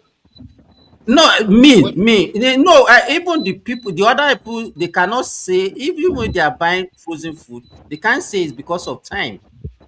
That's what I'm saying. Let me tell you what is happening in Europe. For most Because it's Nigerians, both the frozen one and the fresh one are readily available. for most Nigerians, mostly they have to go to African shop to buy Nigerian food stuff and prepare at home by themselves. Because most European food are just fast food, which most of them I don't think they would like to be eating morning, day, and night. So they need to go to the African shop, buy all those gari beans, whatever they are, and they prepare mostly. I know that mostly will prepare at home. At home. Only few of them will consume those junk every day. Only few. That is how it's. I don't know about America. Maybe Prince Daddy can tell you. But what Simba is saying is not available here. I don't know anywhere I can buy fresh chicken here. They will kill it. Who is doing that? Nobody. So No, Europe is that they control a lot of things, and most of things are already being no, processed. it doesn't take control away. What would they normally do? That they don't have that culture any longer. I think so because But everything is frozen. You have a meat processing factory. They kill everything there. Use machines. Remove the feather. Use machine to wash. Use chemical to preserve. Put in the fridge. Although there's still a lot of control. You see, even better than that of America. If I look at some documentary, I don't know how true is it anyway because some of the forget chemicals America. that That is why Europeans they don't are want to very consume, they basic still here. use it. Huh? That is why they are base in America. Okay, plenty. Everything I see by an fraud you. I'm just telling you the truth. Except you go to Arab shop, you can buy fresh meat anyway, like where they have everyday meat like that. Yes, or they kill it by themselves, they process it by themselves. They also put it in the refrigeration. If you check it very well, Actually, if I talk, Simba is right. In Asia, they eat more fresher food. Fresher food. In terms of vegetables, beef and chicken, you can have live ones. But in Europe and I think probably in America, but my friend told me that in Las Vegas, he can buy a whole ram and they help him pieces it and then you can take it home. But here in yeah, we Europe, were. I don't see that kind of opportunity here. I No, never it even was, see. I did it when I was also in Spain. I think in Italy it is possible as well, I where don't you think it's meet. I don't think it's possible here. You can never see. No, in Scandinavia, it's not possible. Yeah. Yeah, too strict. Okay. Even that one in Spain that I witnessed, there was a time the police raided the people, self. So you see, that means they are doing And it. it is we Okay, Africa because that do that, not to escape. Remy, we have markets that we call it even we have vegetable market, we have meat market, we have fish market, where you can get all these things that I'm telling you. Let me tell you something. Here I live, there's no open market here. No open market that you can say you go to that market and go and janja or whatever. No, nothing like that. Everybody has to go to that store, whether small or big, to buy all those processed. Remy, I saw open Simba. market. I saw some No, open no. market in your place. So. Where? Tell me where is the open market? What are they I doing don't there? know. In one of the documentary, they show their street market, but we also have No, small. that is not a kind of what they do is just like, for example, they have maybe the center of the city. Then you can bring a kind of that kind of van that they can sell those grilled Okay, meats. like we That call kind it of like Saturday market. Saturday market. yes, yeah, they are, but not really like they don't Simba, have vegetable market or fruit. No, they Simba, don't do you have. guys have farm in Saudi We Arabia? have a remarket in No, Sweden. okay, No? sorry. Hello, Midwest. Sorry, Prince Dad is asking something. Yeah, I was asking you, Simba, Please, do you go have ahead. farms? Do you have farms in Saudi Arabia, or you import everything? No, we have farms. In fact, do you know one? Well, I used to have this India driver that I used to call anytime I want to go out. It's like it's not Uber like that, but it's just a private this thing that we used to use. So anytime I needed something, in fact, I was the day I said I wanted to buy egg. He said, let's go to the farm and get it now. And we went to the farm, we went to the poultry and bought it directly from the farm. Yeah, lucky there. They raise animals. You know, as terrible as their weather is, Prince Daddy, they raise lamb, they raise goats, they raise chicken. In fact, they don't import chicken in Saudi Arabia. They have a company called Amarai where they use controlled environment, cold environment to raise all those chicken, and then they will kill them, pack them, and all those things. But if you want fresh one, local chicken, you can get live one that they will kill for you, and they will dress it and you take it to your house. The same thing lamb, the same thing goat, the same thing even beef. You Wow, know, Simba, that's nice. That's good. Simba, That's good. as Western world is beautiful, everything is okay. And if I want, Prince Adi, I can go to a market, I can get ewedu, I can get okra, any form of vegetable I can get. Really? Do they import Yes, it, or what do they do? fresh one. Yes, they import those ones. Yes, Here, you but can only eat in there are some areas in Saudi Arabia also that they grow all those things.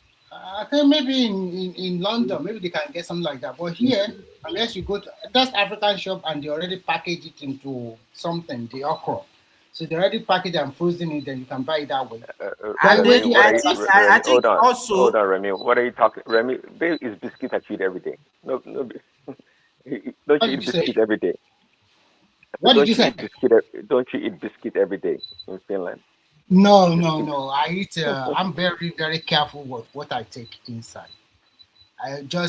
My breakfast is just like when you go people take another thing is that it's like here we have more time. We work just 8 hours in a day. That's all. So you have like the remaining 16 hours to yourself. It's like that here in Europe. Normally we have laws, number and like Simba, Scandinavia. I don't know. do you count? But Do you count driving the thing time? is Simba, let me tell you, when the bill put pressure on you, it is you that will go and look for another. No, that is not. There is no bill that will put pressure on you in the Middle East. Simba, they can tax the hell out of you here. They like those taxes, man. Brother, now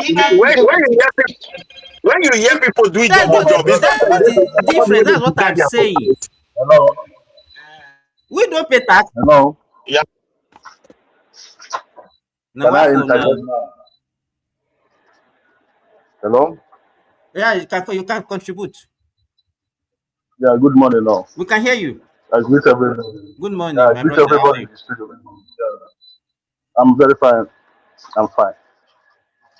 Yeah. When my sister was talking about Mr. Peter Biao, that's when I wanted to interject. That's when I entered the studio. You can go ahead. You know, some of all these things, we have to be around to be debunking some of all these things. My sister, you know, you are my in-law though. You are my in-law. We married in your hometown in Uguta, a very, very beautiful woman. Oh, God, why? You know, some of all these things that used to be said here, to be said, one man's platform. More than this was said in 2002, 2003 election, that Obi will not win one state. Obi will not get up to 1 million votes. Obi is this, Obi is that. At the end of the day, INEC allocated 6 point something million votes to Peter Obi. Everybody saw what happened in River State. All of you knew that Obi got more than 6 point something million votes that was allocated to him. All of us knew what happened.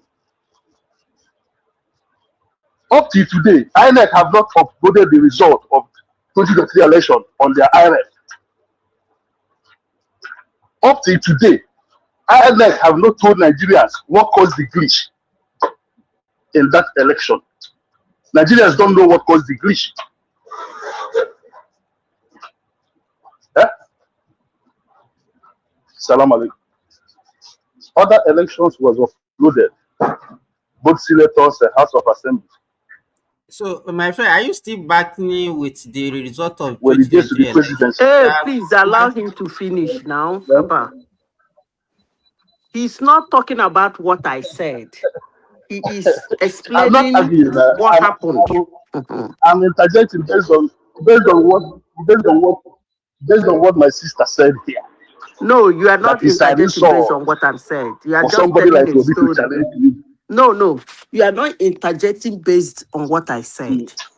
You are No, interjecting, you are telling a story. you said that Because Obi, what, hold on. you said that Let me repeat myself yeah. again. And I believe if you understand me, then you can interject on that, my submission.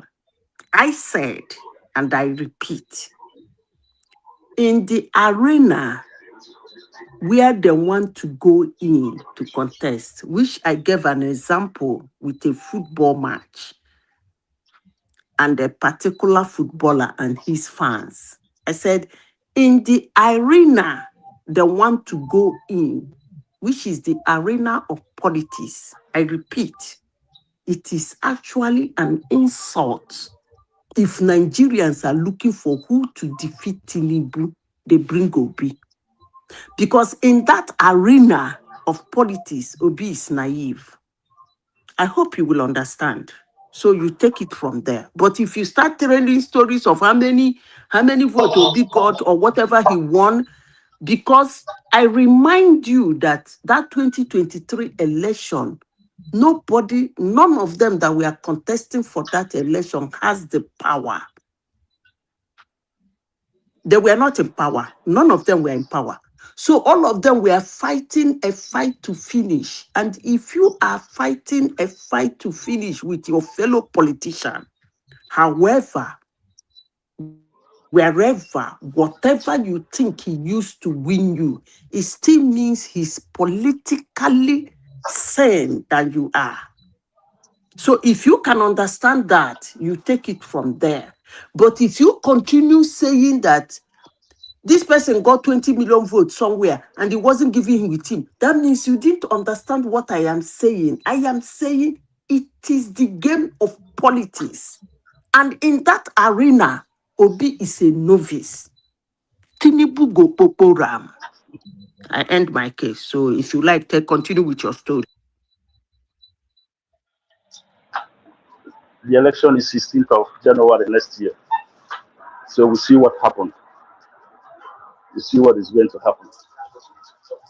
Tinubu is the most unpopular president since 1999 to today of democratic government in Nigeria. Tinubu is almost most unpopular president today in Nigeria. Where is he going to win?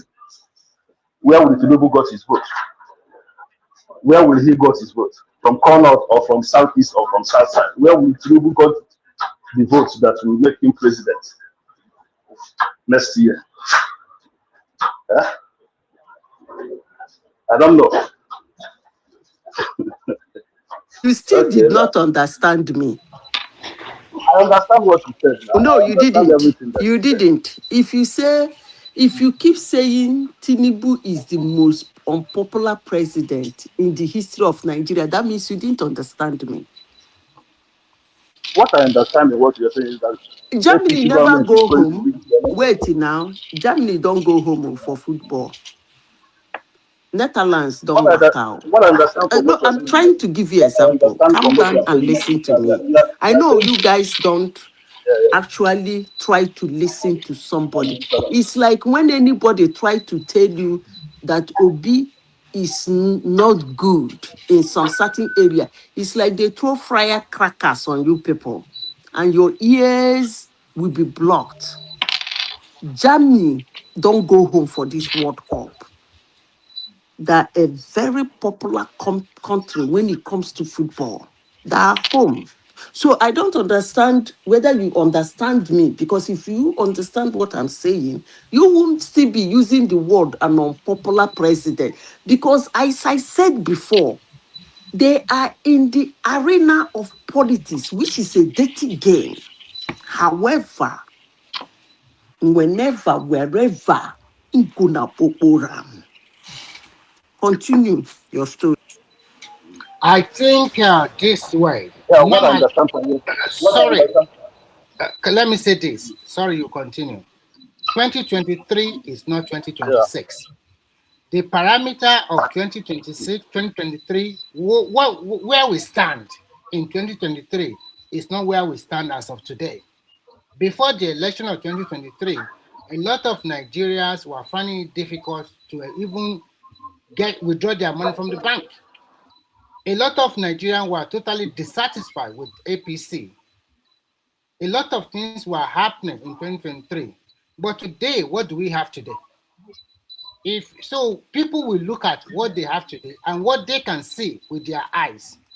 If you tell us that, okay, Tinubu is not popular, at least I can see all the road construction going all over the country. I can see people that government have to pay 20,000 naira every month for stipend in the university. Some of them get loan to pay their school fees. And I can see ASU has not strike since 3 years ago. So people will look at various factors. And in No, 20, no, Remy, if you are going too far, no, because Even if you Remy, you hear did not understand what I'm saying. no, I Remy, you did. understood. I No, you understood, but he didn't. does the not understand it. You didn't. the issue, let me tell you, I don't even know what he means by saying Tinubu is the most unpopular president since Uh, 1999. I let don't him even believe understand that. that. Let him The believe that. Let him believe. That is let his me tell you, if you go to my village now and you mention Obi, they even be wondering who is Obi. And the funny thing is that go and look at the statistics of an average Nigeria and ask them what is the logo of FC. Most of them don't know. Is maybe on the eve of election, and that's where we talk about structure.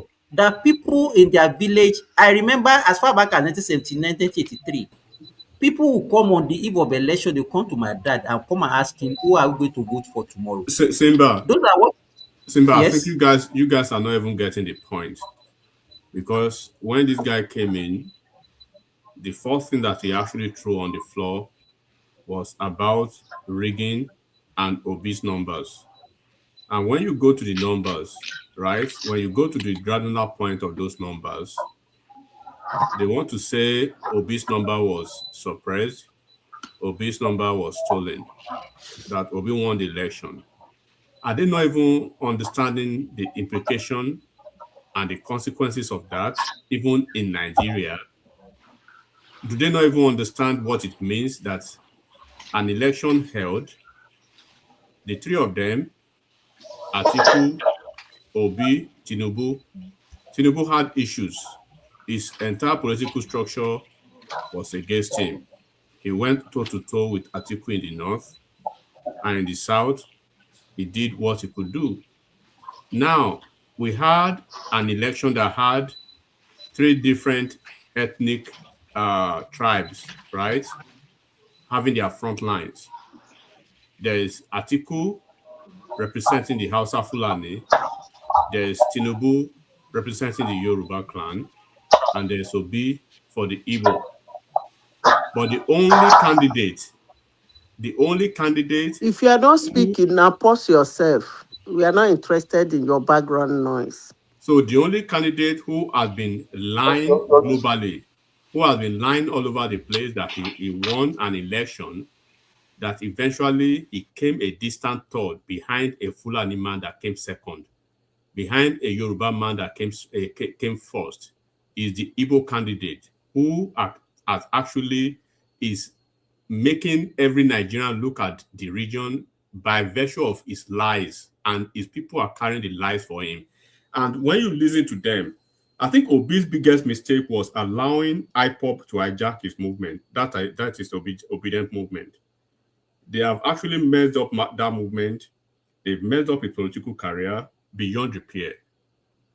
They don't understand what they are saying, that 3 different regions had candidates on the platform. A Yoruba man came first. A Fulani man came second. The only Igbo person who came last, distant third, is crying that he won the election. Let's go to the Northwest and the Northeast, the core North, for instance. The core North, for instance, because Abuja, Lagos, Rivers State does not define Nigeria. Let's go to the North, for instance. Go and look at the numbers in the core North between the Northwest and the Northeast, 13 states of the core North. You will see Obi in Kano State, in Sokoto State. Obi was scoring 2,000 in an entire state. In Katsina State, Obi was scoring 10,000 in an entire state. In the entire Northwest and Northeast, Obi had a cumulative number of 300,000. In an entire state, in the region that produces most of the biggest numbers in an electoral, in a perpetual election electoral cycle. In Kano State, in Kebbi State, I think in Kebbi or Gombe State, one of those 2 states, or in Kebbi or Zamfara State, Obi had less than 3,000 votes in an entire state. So how do you want to say you win an election? Mathematically, that is not impossible.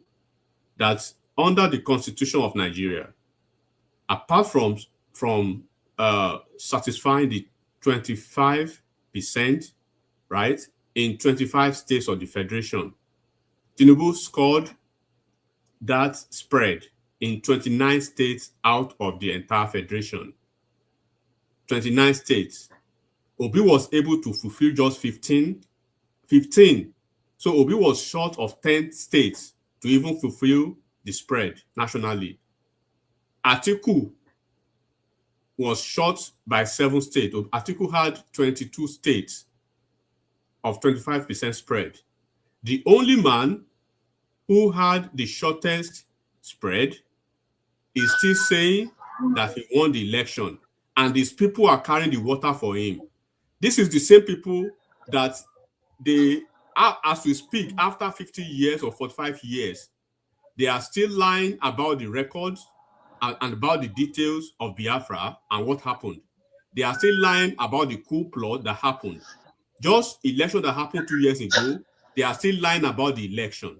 How do you want Nigeria to take you guys serious? How do you want Nigerians to see you guys that you are a region, are a people of pathological liars, and you want to shave Nigeria's history right before our eyes? If at least some of us were not alive when Biafra happened, right? Some of us were not alive when the coup happened.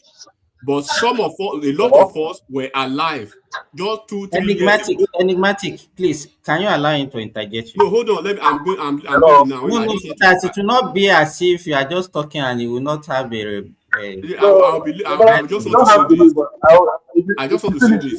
So it behooves them. I need to respond to you. Yeah, it behooves them to be shameless enough that an election that happened, Enigmatic, they are still trying that please kindly allow him to interject you. Kindly allow him to interject. They should really be shameless about this rhetoric. This narrative is enough. Nick Lost, are you there? Yeah, I'm here, my brother. Okay, say what I want to ask. I want to ask that man a question. Did Obi won Rivers State, or who won Rivers State in the last election? Who won Rivers State in the last election? Hold on. Explain to me how Obi won 90% of the vote in an entire region. Mathematically, it is not possible. Who won Rivers State? Who won Rivers State in the last election? Politically, it is not possible that only one candidate will score 90% he of the vote. He said the enigmatic said who won Rivers State. No, I think according to INEC, it was APC that won Rivers State. Like I said, Simba, they want to define Nigeria by River State, by Lagos State, by Abuja. So in the last election, according to the records that we have, right? According to the records that everybody has, INEC provided that Obi lost River State. Obi lost River State, pump and plain. And Obi went to court. We were here during the petitions tribunal. Obi did not state a single category of anything that he won. He went to the court to challenge the process. He said, I am going to the court to challenge the process of Tinubu being disqualified on the basis of the fact that, on the basis of his education, on the basis of his vice president's nomination, right? He did not say I won. He did not say my numbers were shortened. He did not say my numbers were suppressed. He went to the court to say disqualify the VP because he was not properly nominated, disqualify Tinubu because I doubt his education. He did not say he won. When he went to the TV, he said I went to the court to challenge the process. He did not say I went to the court to challenge that I won. When Mimiko went to the court to challenge Agagu for his election, he said, pronounce me the governor because the numbers shows, and pronounce me the governor because I won this election. When Aregbesola went to court, he said, I won this election based on the numbers tabulated, and I am the constitutionally elected governor. Pronounce me the president because these are the numbers and I won the election. When what is his name? The guy in there's one other thing the guy in Edo State, Oshomole went to court. Oshomole said, by the numbers that were deducted from my numbers and by the numbers that we got back, and everything showed that I was suppressed in these areas. So by the time we tabulated I think I won the election. There is another question I wanted to ask you. Okay. So these people are holding off. Okay, go ahead with your question. Go ahead with your question. Go ahead with your question. He said here that the Obi movement has been hijacked by IPOB. By IPOB, yes. That's what you said. Yes, exactly. That's how you people used to start. Aisha Yusuf is not an IPOB member. She's not a Igbo woman. I can confidently tell you 95% of obedience today. 95% of obedience today, they are from the southeast, and most of those people from the obedient group, I can tell you categorically 90% of them are subscribers of IPOB. And it's a fact. And those states that used to be the capital of obedient, they are no more the capital of obedient today. They are back. They've back away. Where do you get your? It is a fact, and you may not be proud. You may not be proud of the fact that you're an IPOB. I think you should be proud of that because it is this IPOB. Yes, I'm an IPOB now. I'm an IPOB now. Okay, I'm an IPOB now. Yes. Why are you not proud? Because it is the IPOB narrative. It is the IPOB ideology that you guys carry to. It is the IPOB ideology that you guys carry the political scene. Do you have any problem? Because enigmatic. Do you have any problem with that? Sorry. At least I'm glad that I've been able to yes. Enigmatic, sorry. So I just want to say this. If that guy is saying he's an IPOB is a terrorist organization in Nigeria, maybe we should just let him leave. So that you don't put this platform. So IPOB is not a terrorist. No. IPOB is not a terrorist organization. IPOB is a terrorist organization in Nigeria. In the country, so that the listen. The owner of the platform, okay? So that they don't prescribe its platform when you not. Remy, when I'm speaking, right, I know what I'm talking about. When these people hijack that obedient group, they have a template at which they operate. They have an operate. There is this group in the US, right? In fact, the records of their details of operations are ready, and it is with even the NSA in Nigeria now. You know, when they started their campaign, right? What they did was that they had two-pronged approach, right? The AVID, they call them AVID in the US, AVID, Alpha, Violet, Indigo, Delta, AVID, American Veteran of Igbo Descent, right? They are the proponent and offshoot of IPOB that lobby most of these folks, the conservative in the US. They were the one who started the genocide and the Christian genocide at a point before it was shut down in the north, right? These individuals, when Obi moved and they moved with Obi, right, you will see that most of these IPOB folks, immediately they changed their flag to Obi and they crept into the obedient group. So what Obi did then was that Obi, right, first of all, cornered top influencers within the Nigeria state. He cornered the top influencers. So those influencers, their job was to recruit foot soldiers, right, and social engineer them to perpetrate hatred against the country and against political figures in the country. So at a point, they were 4,000. As I'm speaking to you now, they've grown to 11,000 of them. So their job is basically that when the influencers, for instance, like Tunde now, when he sees something that is disruptive, he will pick it up, he will drop it in that, he will paste it in that their group. So those 11,000, they will pick those things, they will magnify it.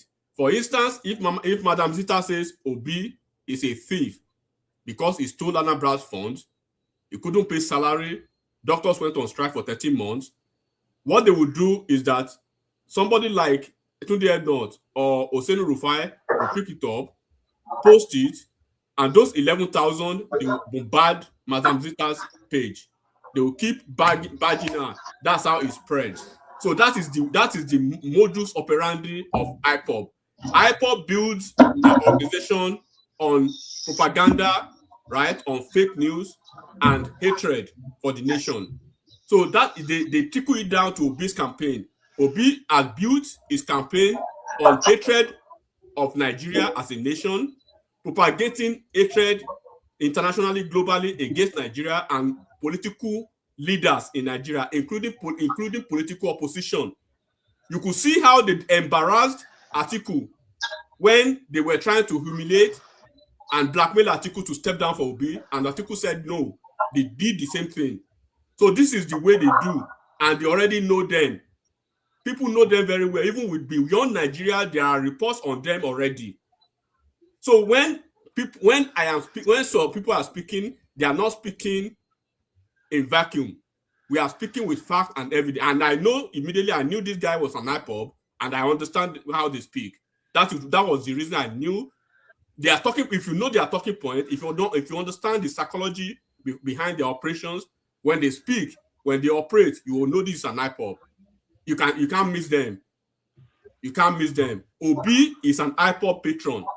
And Nigeria will never let somebody like that near its government. It is a fact. He knows Nigeria knows him now. The thing Nigeria took for granted 2-3 years ago, they already have an entire dossier, an entire package of Obis. Right?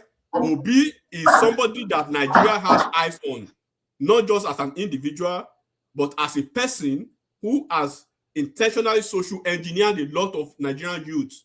He has crept into Nigeria the culture of divisiveness, the culture of hatred, the culture of perfidy, and the culture of apostasy in our governance, in our politics that has never happened before. It's either their way or the highway.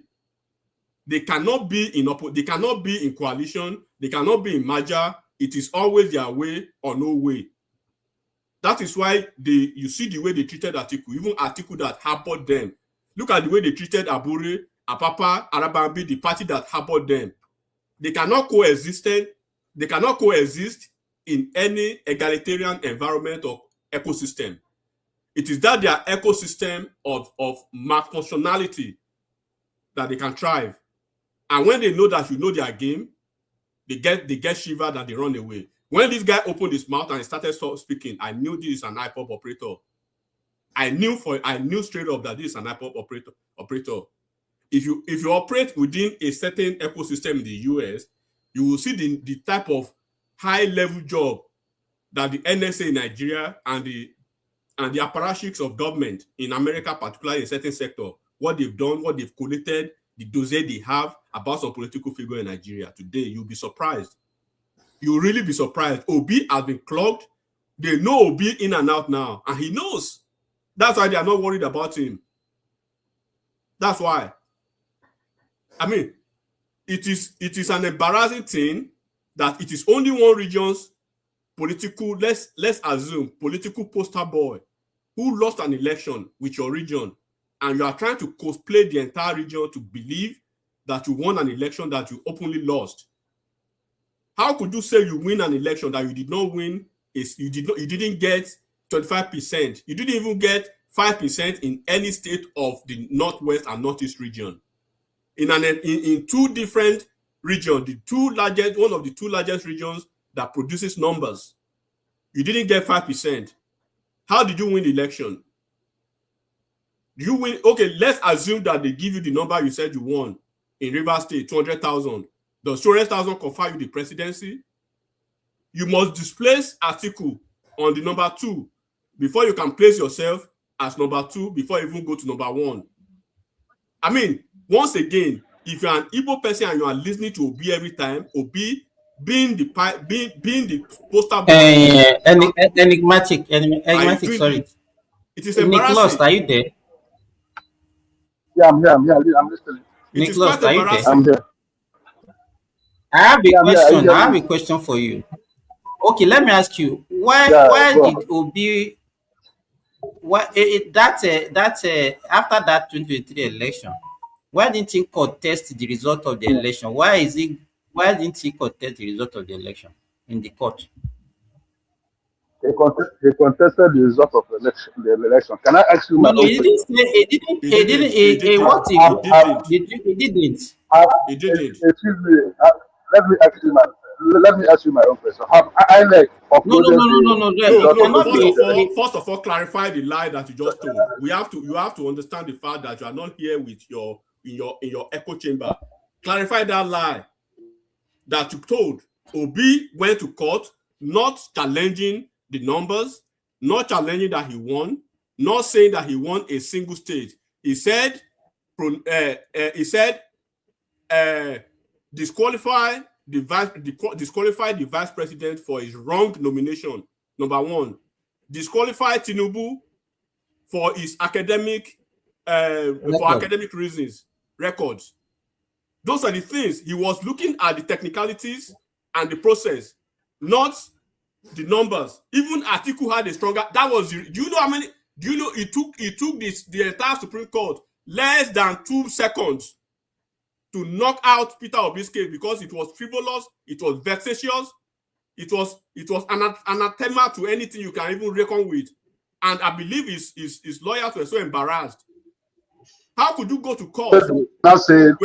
You were propping up Lilliputians like you. You were propping up terrorists like you to put Nigeria on the global map of impunity and infamy, that you lost an election, that you won an election that you openly lost, and you couldn't even go to the court to challenge how you won the election. You went for the process and technicalities, and you have illiterates like you coming all over the place that will be won in an election. And I'm putting it to you now, 13 states of the core north. There are 13 states in core north of Nigeria. If you don't know what core north means, it means the states in the northwest and the state in the northeast. Obi did not score 5% in any of those 13 states. How did Obi win the election? The constitutional fulfillment is that you must fulfill 25% spread in 25 states of the federation. Obi in 13 states of the federation of the core north that used most of the highest numbers electorally, Obi did not win. Obi did not score 5%. Obi was scoring 2,000, 3,000, 6,000, 10,000 in an entire state of core north and northwest and northeast.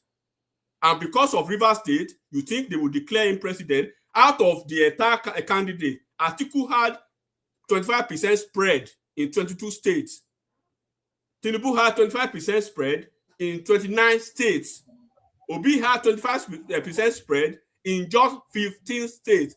Obi was 10 states Do you shorter know? than Do you know what? the constitutional provision.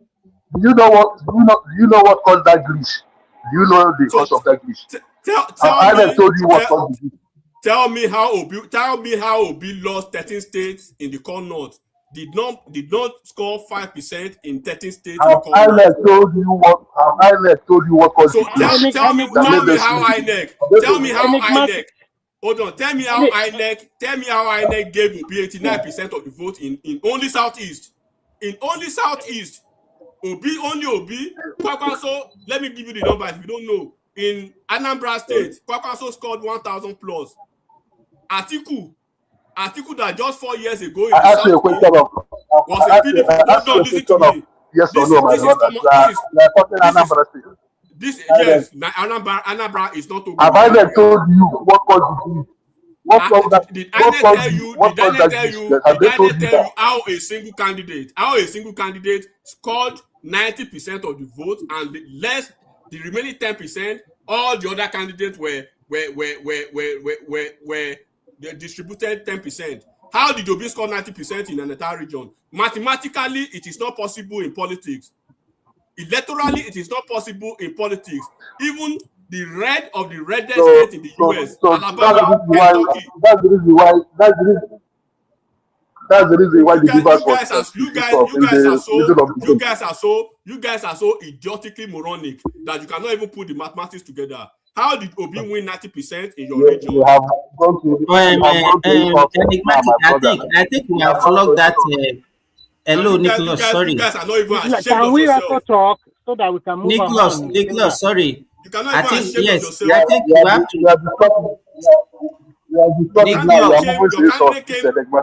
Nicholas, sorry. Came distant thought that you guys are enigmatic. Sorry. Can we change the topic? Yeah, I think we need to change the topic because the election that happened was 2023, and we already let's forget about the past election. We are talking about the next election. Bunch of moronic buffoons. They lie glotally. They embarrass Nigerians everywhere. The people already know you. They know what you guys. They know the activities you guys are doing, and they've already clocked you. You are lying yourself. You are lying. You are calling another person a liar. It's okay. You are lying. Nicholas, I don't know how long we have to be talking about because after we are having another election in the next 6 months. So forget about it. That one, it has happened. There's nothing you can do about it. Very stupid. No education, no common sense. Only one can discuss 90%. So is there any other thing that you want to talk about? You guys are shameless to keep lying. Enigmatic is okay. I mean, region. My brother, I don't want to. Enigmatic. I beg. I don't want to talk to the Fulanis are not lying. No. Enigmatic. Sorry. Is there any other topic you want to talk about? It's okay, Nicholas.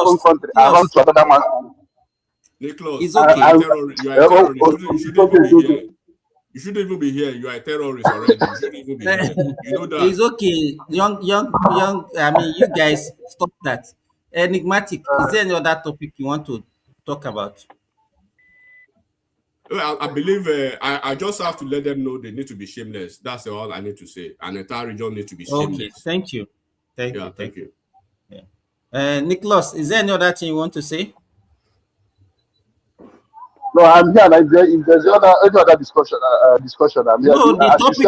Let me tell you that topic. Let me tell you about topic. Oh, you just came here to fight with Madam Zita. I did not fight Madam Zita. Madam Zita is my sister. I did not fight her. She is my sister. Okay. And my in-law. Do you hear about the? No. Wait now. Do you hear about the NYC? Hold on. Yeah. I heard about the news yesterday. We can hear you. I heard about the news yesterday. So, what is your take about the reform? Let this Nick guy hold on. Well, I have a quick question. It's a very good. Okay, just hold on before you say. Okay, put out your question, Pinzad. Yeah, if Enigmatic is still there, so I was going to ask a question. So, if Peter B had gotten like the most votes, let's say 9 million votes, and he only had 15 states that he qualified, 25% or more. No. Wait now. Let him finish. He would not have qualified to become the president, right? No, it will not be declared. They will go for a runoff. It will not be declared. It won't be declared, though. It will not be declared. Oh, because he doesn't. He He must doesn't have that fulfill 20. They have to go to runoff again. Yeah, he wouldn't have fulfilled the constitutional threshold. So he has to win 22 states. He must win 20. He must have spread in 25% spread in 25 states of the federation. 25 states. Yes. Okay. All right. Atiku was even close, 22. Obi was way less, 15, and it's crying all over the place. So even if the three candidates have 25% spread in all the 36 states, now the majority vote will not count. That is the way. Even if they split the vote very well, so the majority vote, anybody has me. I think we are just disturbing ourselves unnecessarily. How can somebody that was third position came and claiming number one? It's not possible. No. Remy, you know what he did? Immediately after the result was released, he came on here and said he won the election. But when he now went to court, he didn't say he won the election. Though. So the guy is just. Remy, you are not getting it from a historical perspective. Let me tell you the historical perspective you are not getting to this, and this is why some academias, right, some professionals, some eggheads within that region needs to be calling him out for embarrassing their region. Don't forget, in the next 20 years, this narrative will still go all over the place. Nigeria denied Obi presidency 20 years ago. This is the way they run riot with the lies about their Biafra. Their head and start propagating against it. Exactly, that Biafra, we know, people know the history of Biafra, but you see the way they lie about it. Something that happened 2 years ago, they are lying about it. Imagine the one that happened when some of us were not alive. Can you imagine all the distortions that they've made about the coup, about Biafra? Now they are lying Obi won election that he never won. And he knew he never won the election. But he needs to keep the lie. He needs to keep the lie afresh to keep his iPod base in check and to keep them intact. That was the game. It was a psychological thing. When he primes all these people, he manipulates them, he plays on their mind. It's a master primer and master manipulator. Enigmatic. I think the problem with Nigeria is because of that literacy level and also exposure. And people does not understand very well. You know, that is why you see that when a nation is highly educated, people can see it, they can know quickly. But when I honorably disagree with you. This is the reason. You cannot look at Atiku is a sophisticated politician. Atiku cannot go to the north and be lying that he won the election. His people will tell him, Babanigo and sit down. Tinubu cannot do that to Yoruba people. And Tinubu cannot do it. Right? Did not even try. This guy from Borno State, what's his name? The guy that spoke earlier, Azan. Look at the intellectual faculty of those guys. How do you want to lie to them? You won an election, obviously you lost. But in the South too, people are highly educated as well. But they are given to primer it easily. Okay, look at this individual now. He has gray hair all over his body, but he believes the lies that the third class gave him. A politician who is a third class grader who spent 10 years studying ordinary psychology is lying to you, embarrassing an entire region. When I came to this, when I come up here this morning. So this is the reason I wasn't my point. This guy. Have they told you what was No, this is the reason I wasn't focused on this guy, because obviously this guy is a kulak, is a yokel. I wasn't focusing on him. I was focusing on an entire region, right? The academias in that region, they need to start calling this guy out. You are embarrassing our region. You lost this election. Let's go back to the drawing board and see how we can consolidate on our errors. If you don't take responsibility for your mistakes, even as a leader, right? If you do not accept the responsibility that you have failed, there's no way you are going to go back to the drawing board, modify your errors, right? Recapitalize your gains and find the possibility of moving on. You have to win Atiku first before you can win the first. You did not clear how you won Atiku. Atiku won you to distant third. First of all, clear how you won over Atiku. there, Mr. Remy, right? Mr. Remy. Yes, go ahead. Hello. Go ahead. Go ahead. Go ahead. I can hear you. Yeah, let me talk to you. I don't want to talk to this patriotic No, it Nigeria doesn't matter. Talk to everybody. Talk to problem. everybody. Nobody is talking to you. I want to ask you something, my brother. If INEC conduct election along the line,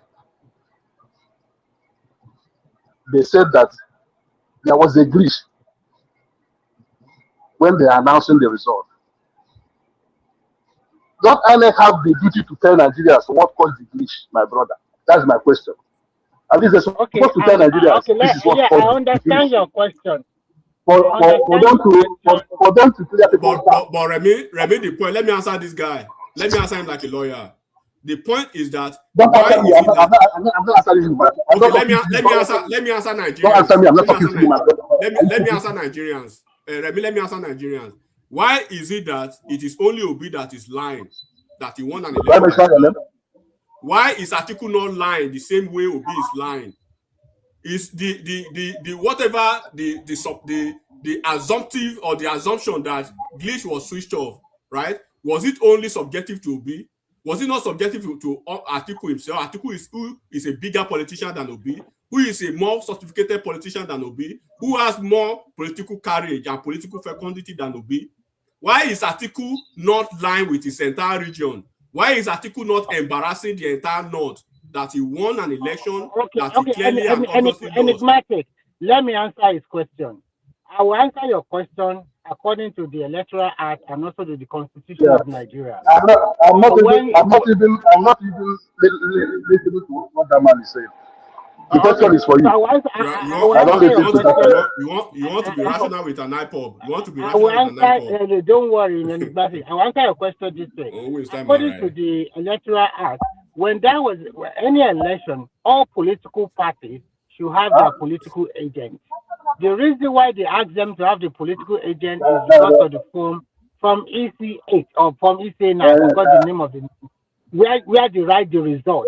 And all your polling agents will have the result in your hand. So by the time you now go to court of law, you can now present it to the judge that this is and the vote my candidate score in this ward or the total vote in local government. So that way, people can have evidence that clearly shows that this man really won this election. It's not the other way around.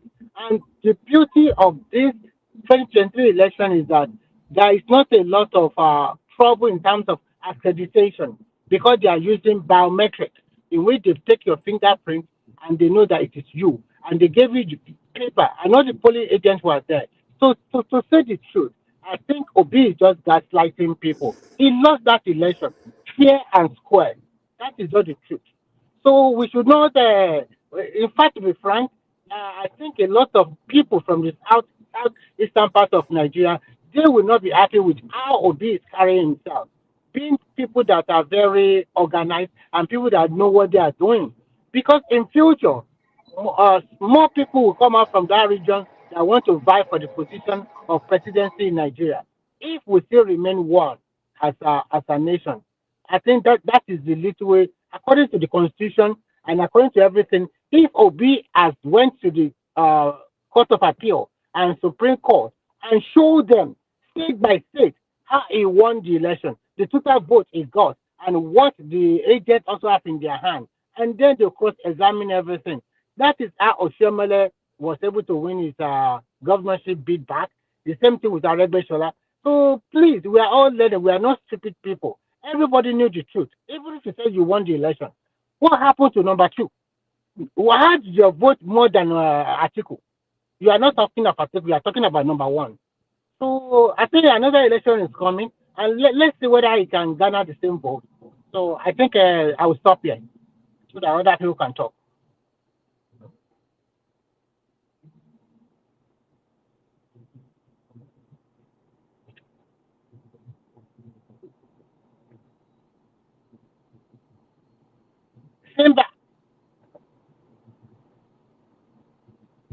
Simba, are you there? I'm there. I'm here. Okay, Okay, I think I've answered his question. If he's satisfied, not satisfied. Eh? I think there are more people there now. People should you should call them so that we can change the topic because that is No, personal. there are not many people. It's only I think Bishop is already asleep. I think I I think I like the NYC reform because it's due for reform, and what the government is doing is equally good. Why not?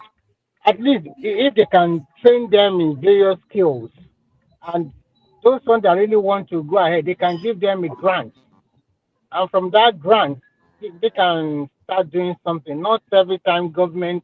If I don't know, yeah. So I think it's a good idea.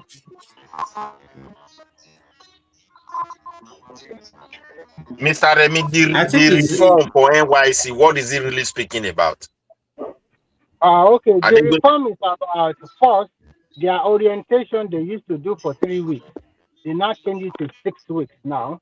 And then two, they are going to streamline it according to your major, to what you study in the university. And then those ones that study IT, maybe they are going to give them further training. And they want to put you according to what you study in your university. They just put you to find a kind of skill that attached to that one, so that if you can get it, and then maybe they can give them grant at the end of the day before you pass out. So before you finish your NYC, so that that one can also make you to be to acquire some kind of skills. They have not put everything that is like about 11 reforms, but they'll put it into the constitution soon, and then we can know exactly what the reforms are going to be about. Okay, that would be Because good. If that is what they are going to do, it's like bringing more practicals to them now. Isn't yes, it? If I may exactly. understand, That is the major emphasis. It's more practice, skills acquisition, not just go that there would and be, just be playing around and doing nothing. they are able to do that, my brother. That would be good for the country. Only it's very sad that when people introduce anything that is good, My at people, the end they make a don't day. follow I through. know, I know. Living now, we go cash again. I beg. Okay, you are going now. Be what? Baba, I just finished doing some reports. I won't go crash. Okay, now. Bye. So I just let's hold ourselves as one in Nigeria. I know. If Tinubu is lying and they're trying to malign my entire region, I'll call him out the way I just called him out. In 20 years, it won't be a good sight for Southwest that somebody lost election and you are lying that you won it. You are not a man enough if you cannot even take the truth. First of all, go and clear how you win article before you say you win election first. I mean, it's embarrassing. You lie too much. Waiting. Lie every small thing. Okay. Baba, no, you know, be a do person. You know, see as Oshomole claim his vote that time. You know, see as Yeah. he do am. You know, see as maybe go collect him vote. You know, see as waiting be name Aregbesola do the thing. Even Atiku self immediately after the court, Atiku just saying lose, he go relapse for Dubai, come back, just prepare for another election. This one they lie all over the place. How can you be doing that? You're a leader. I mean, be responsible once and say, okay, we lost the election. These are our mistakes. Let's go. Let's find a way to right our wrongs. Look at the areas of your weaknesses and consolidate on your areas of strength. He never does that. No post-electoral. Enigmatic, what is your take about the court case that the NDC is having? First of all, don't forget they started the case in 2017. So I think a lot of people are not even don't even understand. But you know the easy thing that these days when you know the excuses, right, is the opium of lazy men, and a lazy man will always have an excuse for their failures. So when you left a political party that was handed to you a la carte, right? You had a reason to blame somebody. Even when we were alive here, was it not on Dr. Damages that what's his name? Damages hosted Abure when Abure was in the good books of obedience, right? When they were shaming Apapa that day, you were a leader, you came on national platform. Peter Obi came on national platform. He was sitting right like this. He was taking side with Abure versus Apapa. Eventually, the same Abure that you were taking side on, right? Subsequently, you guys had issues. So Abure, Apapa, Arabambi, all of them had issues together. You ran away from that political party. But it actually surprises me when, how come they start fighting? No, first of all, they are fight. They have multifaceted issues to the fight, not just one trunk of a fight. First of all, they had a process fight. Because before Nelmatic, Abure was like a bride of the obedient now. But Everybody was just thinking regardless of what Abure. happened, right? You as a leader, you are supposed to take ownership of the entire structure of the political party, solve the problem. Abure, Apapa, Arabambi, right? If you have the leadership, if you are not a lethargic leader, if you do not have leadership crisis, even within yourself, you should have found a way. The best thing that happened to Obi was handing him the Labour Party. The best thing that happened to him was having the obedient intact in Labour Party. The worst thing that happened to him, right, was depleting the obedient group, and by jumping away from Labour Party, you opened your eyes, you went to plunge yourself into a political party that everybody knew, even the most idiotic person globally. They know that ADC was an SPV, right? Curated, founded for Atiku's presidential campaign. You went to that political party. People thought, okay, the opposition were ready because they've been puffing and puffing. They've been bragging, they've been pontificating that we are going to chase Tinubu out. Eventually, some people had a sigh of relief that eventually this guy are ready to put a bite, right, to their words that, okay, Obi will probably work with Atiku as his VP and they can maybe put up a fight. The two of them and even Kwakwanso, that doesn't mean they are still going to win Tinubu. They are just going to have a fighting chance not to win. Now, shortly, you ran away from the same ADC, you ran to NDC. So when you look at this trajectory and some people who still do not have their brain intact still want to believe that your enemy is outside and you are not your own enemy because you do not have the capacity to govern and to rule anything within you. So when when you become the primary suspect of a vicious excuses, nobody should blame the next person as your problem. You are the problem. This NDC, right? When you went to NDC, it was open, like by court order. Under the law, don't you know what that means? It means that is a party on fiat, running on fiat. You went to that political party. Their first case was instituted in 2017. They had a judgment in December 2025. Did that judgment happen suddenly 2 days ago or 3 days ago? And you want to hang it on the opposition's party? And one thing I like about the APC now is that APC is just looking at them. Continue to fool yourself. All of you continue to fool yourself.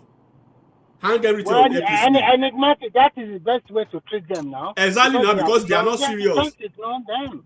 They are not serious now. And the people that I pity most, right, are particularly the people that Obi are lying to. I mean, you are the hope of an entire desperate region who want to be president by all means, and they've seen you as that project, and you are an unserious project. You are feeding them with lies. You are feeding them with manipulation. This is the problem, and that is why most of the top politicians in Southeast are frustrated, because you make most of the politicians in Southeast, you make them like the evil ones. Why did it take almost 9 years for the NDC to have a judgment since they went to court? It's like I said, they have plethora of multifaceted issues, right? Seraki Dixon himself, when you look at the thread, his message immediately after that judgment, read between the lines of that message. He's a lawyer. The Serake District was the former Attorney General of Bayelsa State. He understands. When you look at that message, you see this is a lawyer that wrote this. He knows that there was an issue. Unlike people who will take an uncautionary position and just be lashing out to the wrong people.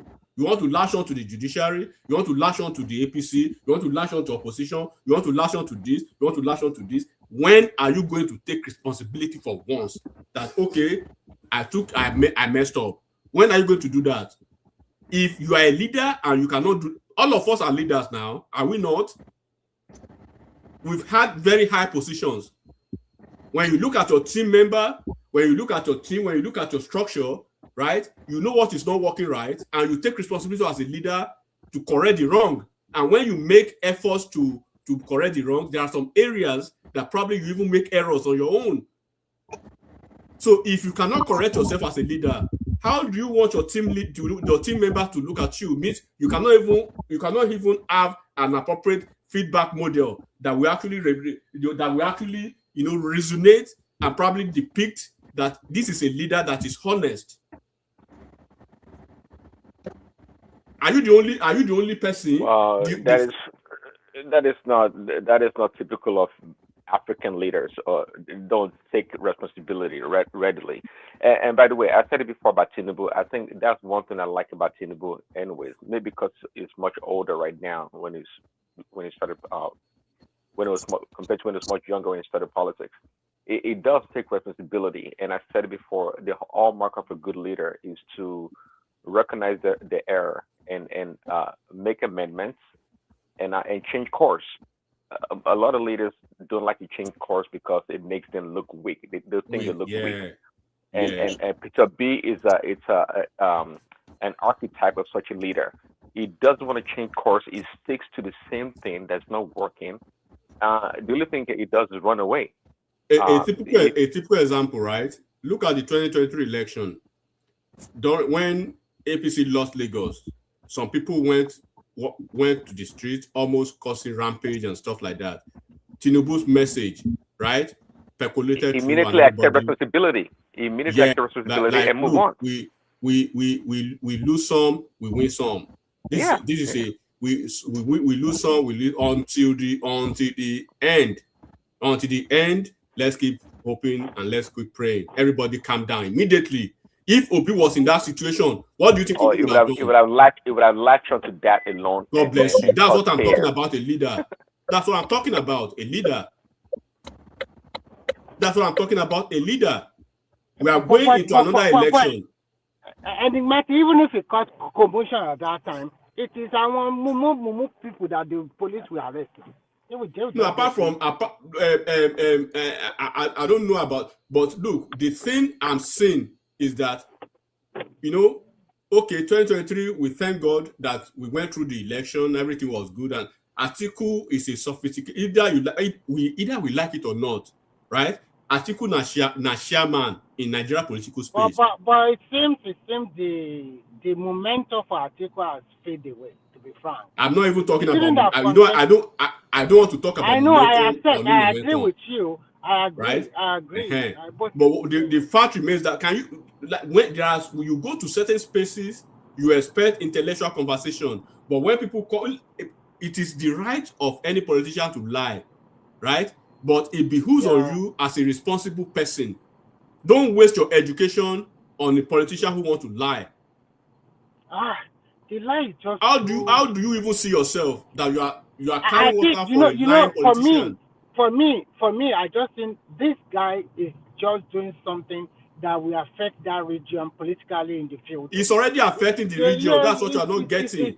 It's so selfish that you just think because about the people that are trying to even revive the region politically, right? These type of people, they are seeing them as sellouts. Look at the way they look at Soludo. Look at the way they describe Umai. Look at the way they see all this Peter Umba. But even at that, at this next they will show their muzzle.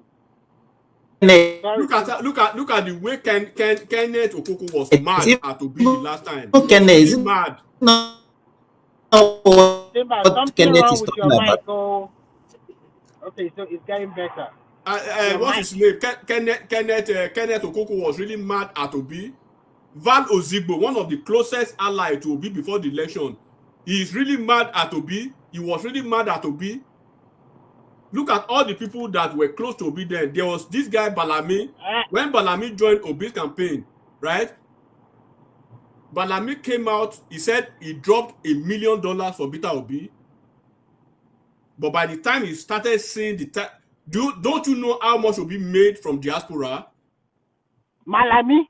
Who are you talking about? The guy is called Balami. Balami, yeah, it's true. Balami, yeah. So look, there are so many things that a lot of people were not aware of that they are so aware of now. Obi has been clogged. He knows that within the political space, he has been clogged. Nobody takes him serious. Enigmatic in fact, let's say half of the people that supported Obi in 2023 did not know anything about him. I think they just followed the crowd. It was like I said, he understood. The first thing that Obi did, when you look at the trajectory of Obi, immediately he left PDP that time, right? He went straight to work on the prime psychology of the people he wanted to work with. He did a good job with some influencers, and the influencers trickled down that thing for him, and it skyrocketed from then. Then, fortunate enough for him, right? We had an offshoot of NSAS, and Buhari was really pissing people off in the country at that time.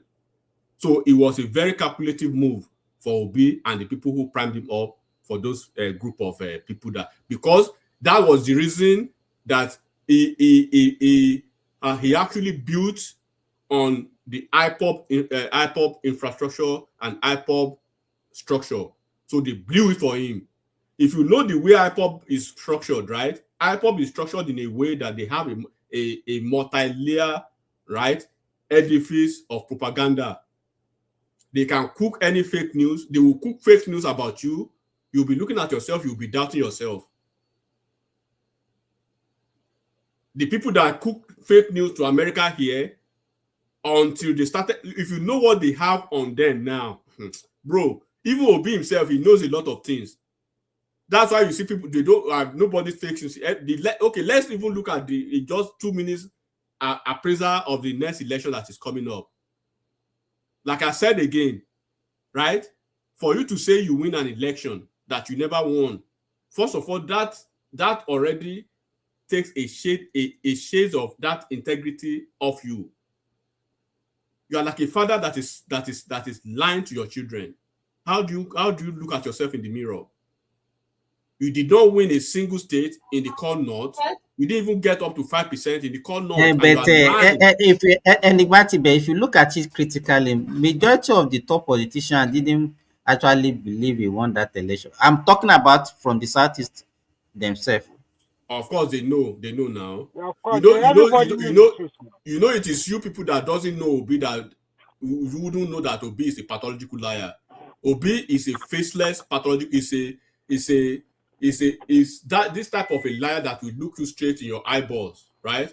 And he's going to lie straight with you, straight to you face to face, with a demeanor of an innocent child. But the what baffles me is the kind of sympathy he's getting from the media. No, let me tell you what is this happening. Is part of the primary I'm telling you now. For the crowd, it's just for the money. But this is part of the primary I'm telling you. Yeah, no. Do you know how psychological prime works? Obi took the psychological prime to the media. Look at Hosseini Rufai, for instance. Simba, when it comes to crowd, social media or campaign, Obi is going to pull weight. I believe that. If you go to some community, people are going to share him. If he goes to some states, it's going to happen. On the day of election, the result is going to speak otherwise.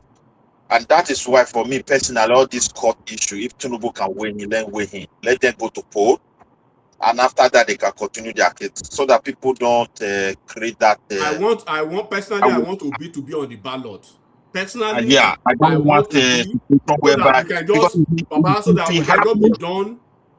be done and dusted once and for all. with this madness because of obedience and the their lives. idea of maybe if they are not there, this so-called one party, this one, that one that they are trying to narrate. Forget it, That we just forget it. I don't like you people talking this way. If the court says the party is not well recognized, that is the end. What can we do? We cannot just. We have to follow the rule of law. See something, my brother. It's not like. I don't Let like. me echo my opinion. Let me echo my little bit opinion, because if you look at it, if by this time they say, "Oh, the party is not there," at the end of it all, it's like we just. It does not matter. It does not matter. It does not matter. Yeah, I know. It doesn't matter.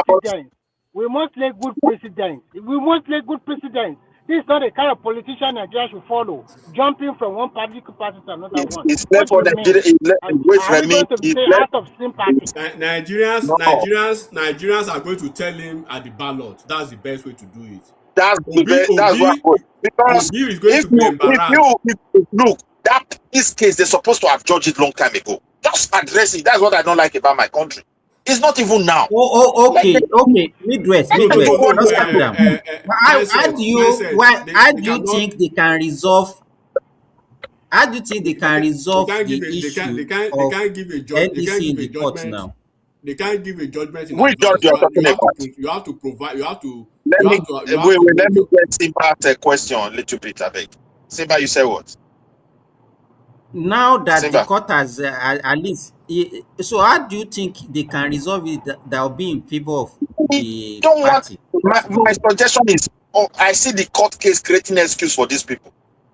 Because tomorrow we did not prepare. They were tossing us from one court to another. Is Tinubu doing this thing? It doesn't what's his name? Simba.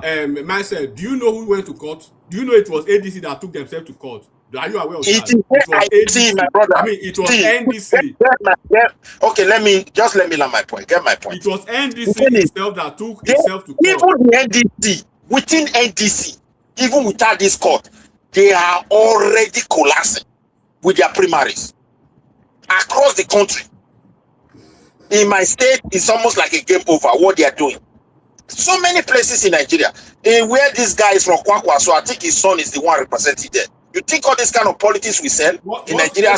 Let me tell you what we're going to happen. That's like people go in their head, and you see, and they are holding the trigger. They want to, yeah. Let me tell you what will happen legally. What I see that Seraki Dixon is trying to pull, like I said, Seraki Dixon himself is a lawyer. He was the former Attorney General of Bayelsa State. What he's trying to pull that I'm seeing his hand, which I think is better now, is that at the end of the day, he knows what he did.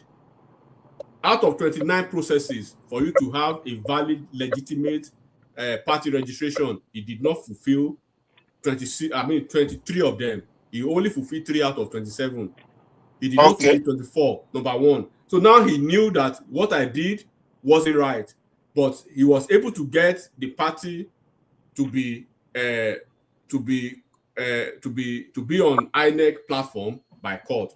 So what he's trying to do now is going to weigh it out until after the election. That's why he has filed his fourth filing now, but still execution, which will actually drag it on.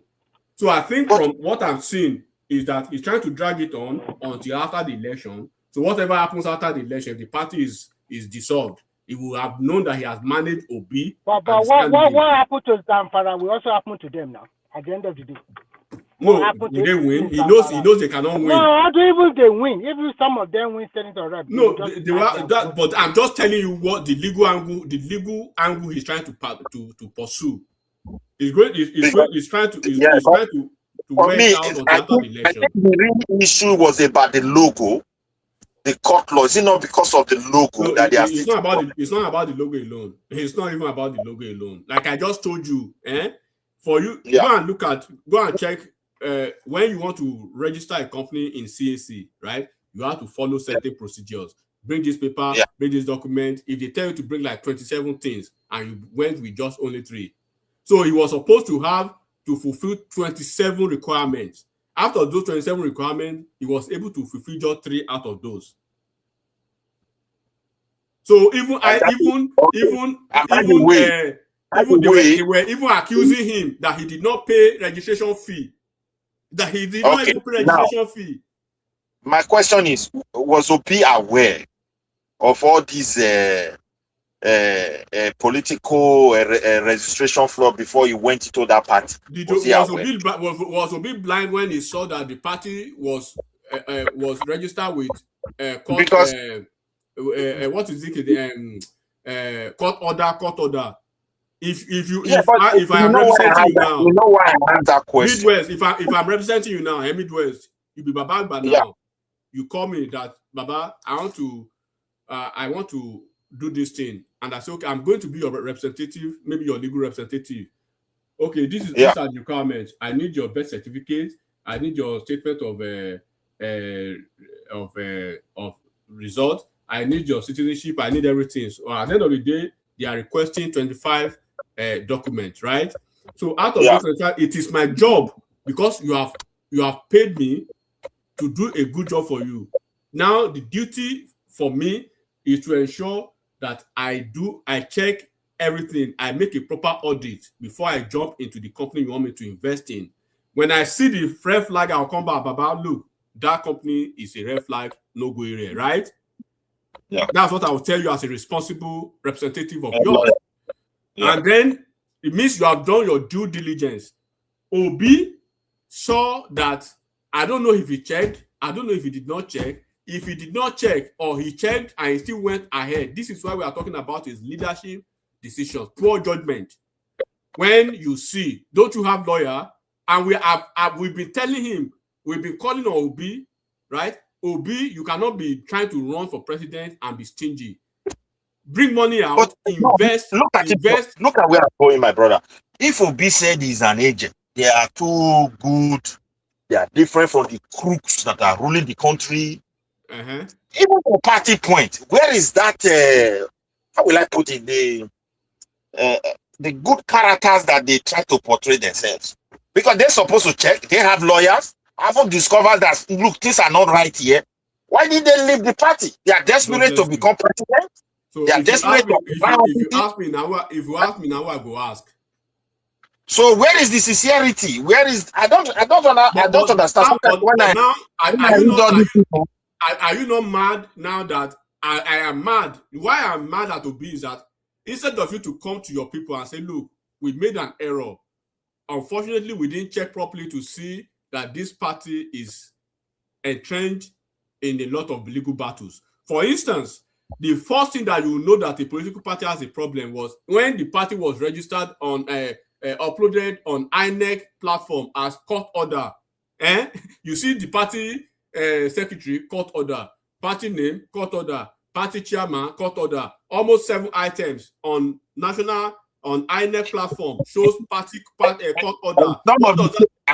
And there was an appeal that was still going on, or what? That was still going. So a lot of cases were still going on, and you are coming back to your people. You lied to them. You did not tell them the right thing. This is where I'm mad at Obi. Always tell the truth. Be truthful. Brother, the country, sometimes I don't know the way Nigeria sees things. For me, I don't want them to come to entangle these court cases with maybe because it's Mr. President doing.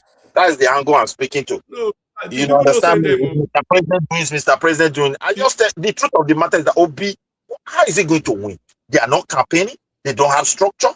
The person you are attacking, they don't talk. They are just moving in silence, strategizing. But enigmatic, is there a way out for him to be on the ballot? That's the question I'm asking. Simba, the only way out for him is for the court, if he can win in Supreme Court and a court of appeal. Because I know those people, they will drag him off to Supreme Court. That is the only but it will not. If you look at the case, sorry, enigmatic. If you look at the case, it's not something they can win in the appeal court now. Simba, if this case goes to appeal court, Obi will lose. He will lose at the Supreme Court. That's what I'm saying. They can't win this. They have already appealed now. They've already go to court. No, stay of execution. They've appealed, and they asked for stay of execution. That's what I'm telling you. For Simba. how many days? For 2 weeks now. No, like I said, listen to me. Let me repeat myself. The Siriake Dixon, him himself in his heart, he knows he don't fuck up. He knows what he do. But Obi is stupid enough not to check very well before he goes to Seriake Dixon's house. First of all, they don't even have a political office. Their office is Seriake Dixon's living room. So you could see all those red flags all over the place. You went there anyways because you are so desperate. That by the side. Seriake Dixon now is using a what we call legal gymnastic to draw it out. It's going to use a clutch, legal clutch, right? It is called legal clutch and it is called legal spring. So it's going to use those methods, legal clutch and legal spring, to draw it out, at least to manage Obi and his team beyond the election. After the election, then anything can scatter by that time. Because he himself, he knows what he stands to lose. Because he wants to run as a senator as well. So now what will happen to Obi if he doesn't leave? Because I am not still sure if Obi is not going to still port tomorrow. The same Obi that we know. So where? So where again? He can go to any political party because under the law now, under the Electoral Act, right? He has a reason to move. Yeah, he has a reason to move. Because that they're already making a move. I heard somebody blow the house that they're already making a move towards so that. I won't take that away from Obi. The Obi that we know, Obi may make him move because already there's a window. Okay, so he can still go to another party.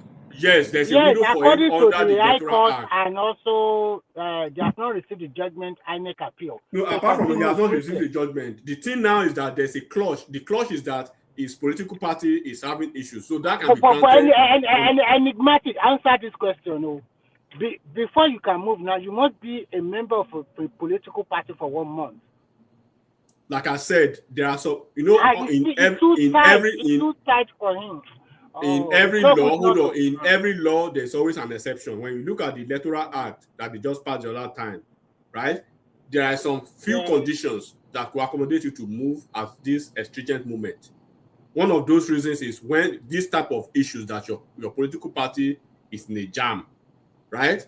It is not what you probably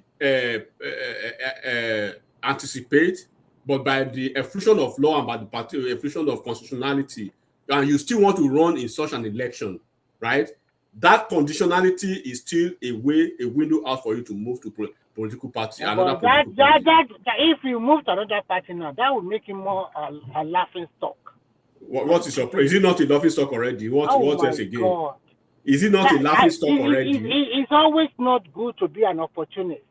Why don't you just walk and settle down and do things rightly, for God's sake? Obi has told you. Obi went on the TV. He told you if you have to move 20 times. Did he not say that? He said if you have to move 20 times, he will move. So he has never foreclosed the opportunities of moving even 20 times if he had to move, because he had to be on the ballot. Don't forget, Obi sees this election beyond just becoming. Obi is cashing out from this campaign. Don't forget that. Yes. Obi is making that is number one priority money for him. He's making so much money on this campaign. I think to me personally, I've thought this thing like several months ago. I think this guy is just using it to make more money. He does not really care to be president, because you cannot be talking that way. He's making shitload of money from this. And so many Mumuish are just following and they are making nothing. And I think that Aisha Yesu already cashed out big also. That was the reason. You see, we saw what Seriake Dixon said. He said every kobo and naira, right, must come to the pulse of the political party. You know what you did in Labour Party. Do you think people will donate to that NDC? You're just kidding himself. They won't. They only donate to Obi alone. Okay. Obi will give them a bank. And Seriake Dixon will file a lawsuit because under the law, right, you cannot touch campaign funds. It's because of the fact he really treated them very well in that Labour Party. Because of the way they allowed him. Seriake Dixon is not somebody you can play with. They allow him. Go and look at Seriake Dixon record, right? Mm-hmm. Do you know this Seriake Dixon was the former secretary of even when he was much younger than this, right? AD, Alliance for Democracy, Seraki Dixon was, I think, was their legal secretary, national legal secretary then, or something. Then he became 2 times member House of Rep.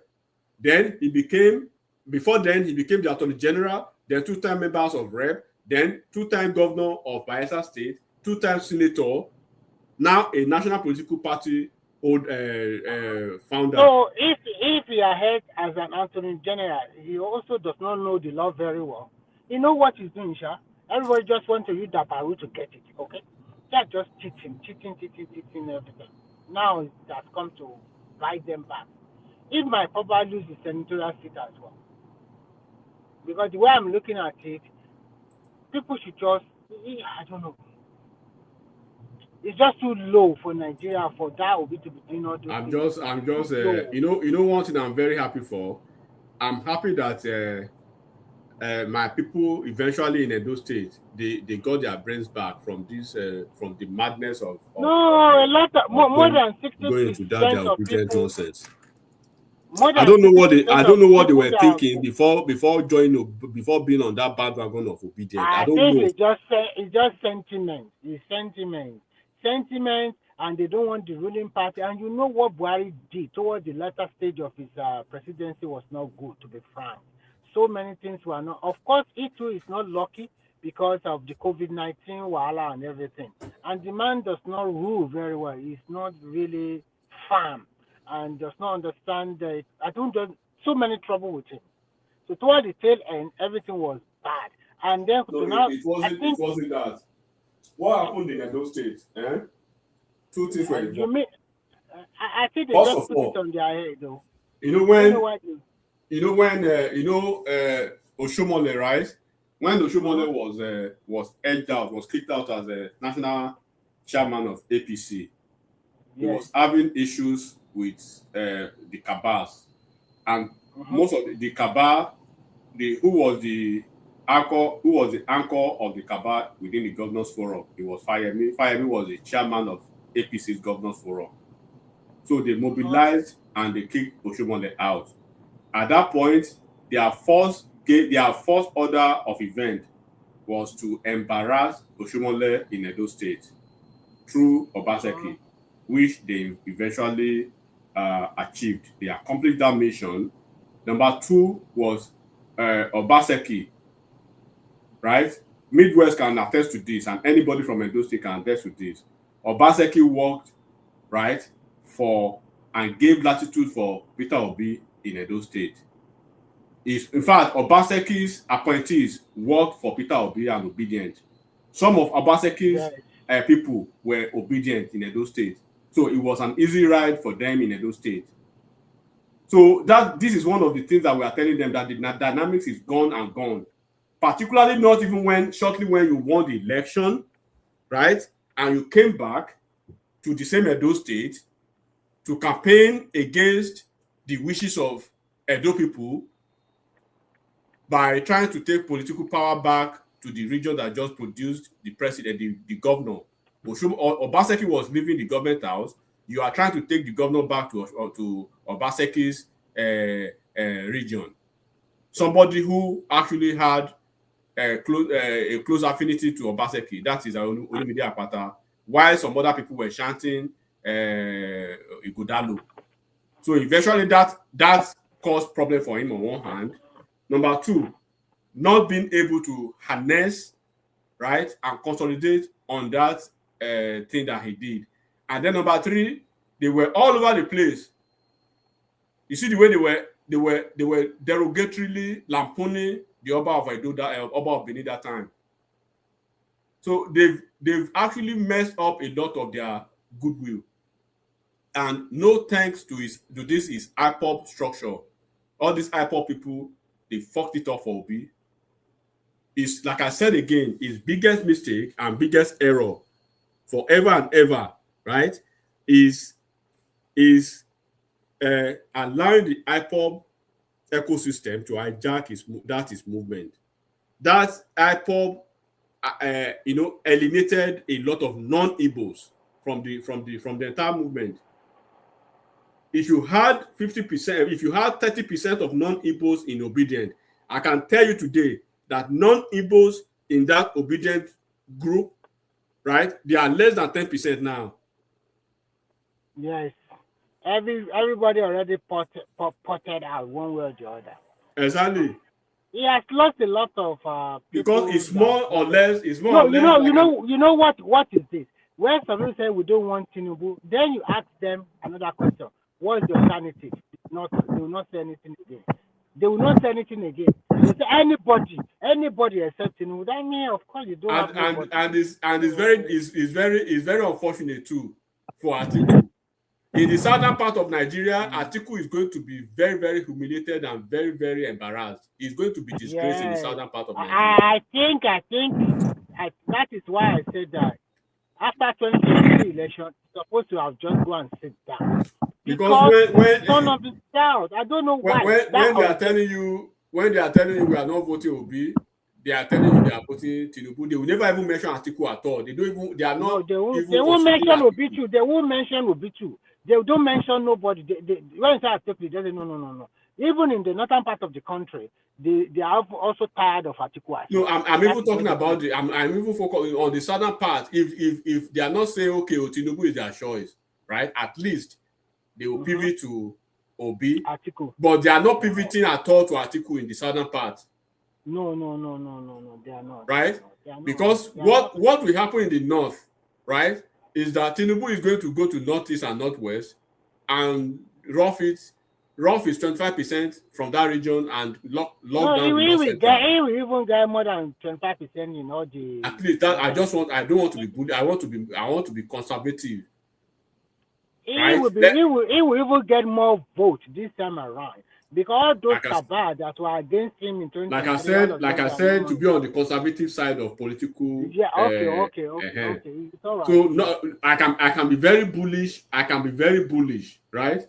I can be very bullish and I can be very audacious about Tinubu's performance in the North Central. That Tinubu is going to do exceedingly well in the North Central. But in the Northeast and Northwest, right? Atiku and Tinubu, they are going to duke it out in that region. But Enigmatic, I want to ask another question.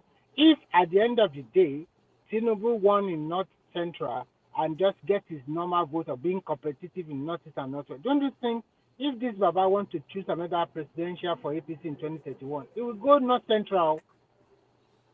Well, that is still up for debate because. Yeah, but one thing I think even is between. It should just go between North Central and Northeast. Forget this. For a long time. There's a silent sentiment that I think a lot of people are not noticing. Generally, when the power is going to the north, right? The northern, I don't want to say the northern people, but people who are controlling things in the north, they are so averse to the choice of giving it to any Fulani person. They want it to be a non-Fulani. That's the sentiment. They want a non-Fulani to be the northern flag bearer in 2031. That's what. Ribadu is already out of the equation. Then they want a non-northern Fulani because, particularly with what is happening now. First of all, Atiku has a southern problem. And the person he was probably relying on who could actually help him is that southern problem was Obi. But Obi, a typical serial betrayer.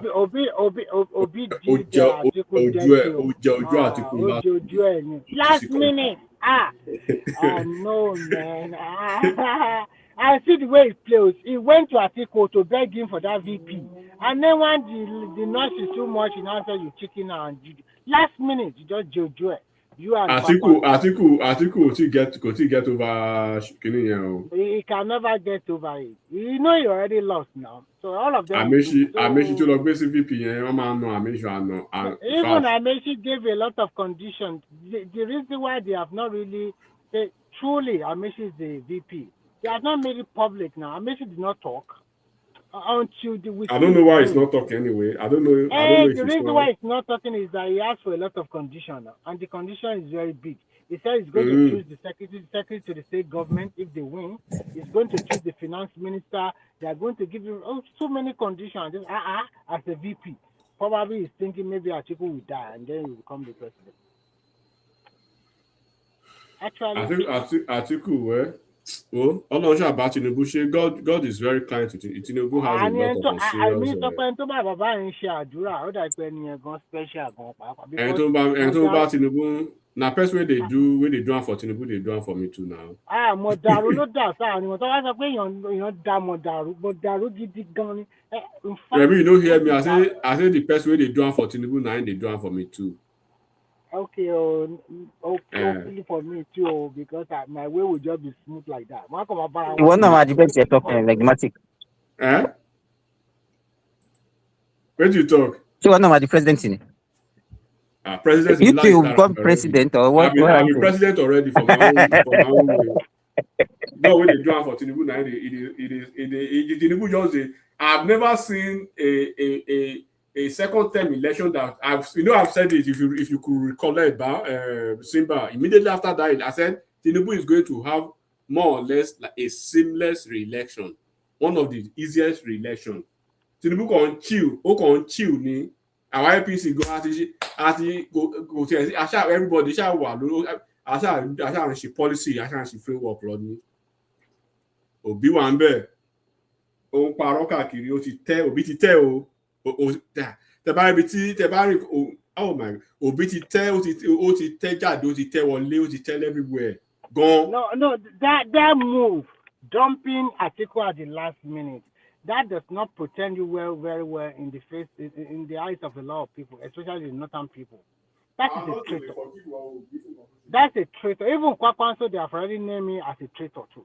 I told you during that time, Simba, I said that game that Kwakwanso is playing is too childish. They didn't believe it. It's a sellout. That's what they are calling him now.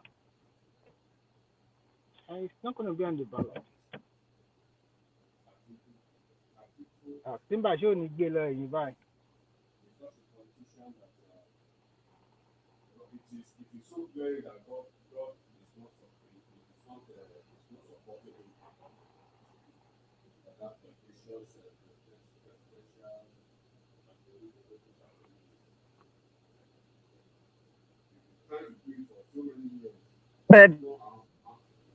The people who dey behind you,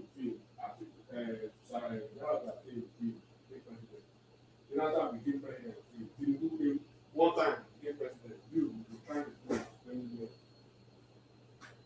So people is lying all over the place. It's now a clownish, pathological liar all over the place. There is not too much difference between Kwankwaso and Obi now. I think they are the same. I have a lot of meetings tomorrow, and I'm traveling. But I make I leave now. We go cash again. Okay. Enjoy your day. It's 1:32 a.m. Yes. Wow. Yeah, 1:32 a.m. Time will leave alone here. Around be 9:32 laro. Okay. Shebi na no be you dey na Finland you dey ba. 7:32 la wa nbe Naija le mi wa o. Oh, Simba na Naija you dey. Kódà mo ọ̀nà school mo lọ drop that time in school ni right. Okay. I don't know say I dey follow people we don't wake up me I dey 1:32 a.m. Okay, sure. It's why Simba gbọmọ ẹ lọ school ni. Are you doing? No, èmi kàn mo ṣe fún Ọlọ́run tẹ mo ṣe ń draft gbogbo report mi tán lẹ́ẹ̀kan mo kàn ṣe ń drop mo kàn ṣe ní kí n kúrò nínú study ni mo ṣe ń gbé bọ̀bọ̀ yẹn dé wá parọ́ òṣì yẹn mo ní okay let me just take the next. I understand it's very annoying and frustrating. You see people lying with their.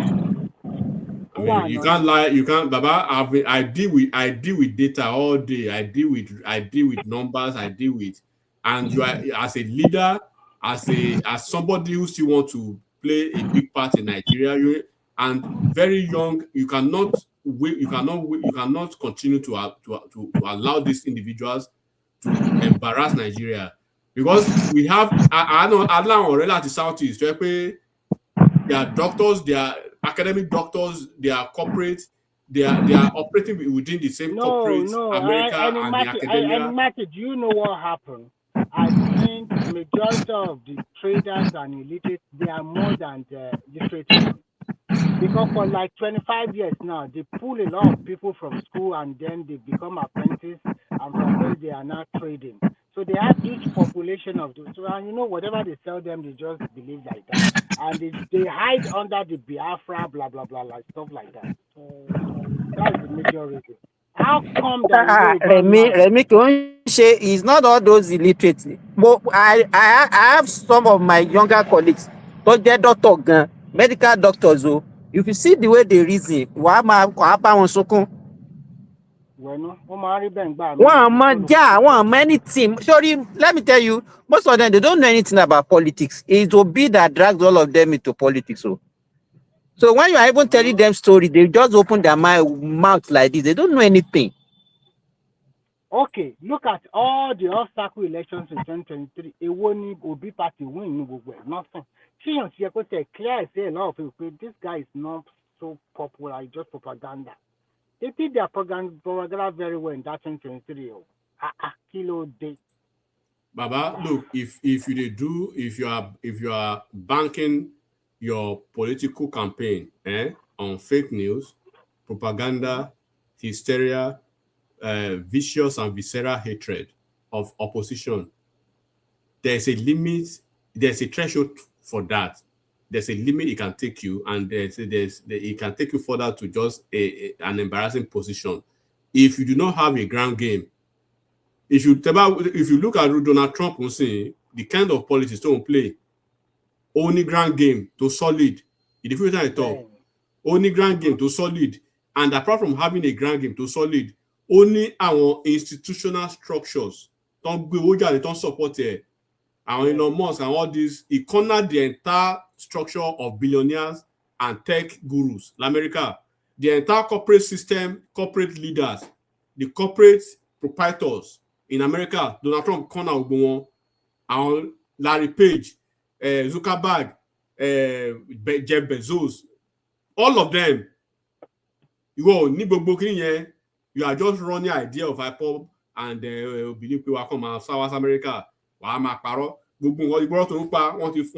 Everything is distilled, tiered, and then already factored. Is more or less a very nefarious leader. Hezbollah style of politics in Nigeria. That is the way it will be seen.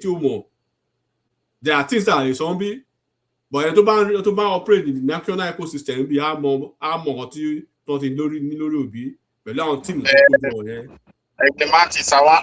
to ask you a question. Is there any possibility for people to launch a fresh case against that party based on their flaws in registration requirement? Is it possible by law? The NDC? Yeah. Since most of these, their requirement. I think individual cannot launch a case, but I think institution or another. When you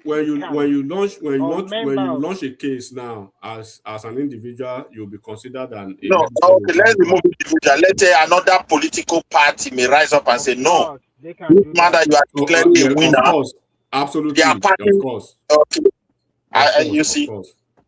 Yeah, so it speaks volume about the kind of men and his team, Peter Obi and his team. But, Midwest, when you want to do politics, I will keep referring to this because it's where I live. Like Trump or hate him, if you want to do politics in Nigeria, two things are involved. You must be solid. You must invest heavily in two things. You must invest heavily in your legal team. You must look at yourself as a going concern, right? Look at your political campaign as a going concern, as if you are setting up a gigantic factory, gigantic business. First of all, you need solid lawyers, number one, right? Number two, you need to invest in campaign managers. Those campaign managers, you are going to have data analysts among them. You are going to have market forecasters among them. You are going to have different analysts, right, among them. When you look at campaigns in America, that's why you will see that, oh, I'm launching my campaign to be senator. I have a budget of $25 million. By the time they run 6 months or 7 months, they're already grossing almost $70 million. It's not because they are wasting the money, it's because they've invested in some people who are checking the numbers, who are checking the law cases, who are checking what APC is bringing to tackle your case, right? What PDP is bringing to tackle your case. Look at Wike. Wike is one politician that have mastered that. Tinubu mastered that in Nigeria, and I think Akpabio does as well. Tinubu has a crack legal team standby, led by Wole Olanipekun and all of them. Wike has a crack team of legal team led by Lawal, and I forget the other guy, like almost 7 of them. Before they take a case to the court, they will look at the case. Okay, what if it goes south? How do we tackle it? Right? How do we flank it? How do we do this? They would have looked at everything. At the end of the day, these are a case. We are going to have issues in the appeal court, but when it gets to Supreme Court, we are going to have a win. So let's push on. Or at this point, we have to find a way to settle out of court. Or at this point, don't even let us file any lawsuit. Let us wait. Let us preempt. Look at this. So let us preempt or egg on our opposition to dabble into it first. So if the opposition takes that bait and they file the lawsuit first, then automatically it means you are going to win the case. This is what Wike does most of the time. He will be waiting for you. He knows that if he files the lawsuit, if he institutes the lawsuit, there's going to be a snag at the appellate court, but they will win at the Supreme Court. But they would have exhausted, right, a lot of energy and money to bring cases, to bring witnesses. Then he will be egging you on. He will be preempting you. He'll be baiting you to take that bite. That was what he did to Makinde. Look at what they did to Makinde. He got Makinde to the corner. So, as a politician, yes, you don't want to spend shishi, but you must spend shishi in your legal capacity, in your legal network, and you must spend shishi in your team. How do you want to be a politician? You have Mama P, you have Zakari Idris, you have Peter Aka, you have Tanko Yunusa as people around you supplying you information, giving you data, right? Postulating policies for you, and you think you are a serious person. Are you serious at all? I mean, do you want to be a president of Nigeria, or you want to be a president of Alaba Market, spare body parts seller, whatever? They know he's not serious. Even that of Alaba Market, you have not been giving. If you don't train boys, you don't invest on them, you're not going to win the presidency. So even within the political structure, they know he's not serious, but they need to keep encouraging him. They need to keep egging him on. They need to keep baiting him on to make him look important. Matthew, I think they're just there to collect their own share. It's not no. When you look at Fayose, when you look at Fayose and some people, they Obi is a good person. Obi is the most popular opposition. The top people like that, they will come. They will say, "Wow, Saudi and that." You know, the guy go they are just gaslighting him now. Because you know why? The APC needs Obi to be on the ballot every time, because there's a possibility that when Obi is on the ballot, right, particularly in the southern part of the country and the northern side of the country, particularly the north central, where they are supposed to tilt towards Atiku. Don't forget, Obi is a conservative by nature from day one. When you are a conservative, you are a conservative. When you are progressive, you are progressive. Tinubu, all of them, they've been progressive from AD to ACN to APC. Atiku and all of them, right? They still have the sympathy of that PDP umbilical cord in them. So when you look at this Labour Party, or when you look at ADC and all this NDC, right, they are still offshoots of PDP. So they still have this political camaraderie, their political conviviality to do things together. So there's a possibility that if Obi is on the ballot, whatever number Obi is getting in the north, in the southeast, right, Obi is cutting off Atiku. Obi is cutting off Atiku's number, eating into Atiku's number in the southeast, eating into Atiku's number in the north central. So which is good for APC. So it's better for them to use Obi as a buffer against Atiku, where Atiku should have been getting some pushing. So it's better for them like that. So while some people are pushing Obi, some people are bashing him. So Obi, until 2027, when they are done with him, only party election in 2027 kan á gbé àwọn kéèsì jáde fún àwọn kéèsì EFCC tó bad. Oyè mẹ́rin kan á kó àwọn kéèsì wá fún láti national, láti US, láti gbogbo Interpol kan kó kéèsì jáde fún. At that time, it's of no use to anybody again in the political circle. So they would have gone full blown against him. All your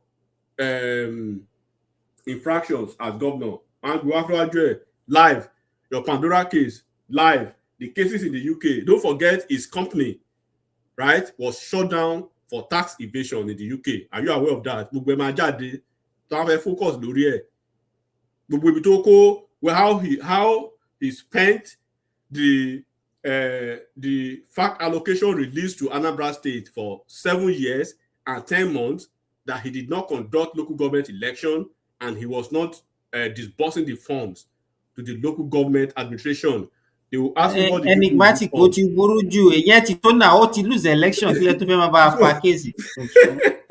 So by wọn lè wá jáde kọ́ pé ọ̀bọ̀ yìí a máa fẹ́ pa finally lu yìí, so na so.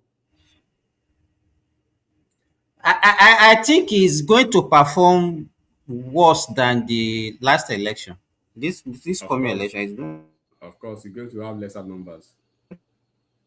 I think you are correct, because as far as the next election is concerned, he's going to get more than the competitive one. Obi is exposed. Obi is seriously exposed. He's not going to win much vote because I think most people that voted for him in 2023 actually did not know much about him that time. They just seem like a new guy that just called. So, but his inability to keep quiet, start talking blah blah blah everywhere. Yeah, the reason is this: people were fed up with APC politics, the way Buhari ruled, the insecurity. They just believe we need a fresh, set of people that is quite different from anything that have to do with Buhari. Because you cannot separate Buhari from Tinubu at that time. They were all part of parcels of that party. But you cannot be looking, Midwest. What I'm saying, yes, they needed a new person. But they don't know his capability. But he has exposed himself. They don't know his capability now. Yeah. They know that he's not an alternative now. Yeah, it's not an alternative. So people have come to realize that it's always like that. When it comes to leadership, when they talk, they do things, particularly when people are desperate for a change, they always try to take an advantage. And now that we have Tinubu in power, he is in charge, he is the command.